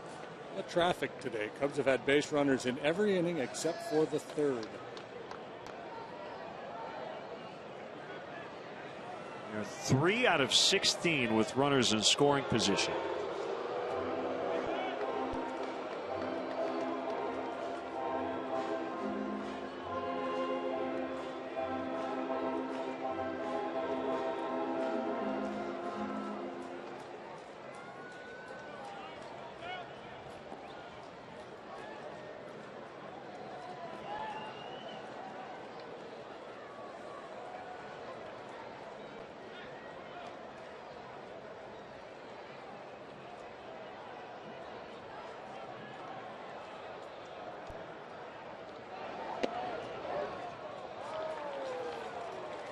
Wellington Castillo, important for him to get a good secondary lead out there where he can score on a base hit. It's interesting though when Parch comes set, because of the way he does, the way he closes off, he's basically staring right at him.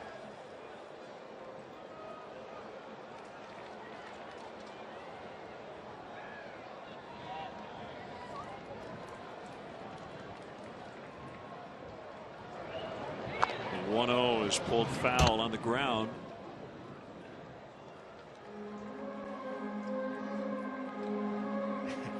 So you see a sliver of sun in the upper deck. That's where all the people are in the upper deck. Smart people. It's cold in the shade, and a lot of fans came out dressed for summer.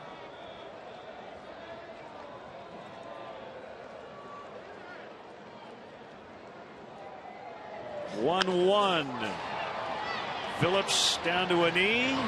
That'll take us to the 11th. Cubs strand 2. After 10, it's a 5-5 tie.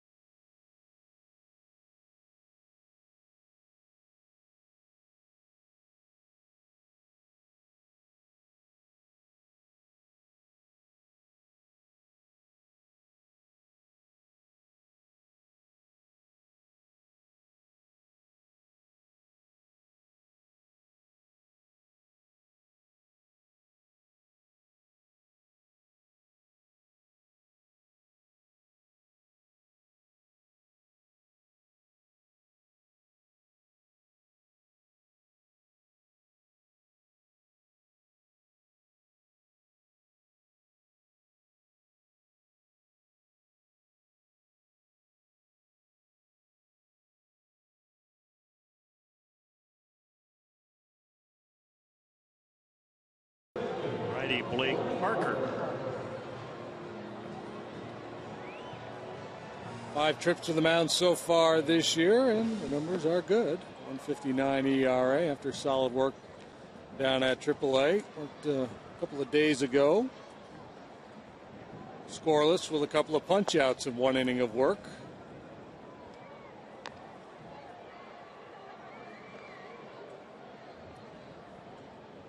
So you mentioned Chapman. We would only see him if the Reds get a lead. Is there a chance Brian Price told one of his starting pitchers, hey, just be ready, at least put your spikes on because you never know? Yeah, I think we're getting at that point. Now, Bronson Arroyo is scheduled to pitch tomorrow against Milwaukee.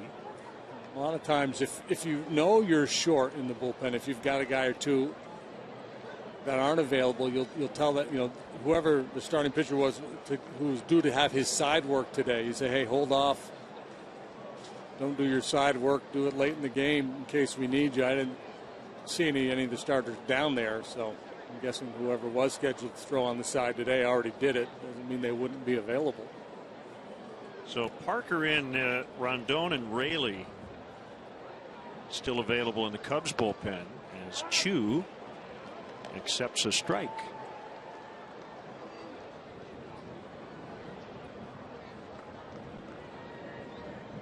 The Seagulls are getting a little miffed this extra inning game, knocking them off their schedule a little bit.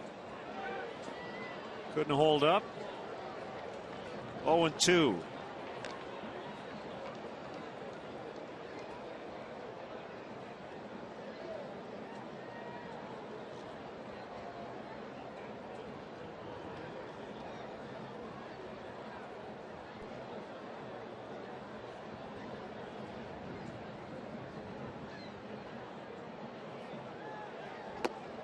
Called strike 3.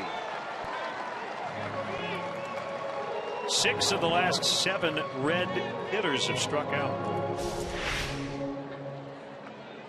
Unleashes this fastball just off the outside corner, but we've seen Mark Carlson at times be pretty generous out there. Like Mark's zone is a little generous on the outside edge, but tight on the inside part of the plate, and is not unique in that regard. Cozart hits a high fly ball into right center. Caught by DeJesus, 2 outs.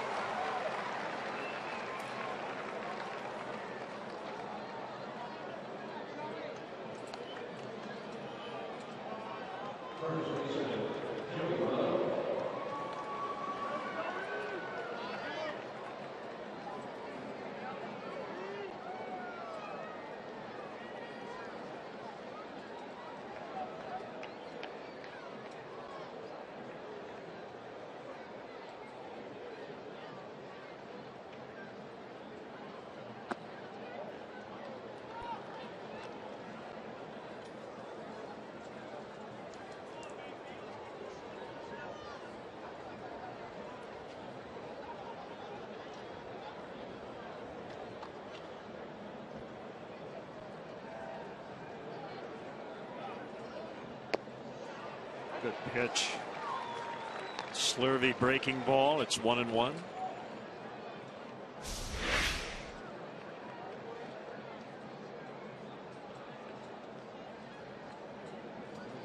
Settling in at the bottom of the knees.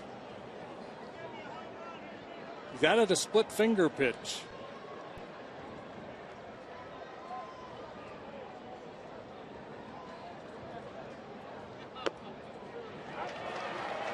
Votto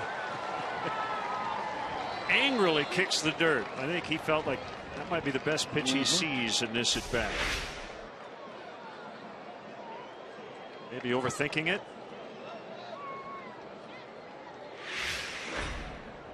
Votto definitely has some Greg Maddux in him. He seems to really think hard about what he's going to see. And if he doesn't like it.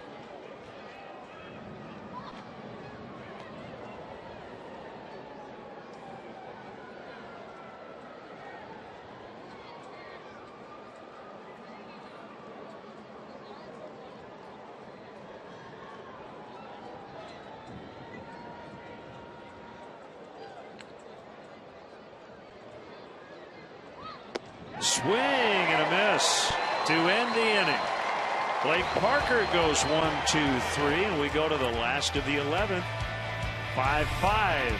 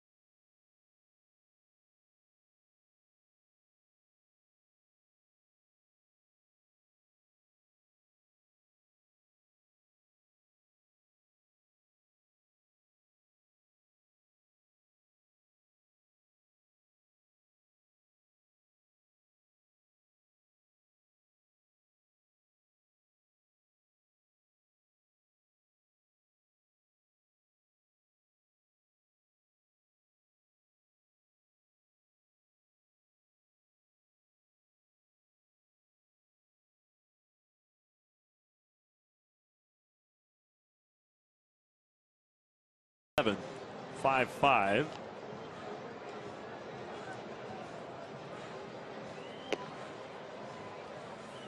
Trying to avoid a 4-game sweep and snap a 12-game Reds winning streak here at Wrigley Field.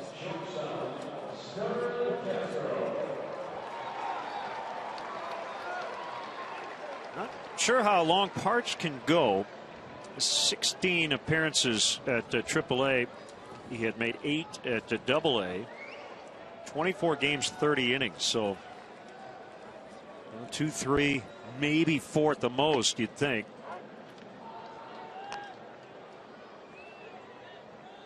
And again, the Cubs hope to make that a moot point. This is his second frame. Pitch number 26 on an 0-1 to Castro. Pop foul. Thought this game might end in the 9th on a ball hit by Castro to deep left, and it just missed the basket. It was a double, not a home run. It came with 1 out. Anthony Rizzo was intentionally walked, and then Parch, or Hoover rather, got Soriano and then Shearholtz. Whoa. Here's the double.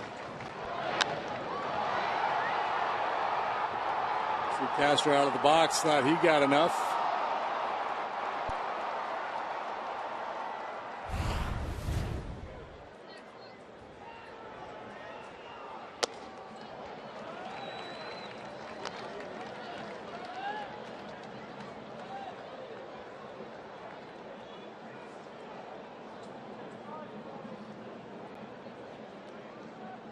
It's appropriate that a redhead would pitch for Cincinnati.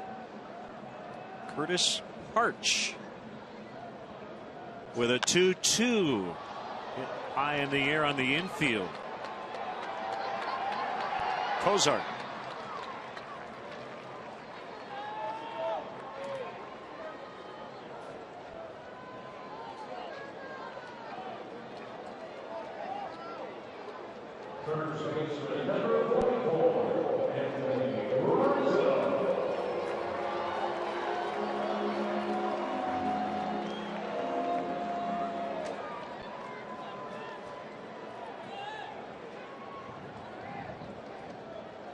Rizzo with 1 out, nobody on.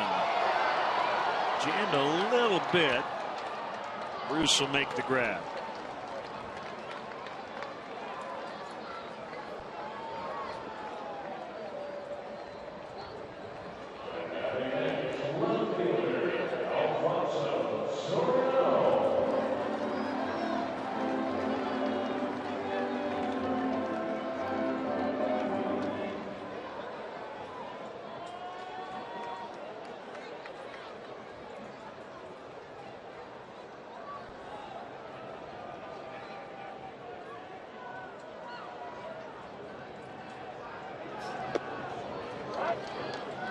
breaker for a strike to Soriano.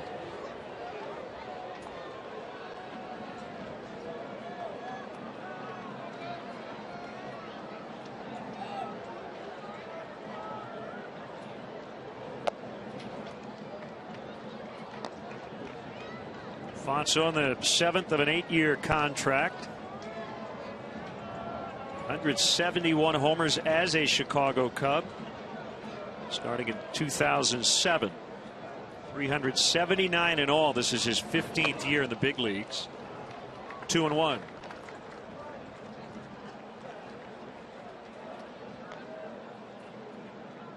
Couple of hits today for Soriano. A little bloop RBI single in the first, and singled leading off the 8th. Tried to stretch it into a double and was thrown out there by Xavier Paul,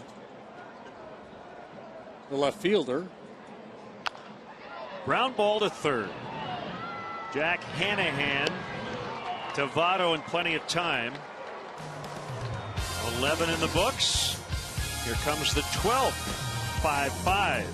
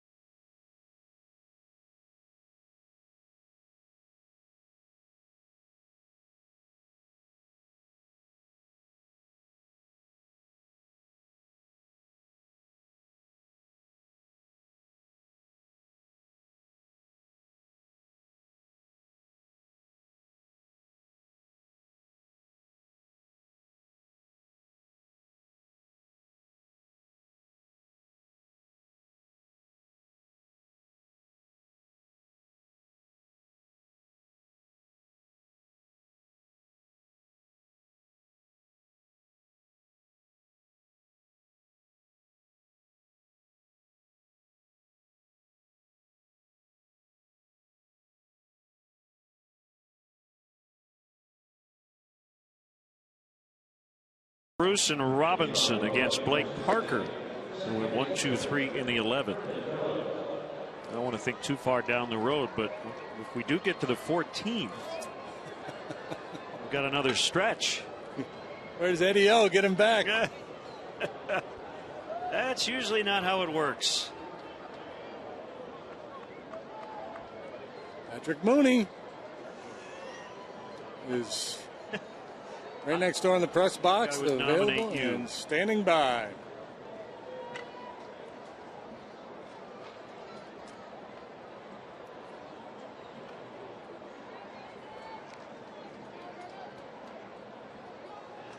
How many innings do you have in your scorebook? This is it. This is it? 12? Yep. Patrick.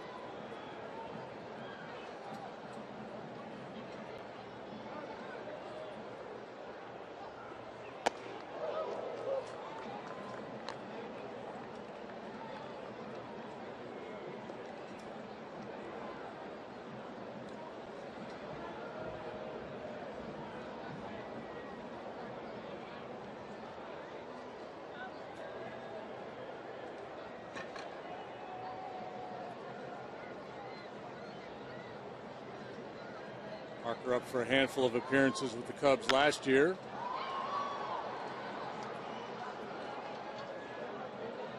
Call off the Birds.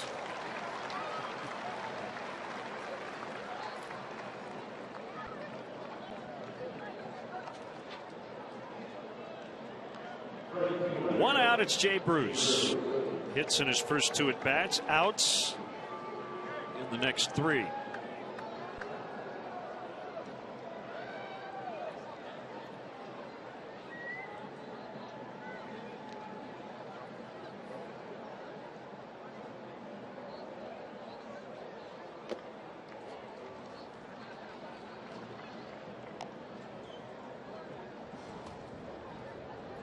Day started well. Single double first 2 trips. 0 for 3 since with a couple of punch outs. How about the Cubs bullpen? After Samardzija went 6, the pen has allowed a total of 1 hit. Now in their 6th inning of work collectively.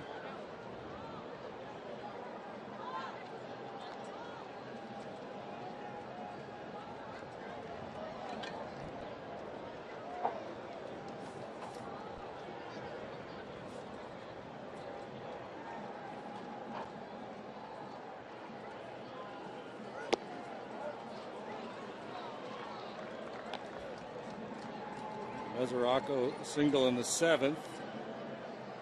He also walked, or in the 10th rather, he walked in the 7th. That's the only 2 base runners allowed for the Cubs bullpen.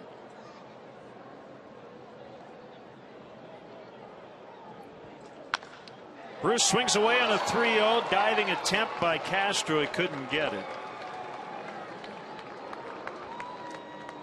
Bruce is now 3 out of 6.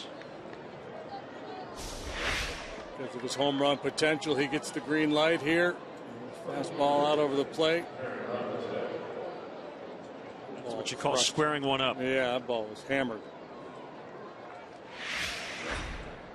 Would not have been a pretty scene if that hit that Seagull.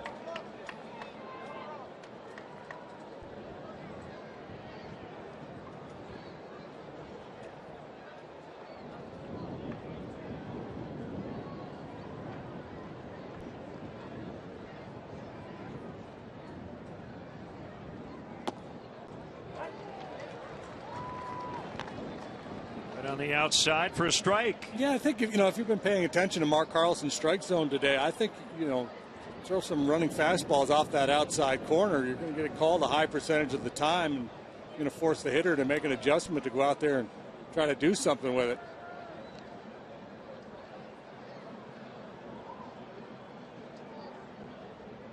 Talk so much about pitchers making adjustments to hitters, but you have to be aware of the strike zone on any given day. And obviously, the starting pitcher who's out there for a number of innings will get a sense of that. The relievers sometimes don't.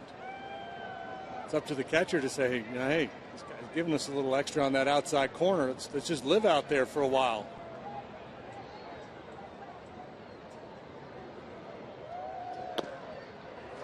Go. 0-2. We have been all over it all day. We even predicted a ground ball to second.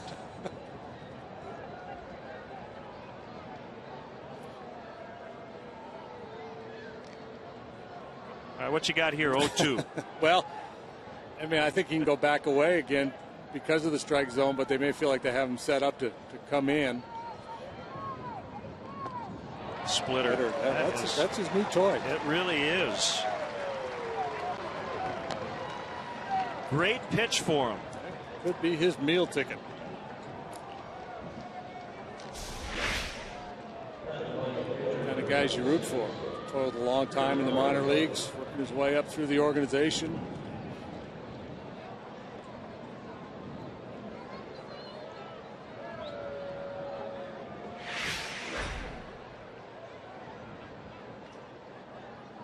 Arch, can he hit? That can make contact. He'll get the out at second. And the inning is over. Bottom 12 coming up. Get him a win. 5-5.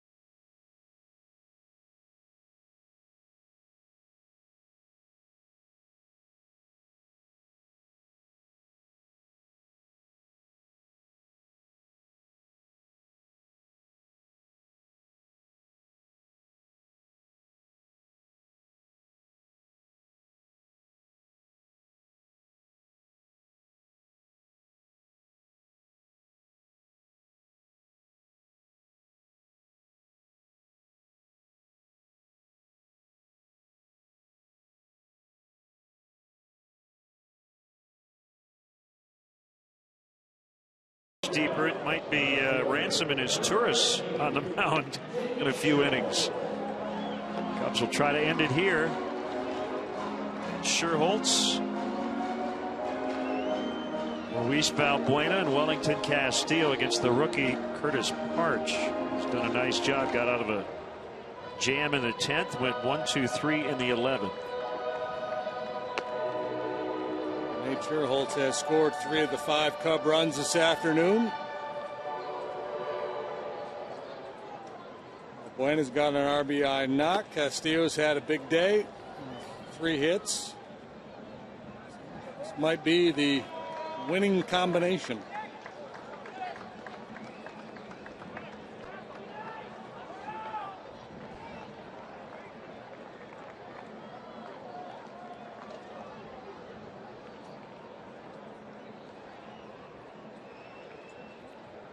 They're in the 10th in Oakland.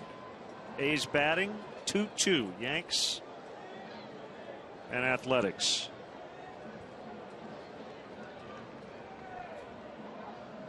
Pitch to Sherholtz. Changed him up. Swing and a miss. Washington edged the Rockies 5-4 in Colorado.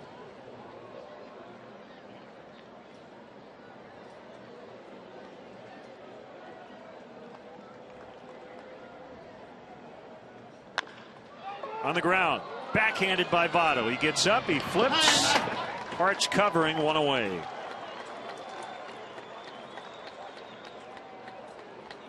Well struck, but well played by Joey Votto. He's made a number of very good plays in this series. Shading toward the line to take away extra bases, still able to scramble over and play that ball.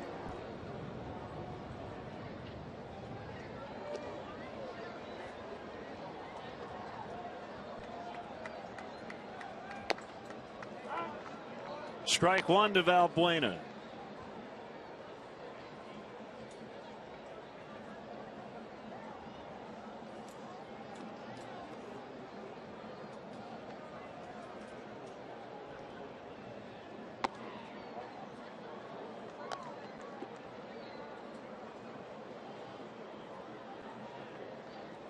Didn't Louis hit a game-winning home run against the Reds earlier this year?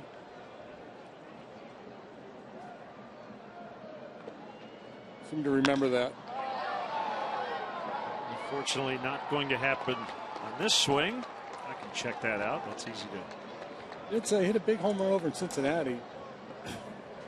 Yeah, you're right. Yeah. I think he lined one into the bullpen, maybe, and right.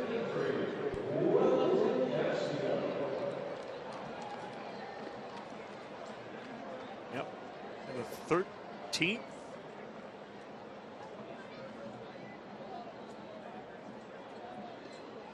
Cubs lost that game, giving up 3 in the bottom of the 13th. But yes, he did hit a big home run in extras.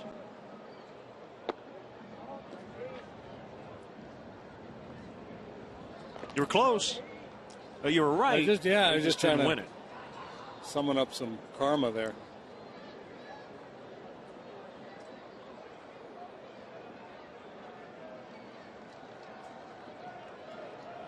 Parch to Castillo on a 1-0. Swing and a miss.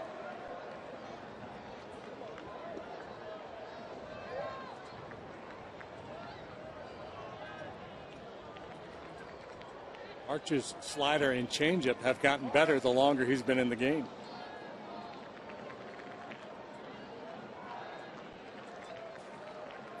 It's like Mesoraco wants another breaking ball. Farther out of the zone that time, 1-2. We're going to see Hector Rondon if we get to the 13th. Blake Parker with 2 scoreless innings.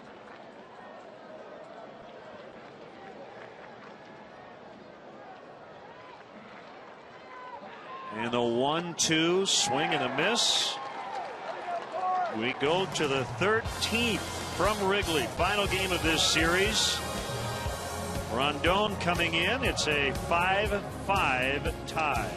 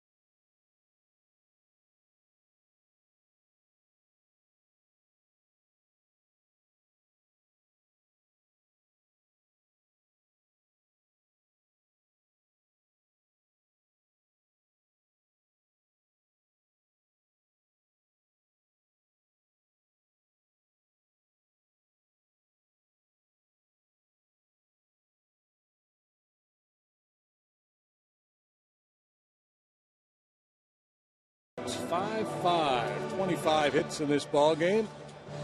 Cody Ransom is your new third baseman. Put him in the 9-hole in your batting order. And the new pitcher is Hector Rondon. No wins, no losses. 6.14 ERA for Hector.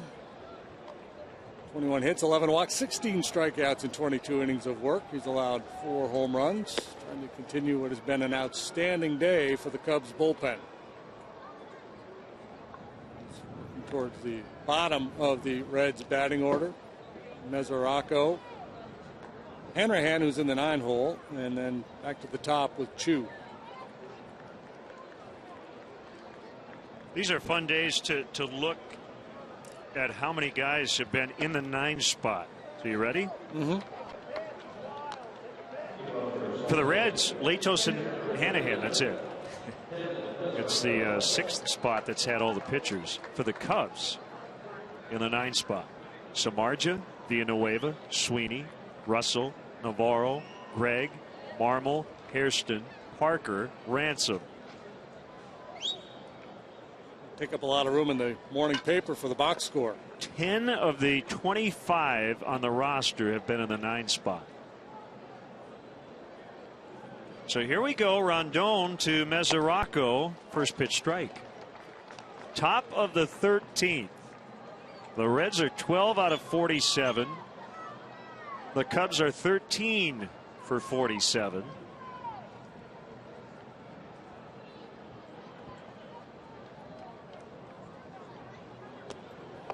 Ask anybody who works in baseball, whether in or out of uniform, when a day like this is most likely to happen, and they will say getaway day.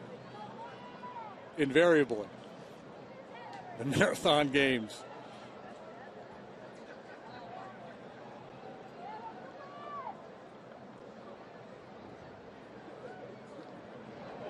Slider, nasty.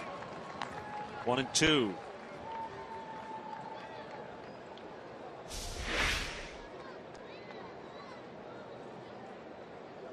Great shot there. Rondon really doing a nice job finishing that delivery, snapping off a good slider.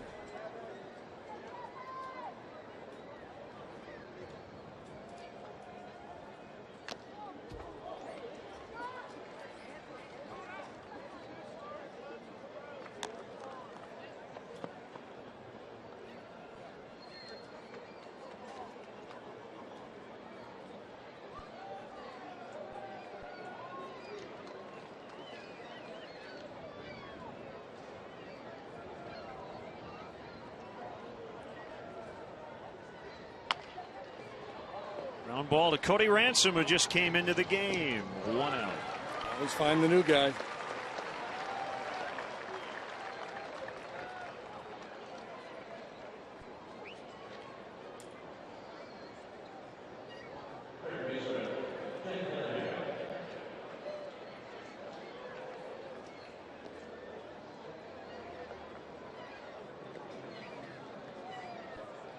Hannahan came in as a pinch hitter actually in the 7th inning. The at bat ended up being in the 8th. He stayed in and played 3rd. He struck out and then was caught looking in the 10th. Strike 1 call.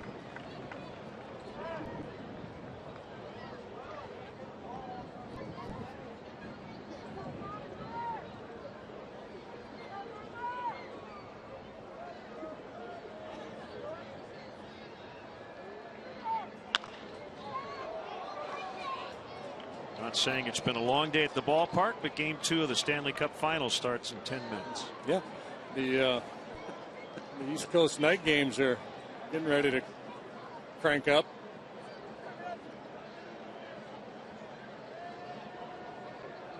Keeping with the theme after a long night last night over at the UC. 0-2 to Hannahan. He got him. Called strike 3. Jack must have been guessing ball there. He guessed wrong. Right down the middle.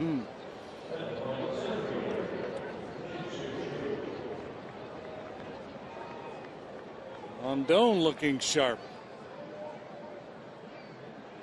Hanahan looking out.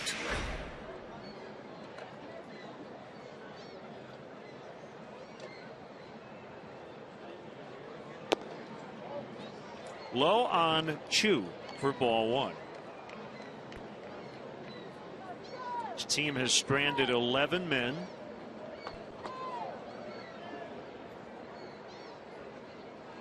Reds haven't scored since the 6th. Cutter is inside.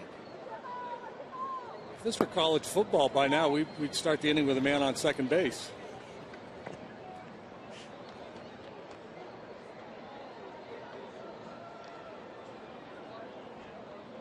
A 2-0 pitch. 2-1. So Chapman up for the Reds. Parch 3 innings, 1 hit, 3 strikeouts, 43 pitches.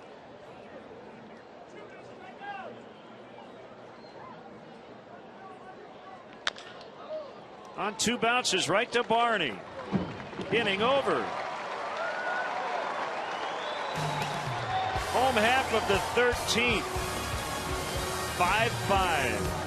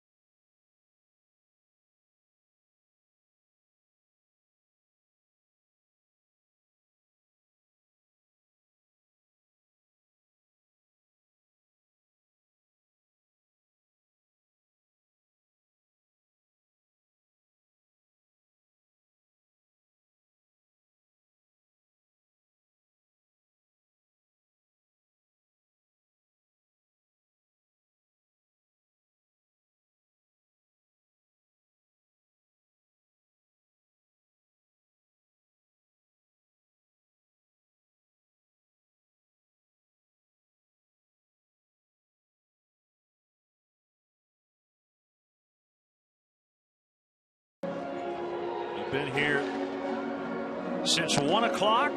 Game started at 1:20. We're nearing 6 p.m. and Curtis Parch has been an Ironman out of the bullpen, beginning his 4th inning of work. The Cubs pen has been just sparkling. 7th inning on, they've given up 2 hits and no runs. And it's Darwin Barney to start it. Cody Ransom and David DeJesus also.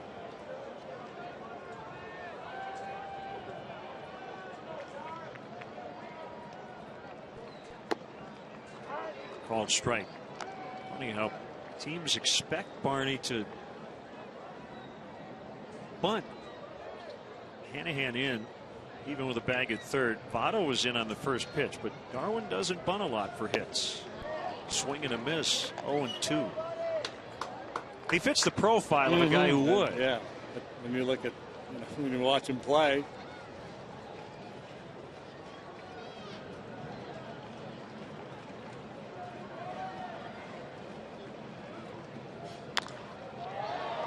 Soft liner caught by the shortstop Cozart.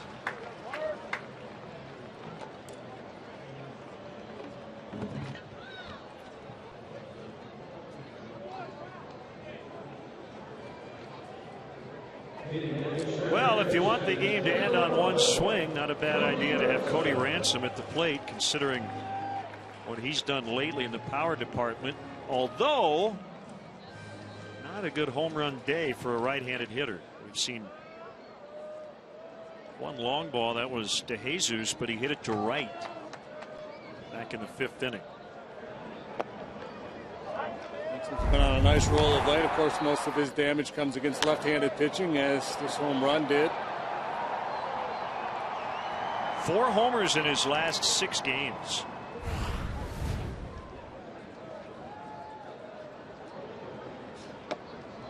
Couldn't hold.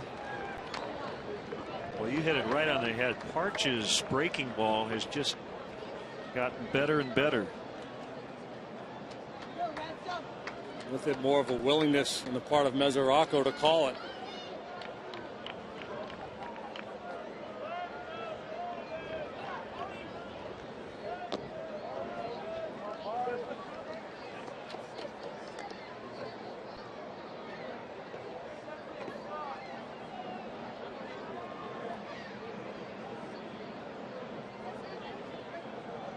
So the Mets and the Marlins last weekend not only played 20 innings on Saturday, they played 10 innings on Sunday, so 30 innings over 2 days. Called strike 3.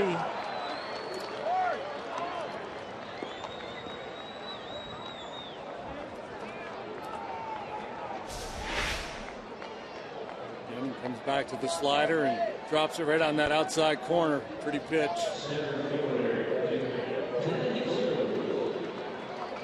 Starting pitcher Kevin Slowey went 7 scoreless innings to get the win for the Marlins that day. Sean Markham, as tough luck a loser as you'll find, an emergency reliever, 8 innings, 1 run, and he dropped to 0-7. He struck out 7, didn't walk anybody, and still lost the game. Late swing by DeJesus.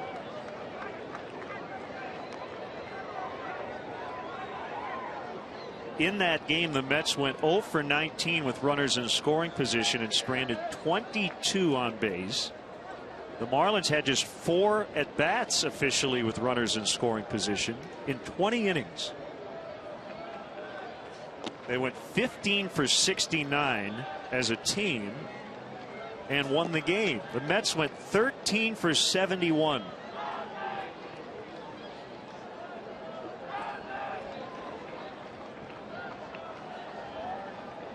Do the quick math. Mets threw 266 pitches, the Marlins 294.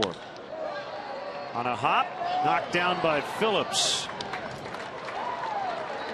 That takes us to the 14th. Don't worry, partner. They asked me to sing. I got you covered.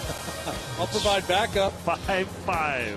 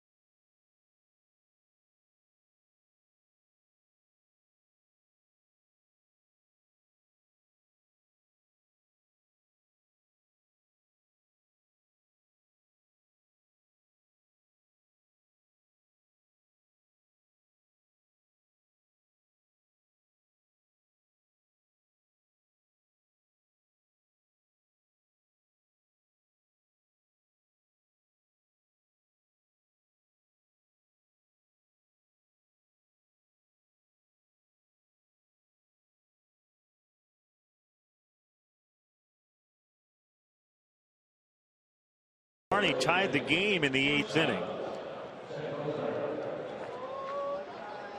And the Cubs bullpen really the story of the day. Carlos Villanueva scoreless inning. James Russell scoreless inning. Kevin Gregg scoreless inning. Carlos Marmol struck out 3. Blake Parker did the same over 2 innings. And now it's Hector Rondon, who went 1-2-3 in the 13th. He faces Zach Cozart here in the 14th. The pitch, it's a strike on a fastball. And he's been spot on, boy. Every pitch pretty much right where he wants to.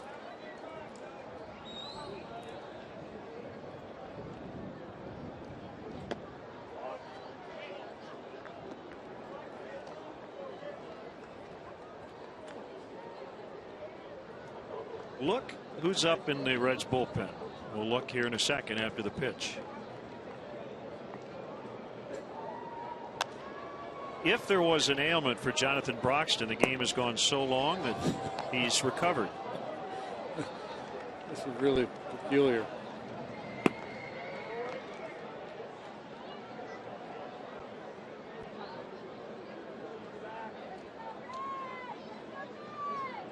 Whoop, one just got loose. There it goes now.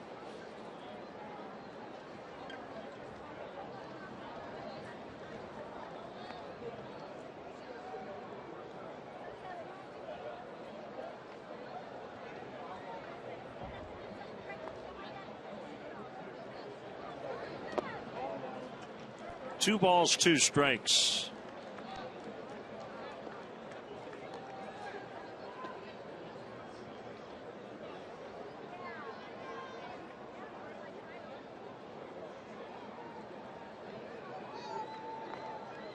Maybe Broxton's status was only in an emergency, and the 14th inning is enough of an emergency to call upon him. So I don't think Dusty could ask much more out of Curtis Parch. 53 pitches, 4 shutout innings.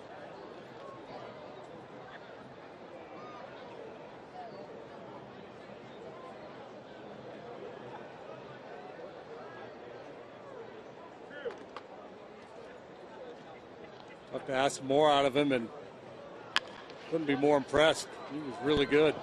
Castro gets rid of it in a hurry, and Rizzo came off the bag. Cozart's on to start the inning.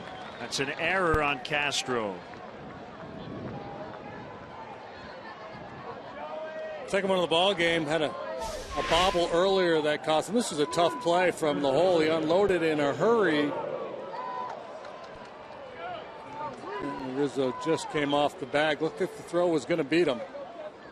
Just a little flat-footed here, and he obviously didn't have a lot of time.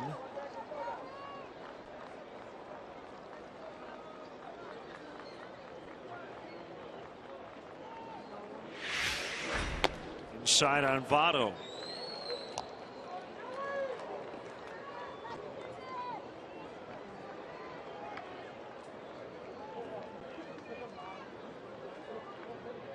Yeah, I don't know that I wouldn't have ruled base hit there.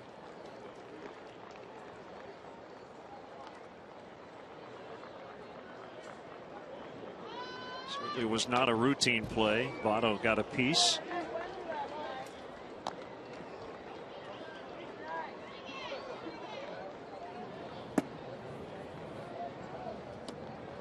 Dusty may not need Jonathan Broxton.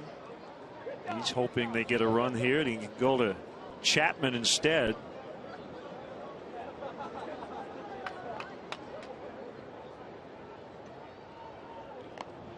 Rondon fires to first, runner back.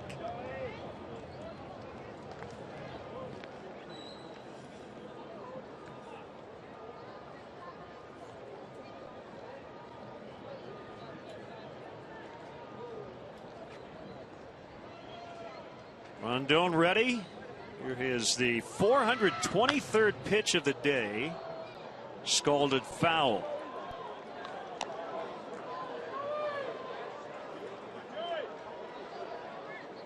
More frustration on the face of Joey Votto. Again, a pitch he felt like he should have been able to do a little something with, and he just fouled it off.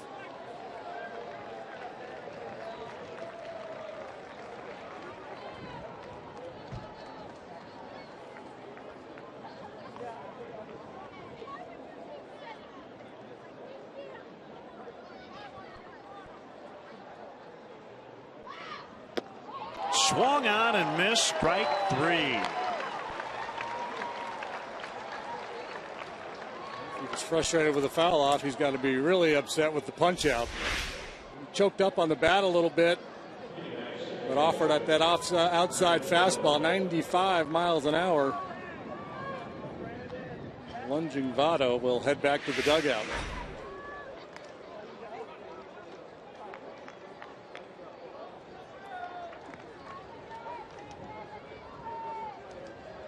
th strikeout by a Cubs pitcher this afternoon / this evening.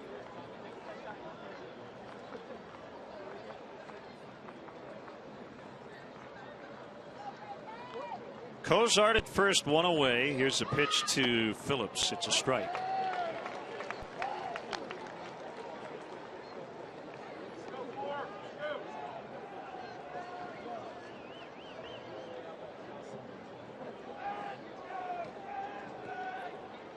Before the game, Dale Swain moving Starlin Castro back to the 2 spot. Said hopefully he can get an extra, maybe get that 5th at bat by moving up in the order. Well, he's going to get at least 7.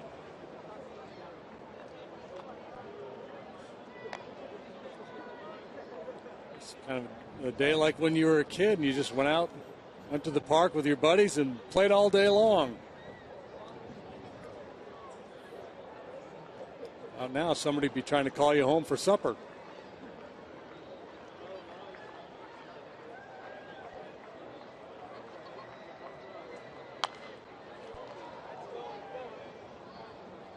Oh, and 2.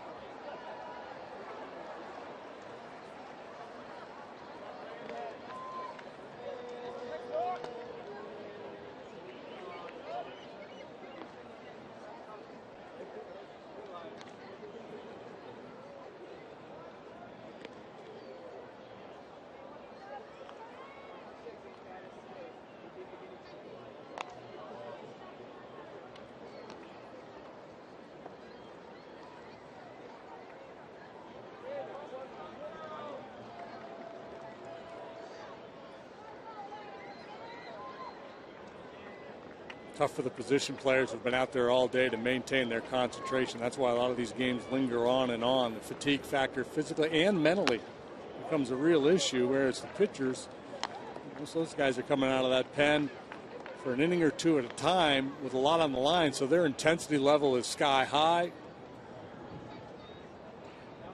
Their focus is keen. It's tougher for the position players who've been out there all day. Quality of the at-bats sometimes suffers as guys are thinking about one big swing to finish the ball game.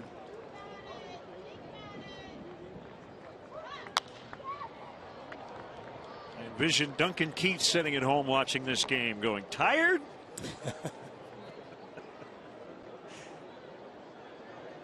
A different kind of fatigue. Well, they take shorter shifts in overtime.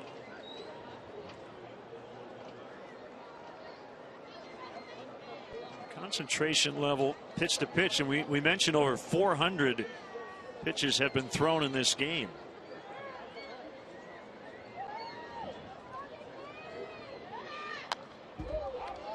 Still 1 and 2.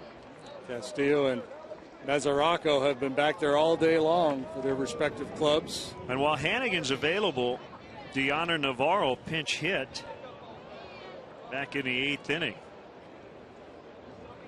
So Wellington will go the distance no matter what.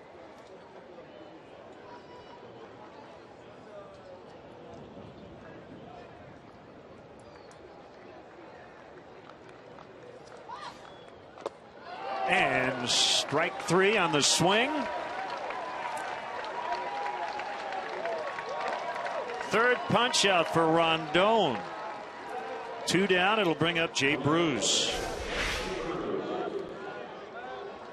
Starts in the zone and then disappears on Phillips.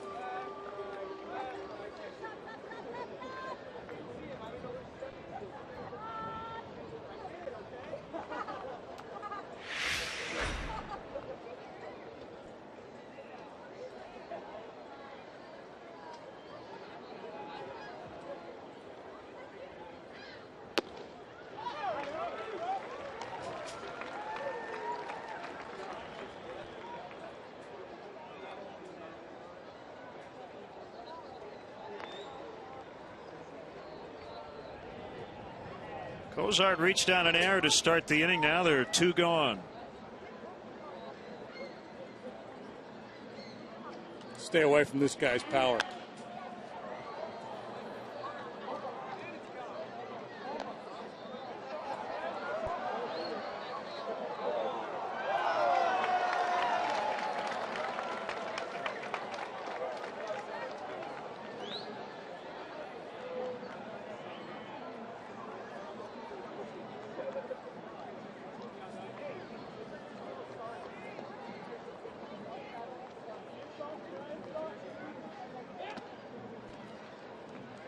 Blocked by Castillo. Important now with a runner on, keeping Cozart out of scoring position.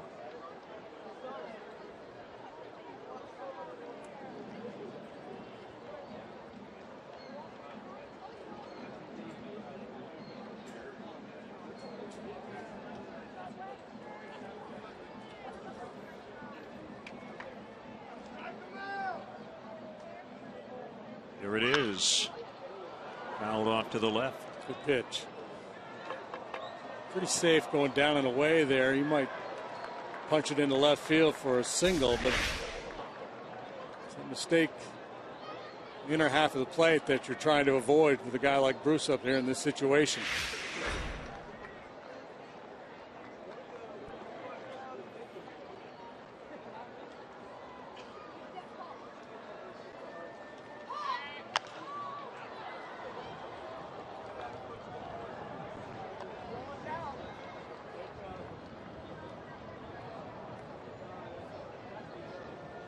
They're in the 12th at the Coliseum. 2-2. Yankees and A's.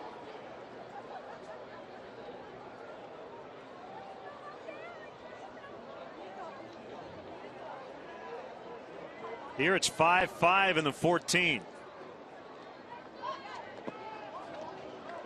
Another good knockdown by Castillo.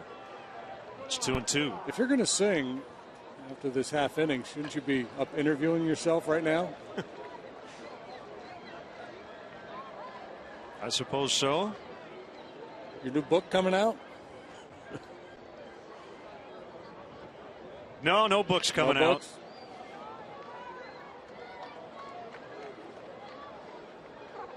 So enough about me. What do you think about me?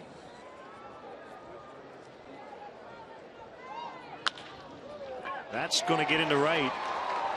There's Cozart to third. It's 4 hits now for Jay Bruce.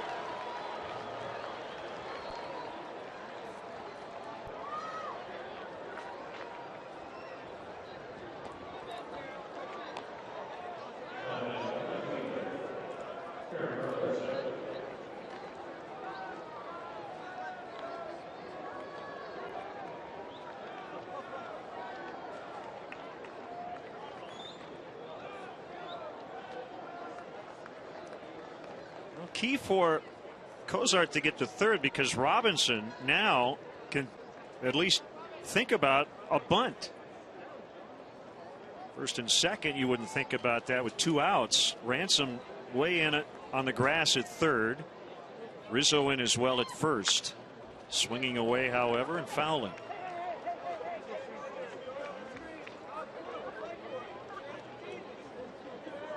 Cubs outfield really shortens up. Schierholtz on the pull side, respecting his ability to hit the ball on the pull side with a little more authority, but in center and left they've shortened up. He's much more likely to dump one in front of you and out there than he is to hit it over your head.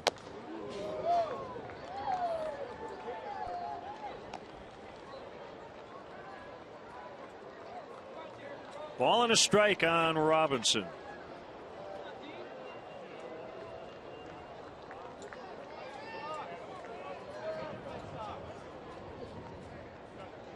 Holding Bruce, I don't think they would defend the stolen base here. They'll just hold their ground and hope Rondon can get Robinson. Donald Lutz on deck. He would bat for Parch.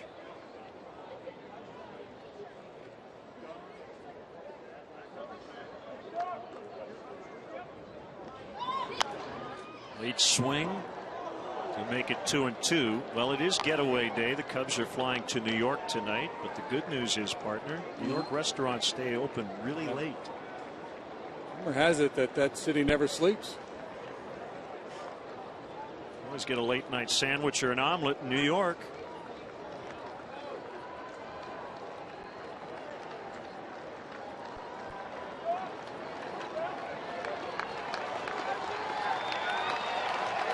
Fans making some noise on a 2-2. Runner goes from first and fouled by Robinson.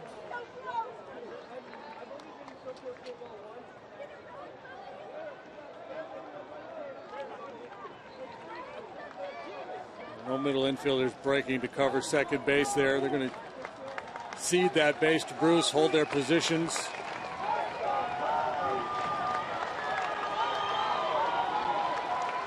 Bruce goes again in the dirt.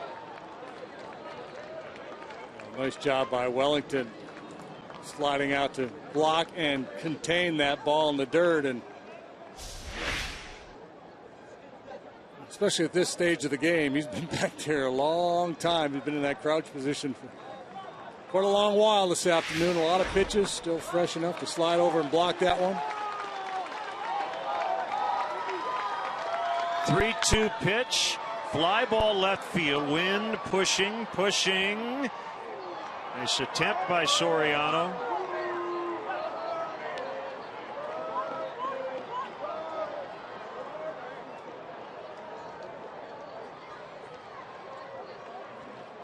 Banged up a little bit. Now that ledge can be forgiving, even with the padding over there. It really gives a great effort. Airborne up into that wall. He had a shot at it.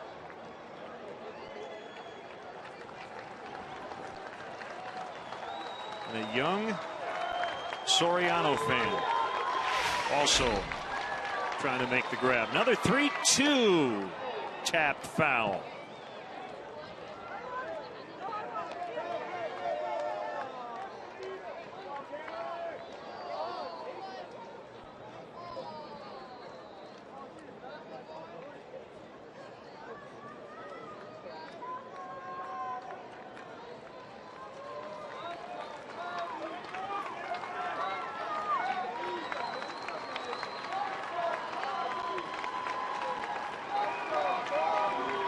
Pitch.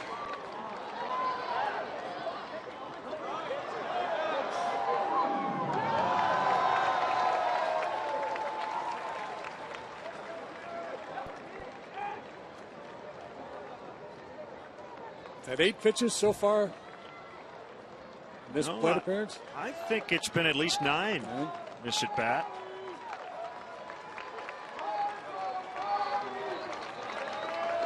Nine and counting. Here's number 10. Swing and a miss. Time for the stretch, part 2. Go get him. And the Cubs television broadcast team, Len Casper and Jim Deshaies. All right, Cub fans. No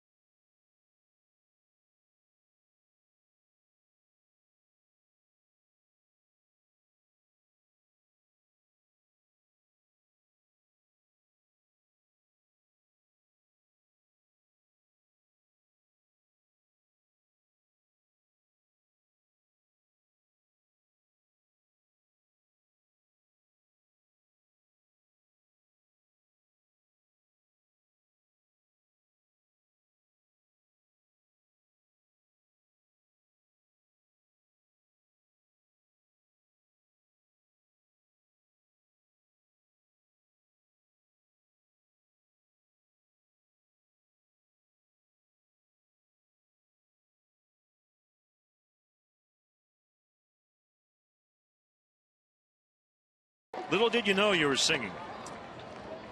Always happy to lend support. Here he is. We didn't see him in the 8th. We thought we would. But he's in the 14th, and it's Starlin Castro. Bangs one off the mask of Mesoraco.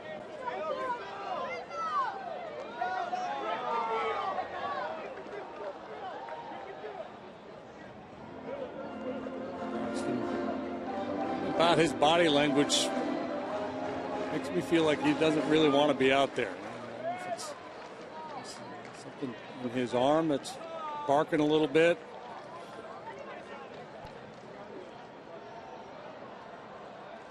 Rearrange the bone chips there, shaking that elbow.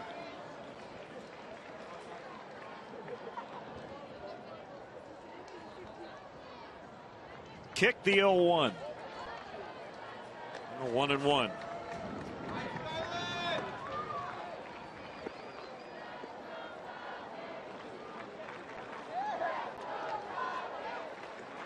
Cubs bullpen in general, and Curtis Parch for the Reds. The biggest reasons why we're still playing almost 5 hours after we started. Ground ball foul. Did you notice who was sitting in the Cubs bullpen? Nobody. Brooks Raley is throwing.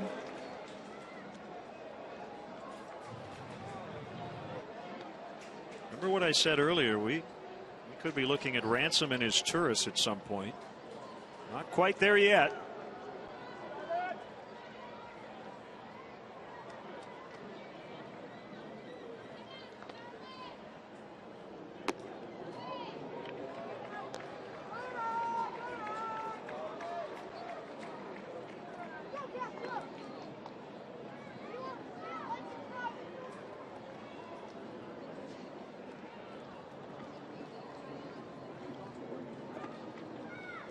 It's usually about the 12th inning or so when position players start sidling up to the manager. Hey, Skip, you know, I'm good. I can give you an inning.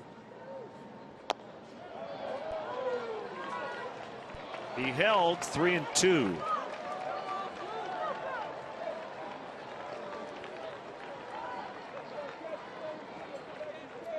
Most innings ever played in a professional game.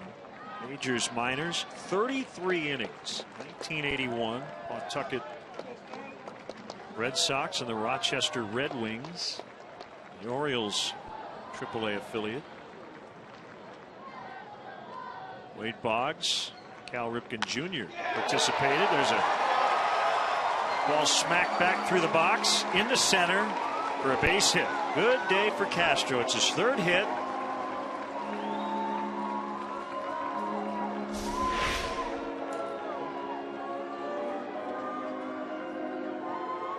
Swain moving him back up to the top of the batting order, putting him back in the 2 hole, and he has responded.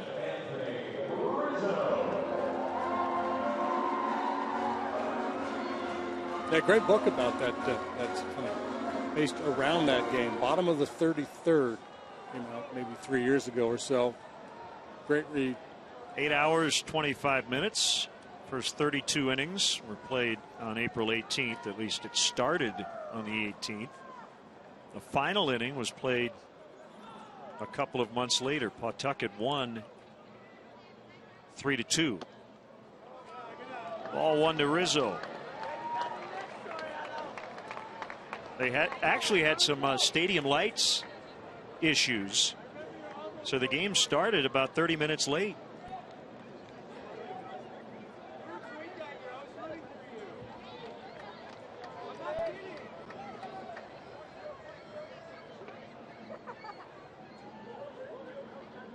Broxton's 1-0 missed.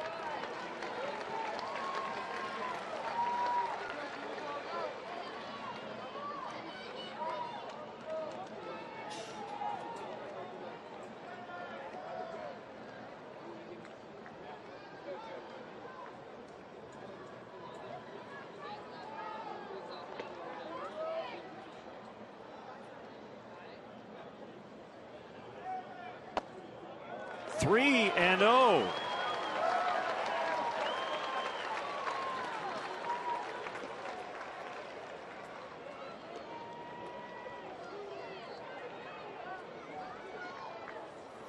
Cubs have won just once on this homestand. They lost 2 out of 3 to the Pirates. The first 3 of this series with the Reds.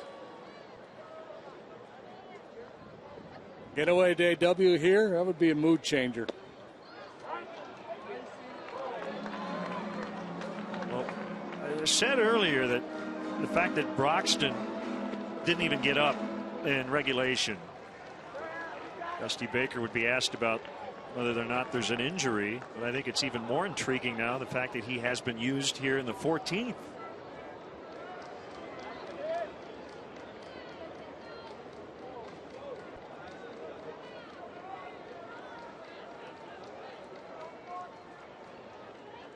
It comes as 3-1. It's a strike, 3-2.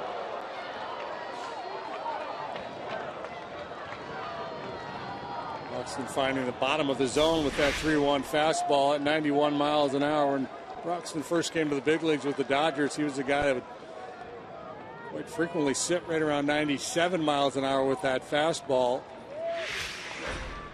Not so much anymore, but he's usually better than 91, typically 94-ish.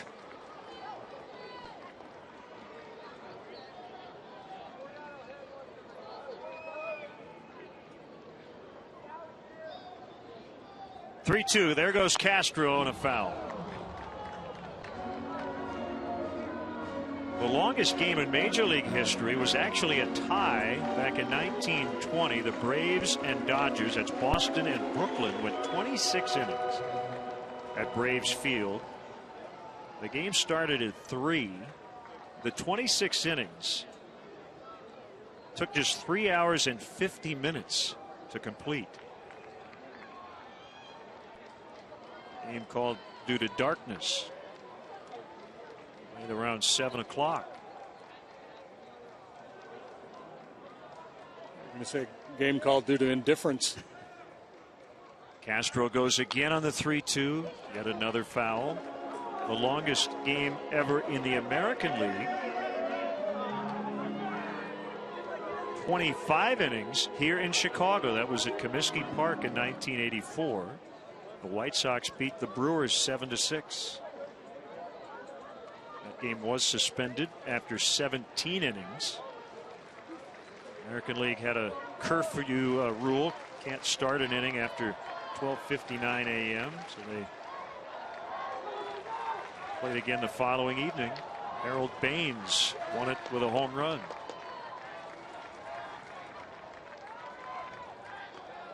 Tom Seaver got the win in relief.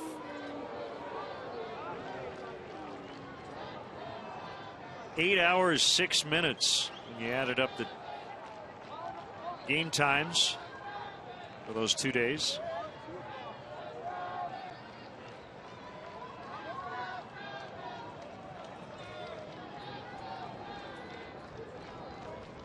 Castro runs, swing and a miss, throw down to second, not in time.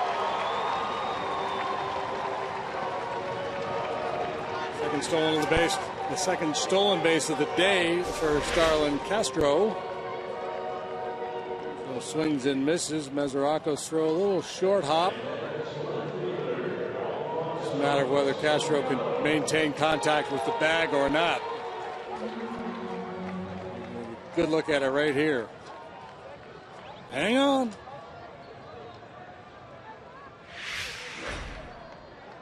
First time the Cubs have had a runner in scoring position since the 10th. Good wheels at second. Soriano the batter with 1 out.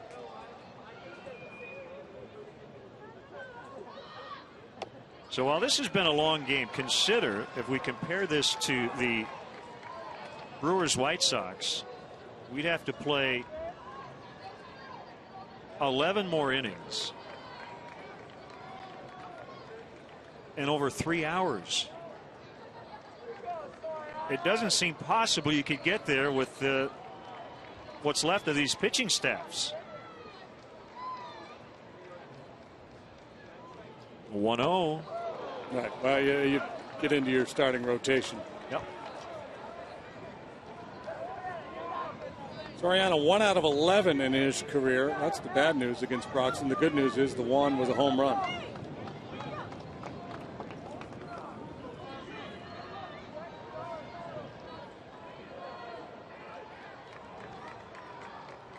Cardinals beat the Mets 1974 in 25.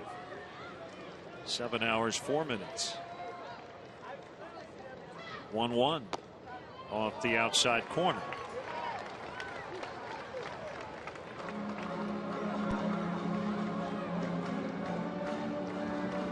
Bob Aspromonte hit one through the legs of Al Weiss, a Mets shortstop, in the bottom of the 24th. Back on April 15th, 1968, 1-0, the final in that one.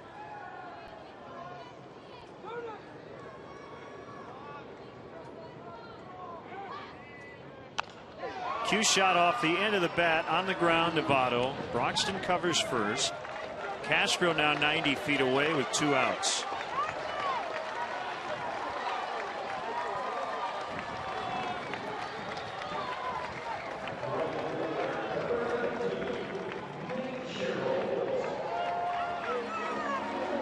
A lot of times deep into overtime, you get a weird looking goal to end it.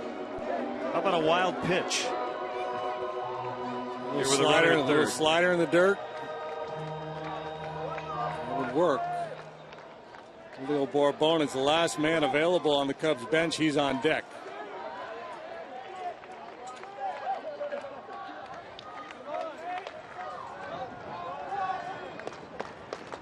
I think he's going to get a turn.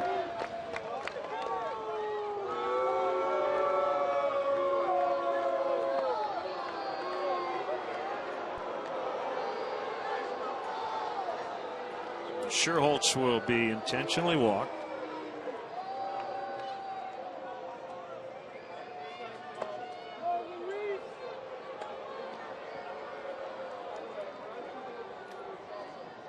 I saw a game in the minor leagues once, a play like this, when the catcher went out to catch the intentional walk. He tripped. Ball went to the backstop, and the winning run scored.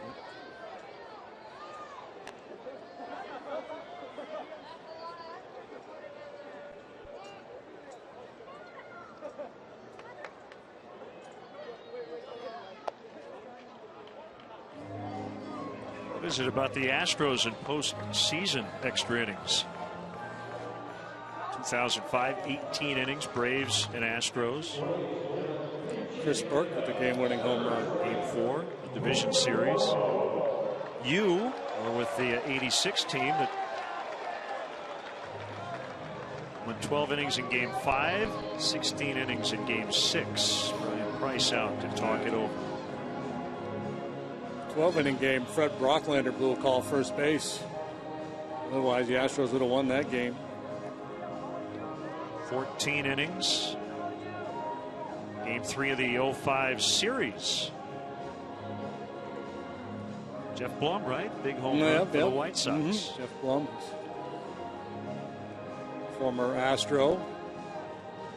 Came back to bite him, and now Jeff's working the TV side for the Astros. Billy Hatcher hit the big home run for the Astros in that game in '86 against the Mets to tie the game in the 14th, and then the Mets won it. Scored 3 in the 16th. He came back and scored 2 and had the tying run in scoring position when the game ended. Hatcher's still working hard.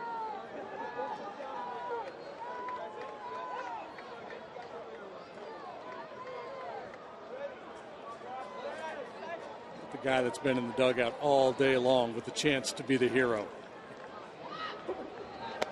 Side to Bourbon.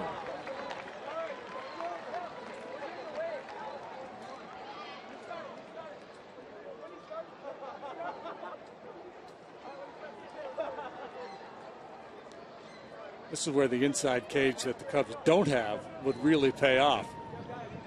He hasn't even seen a batting practice pitch in hours.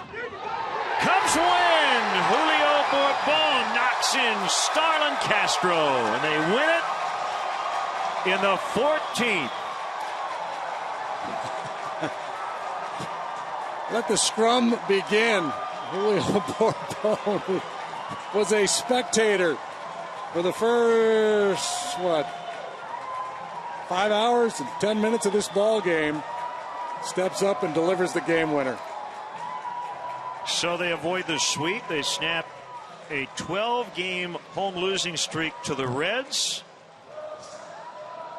And our GMC professional grade player of the game, got to give it to the man who did sit on the bench for the first 5 hours plus, and he came up with a game-winning hit. Yeah, great swing of the bat and inside out swing on a fastball to deliver the game winner. He is the player of the game with a big assist to the Cubs bullpen. Man, were they stout today. Getaway day victory. 6-5 the final in 14. Good singing, partner. I think that was the key. You too.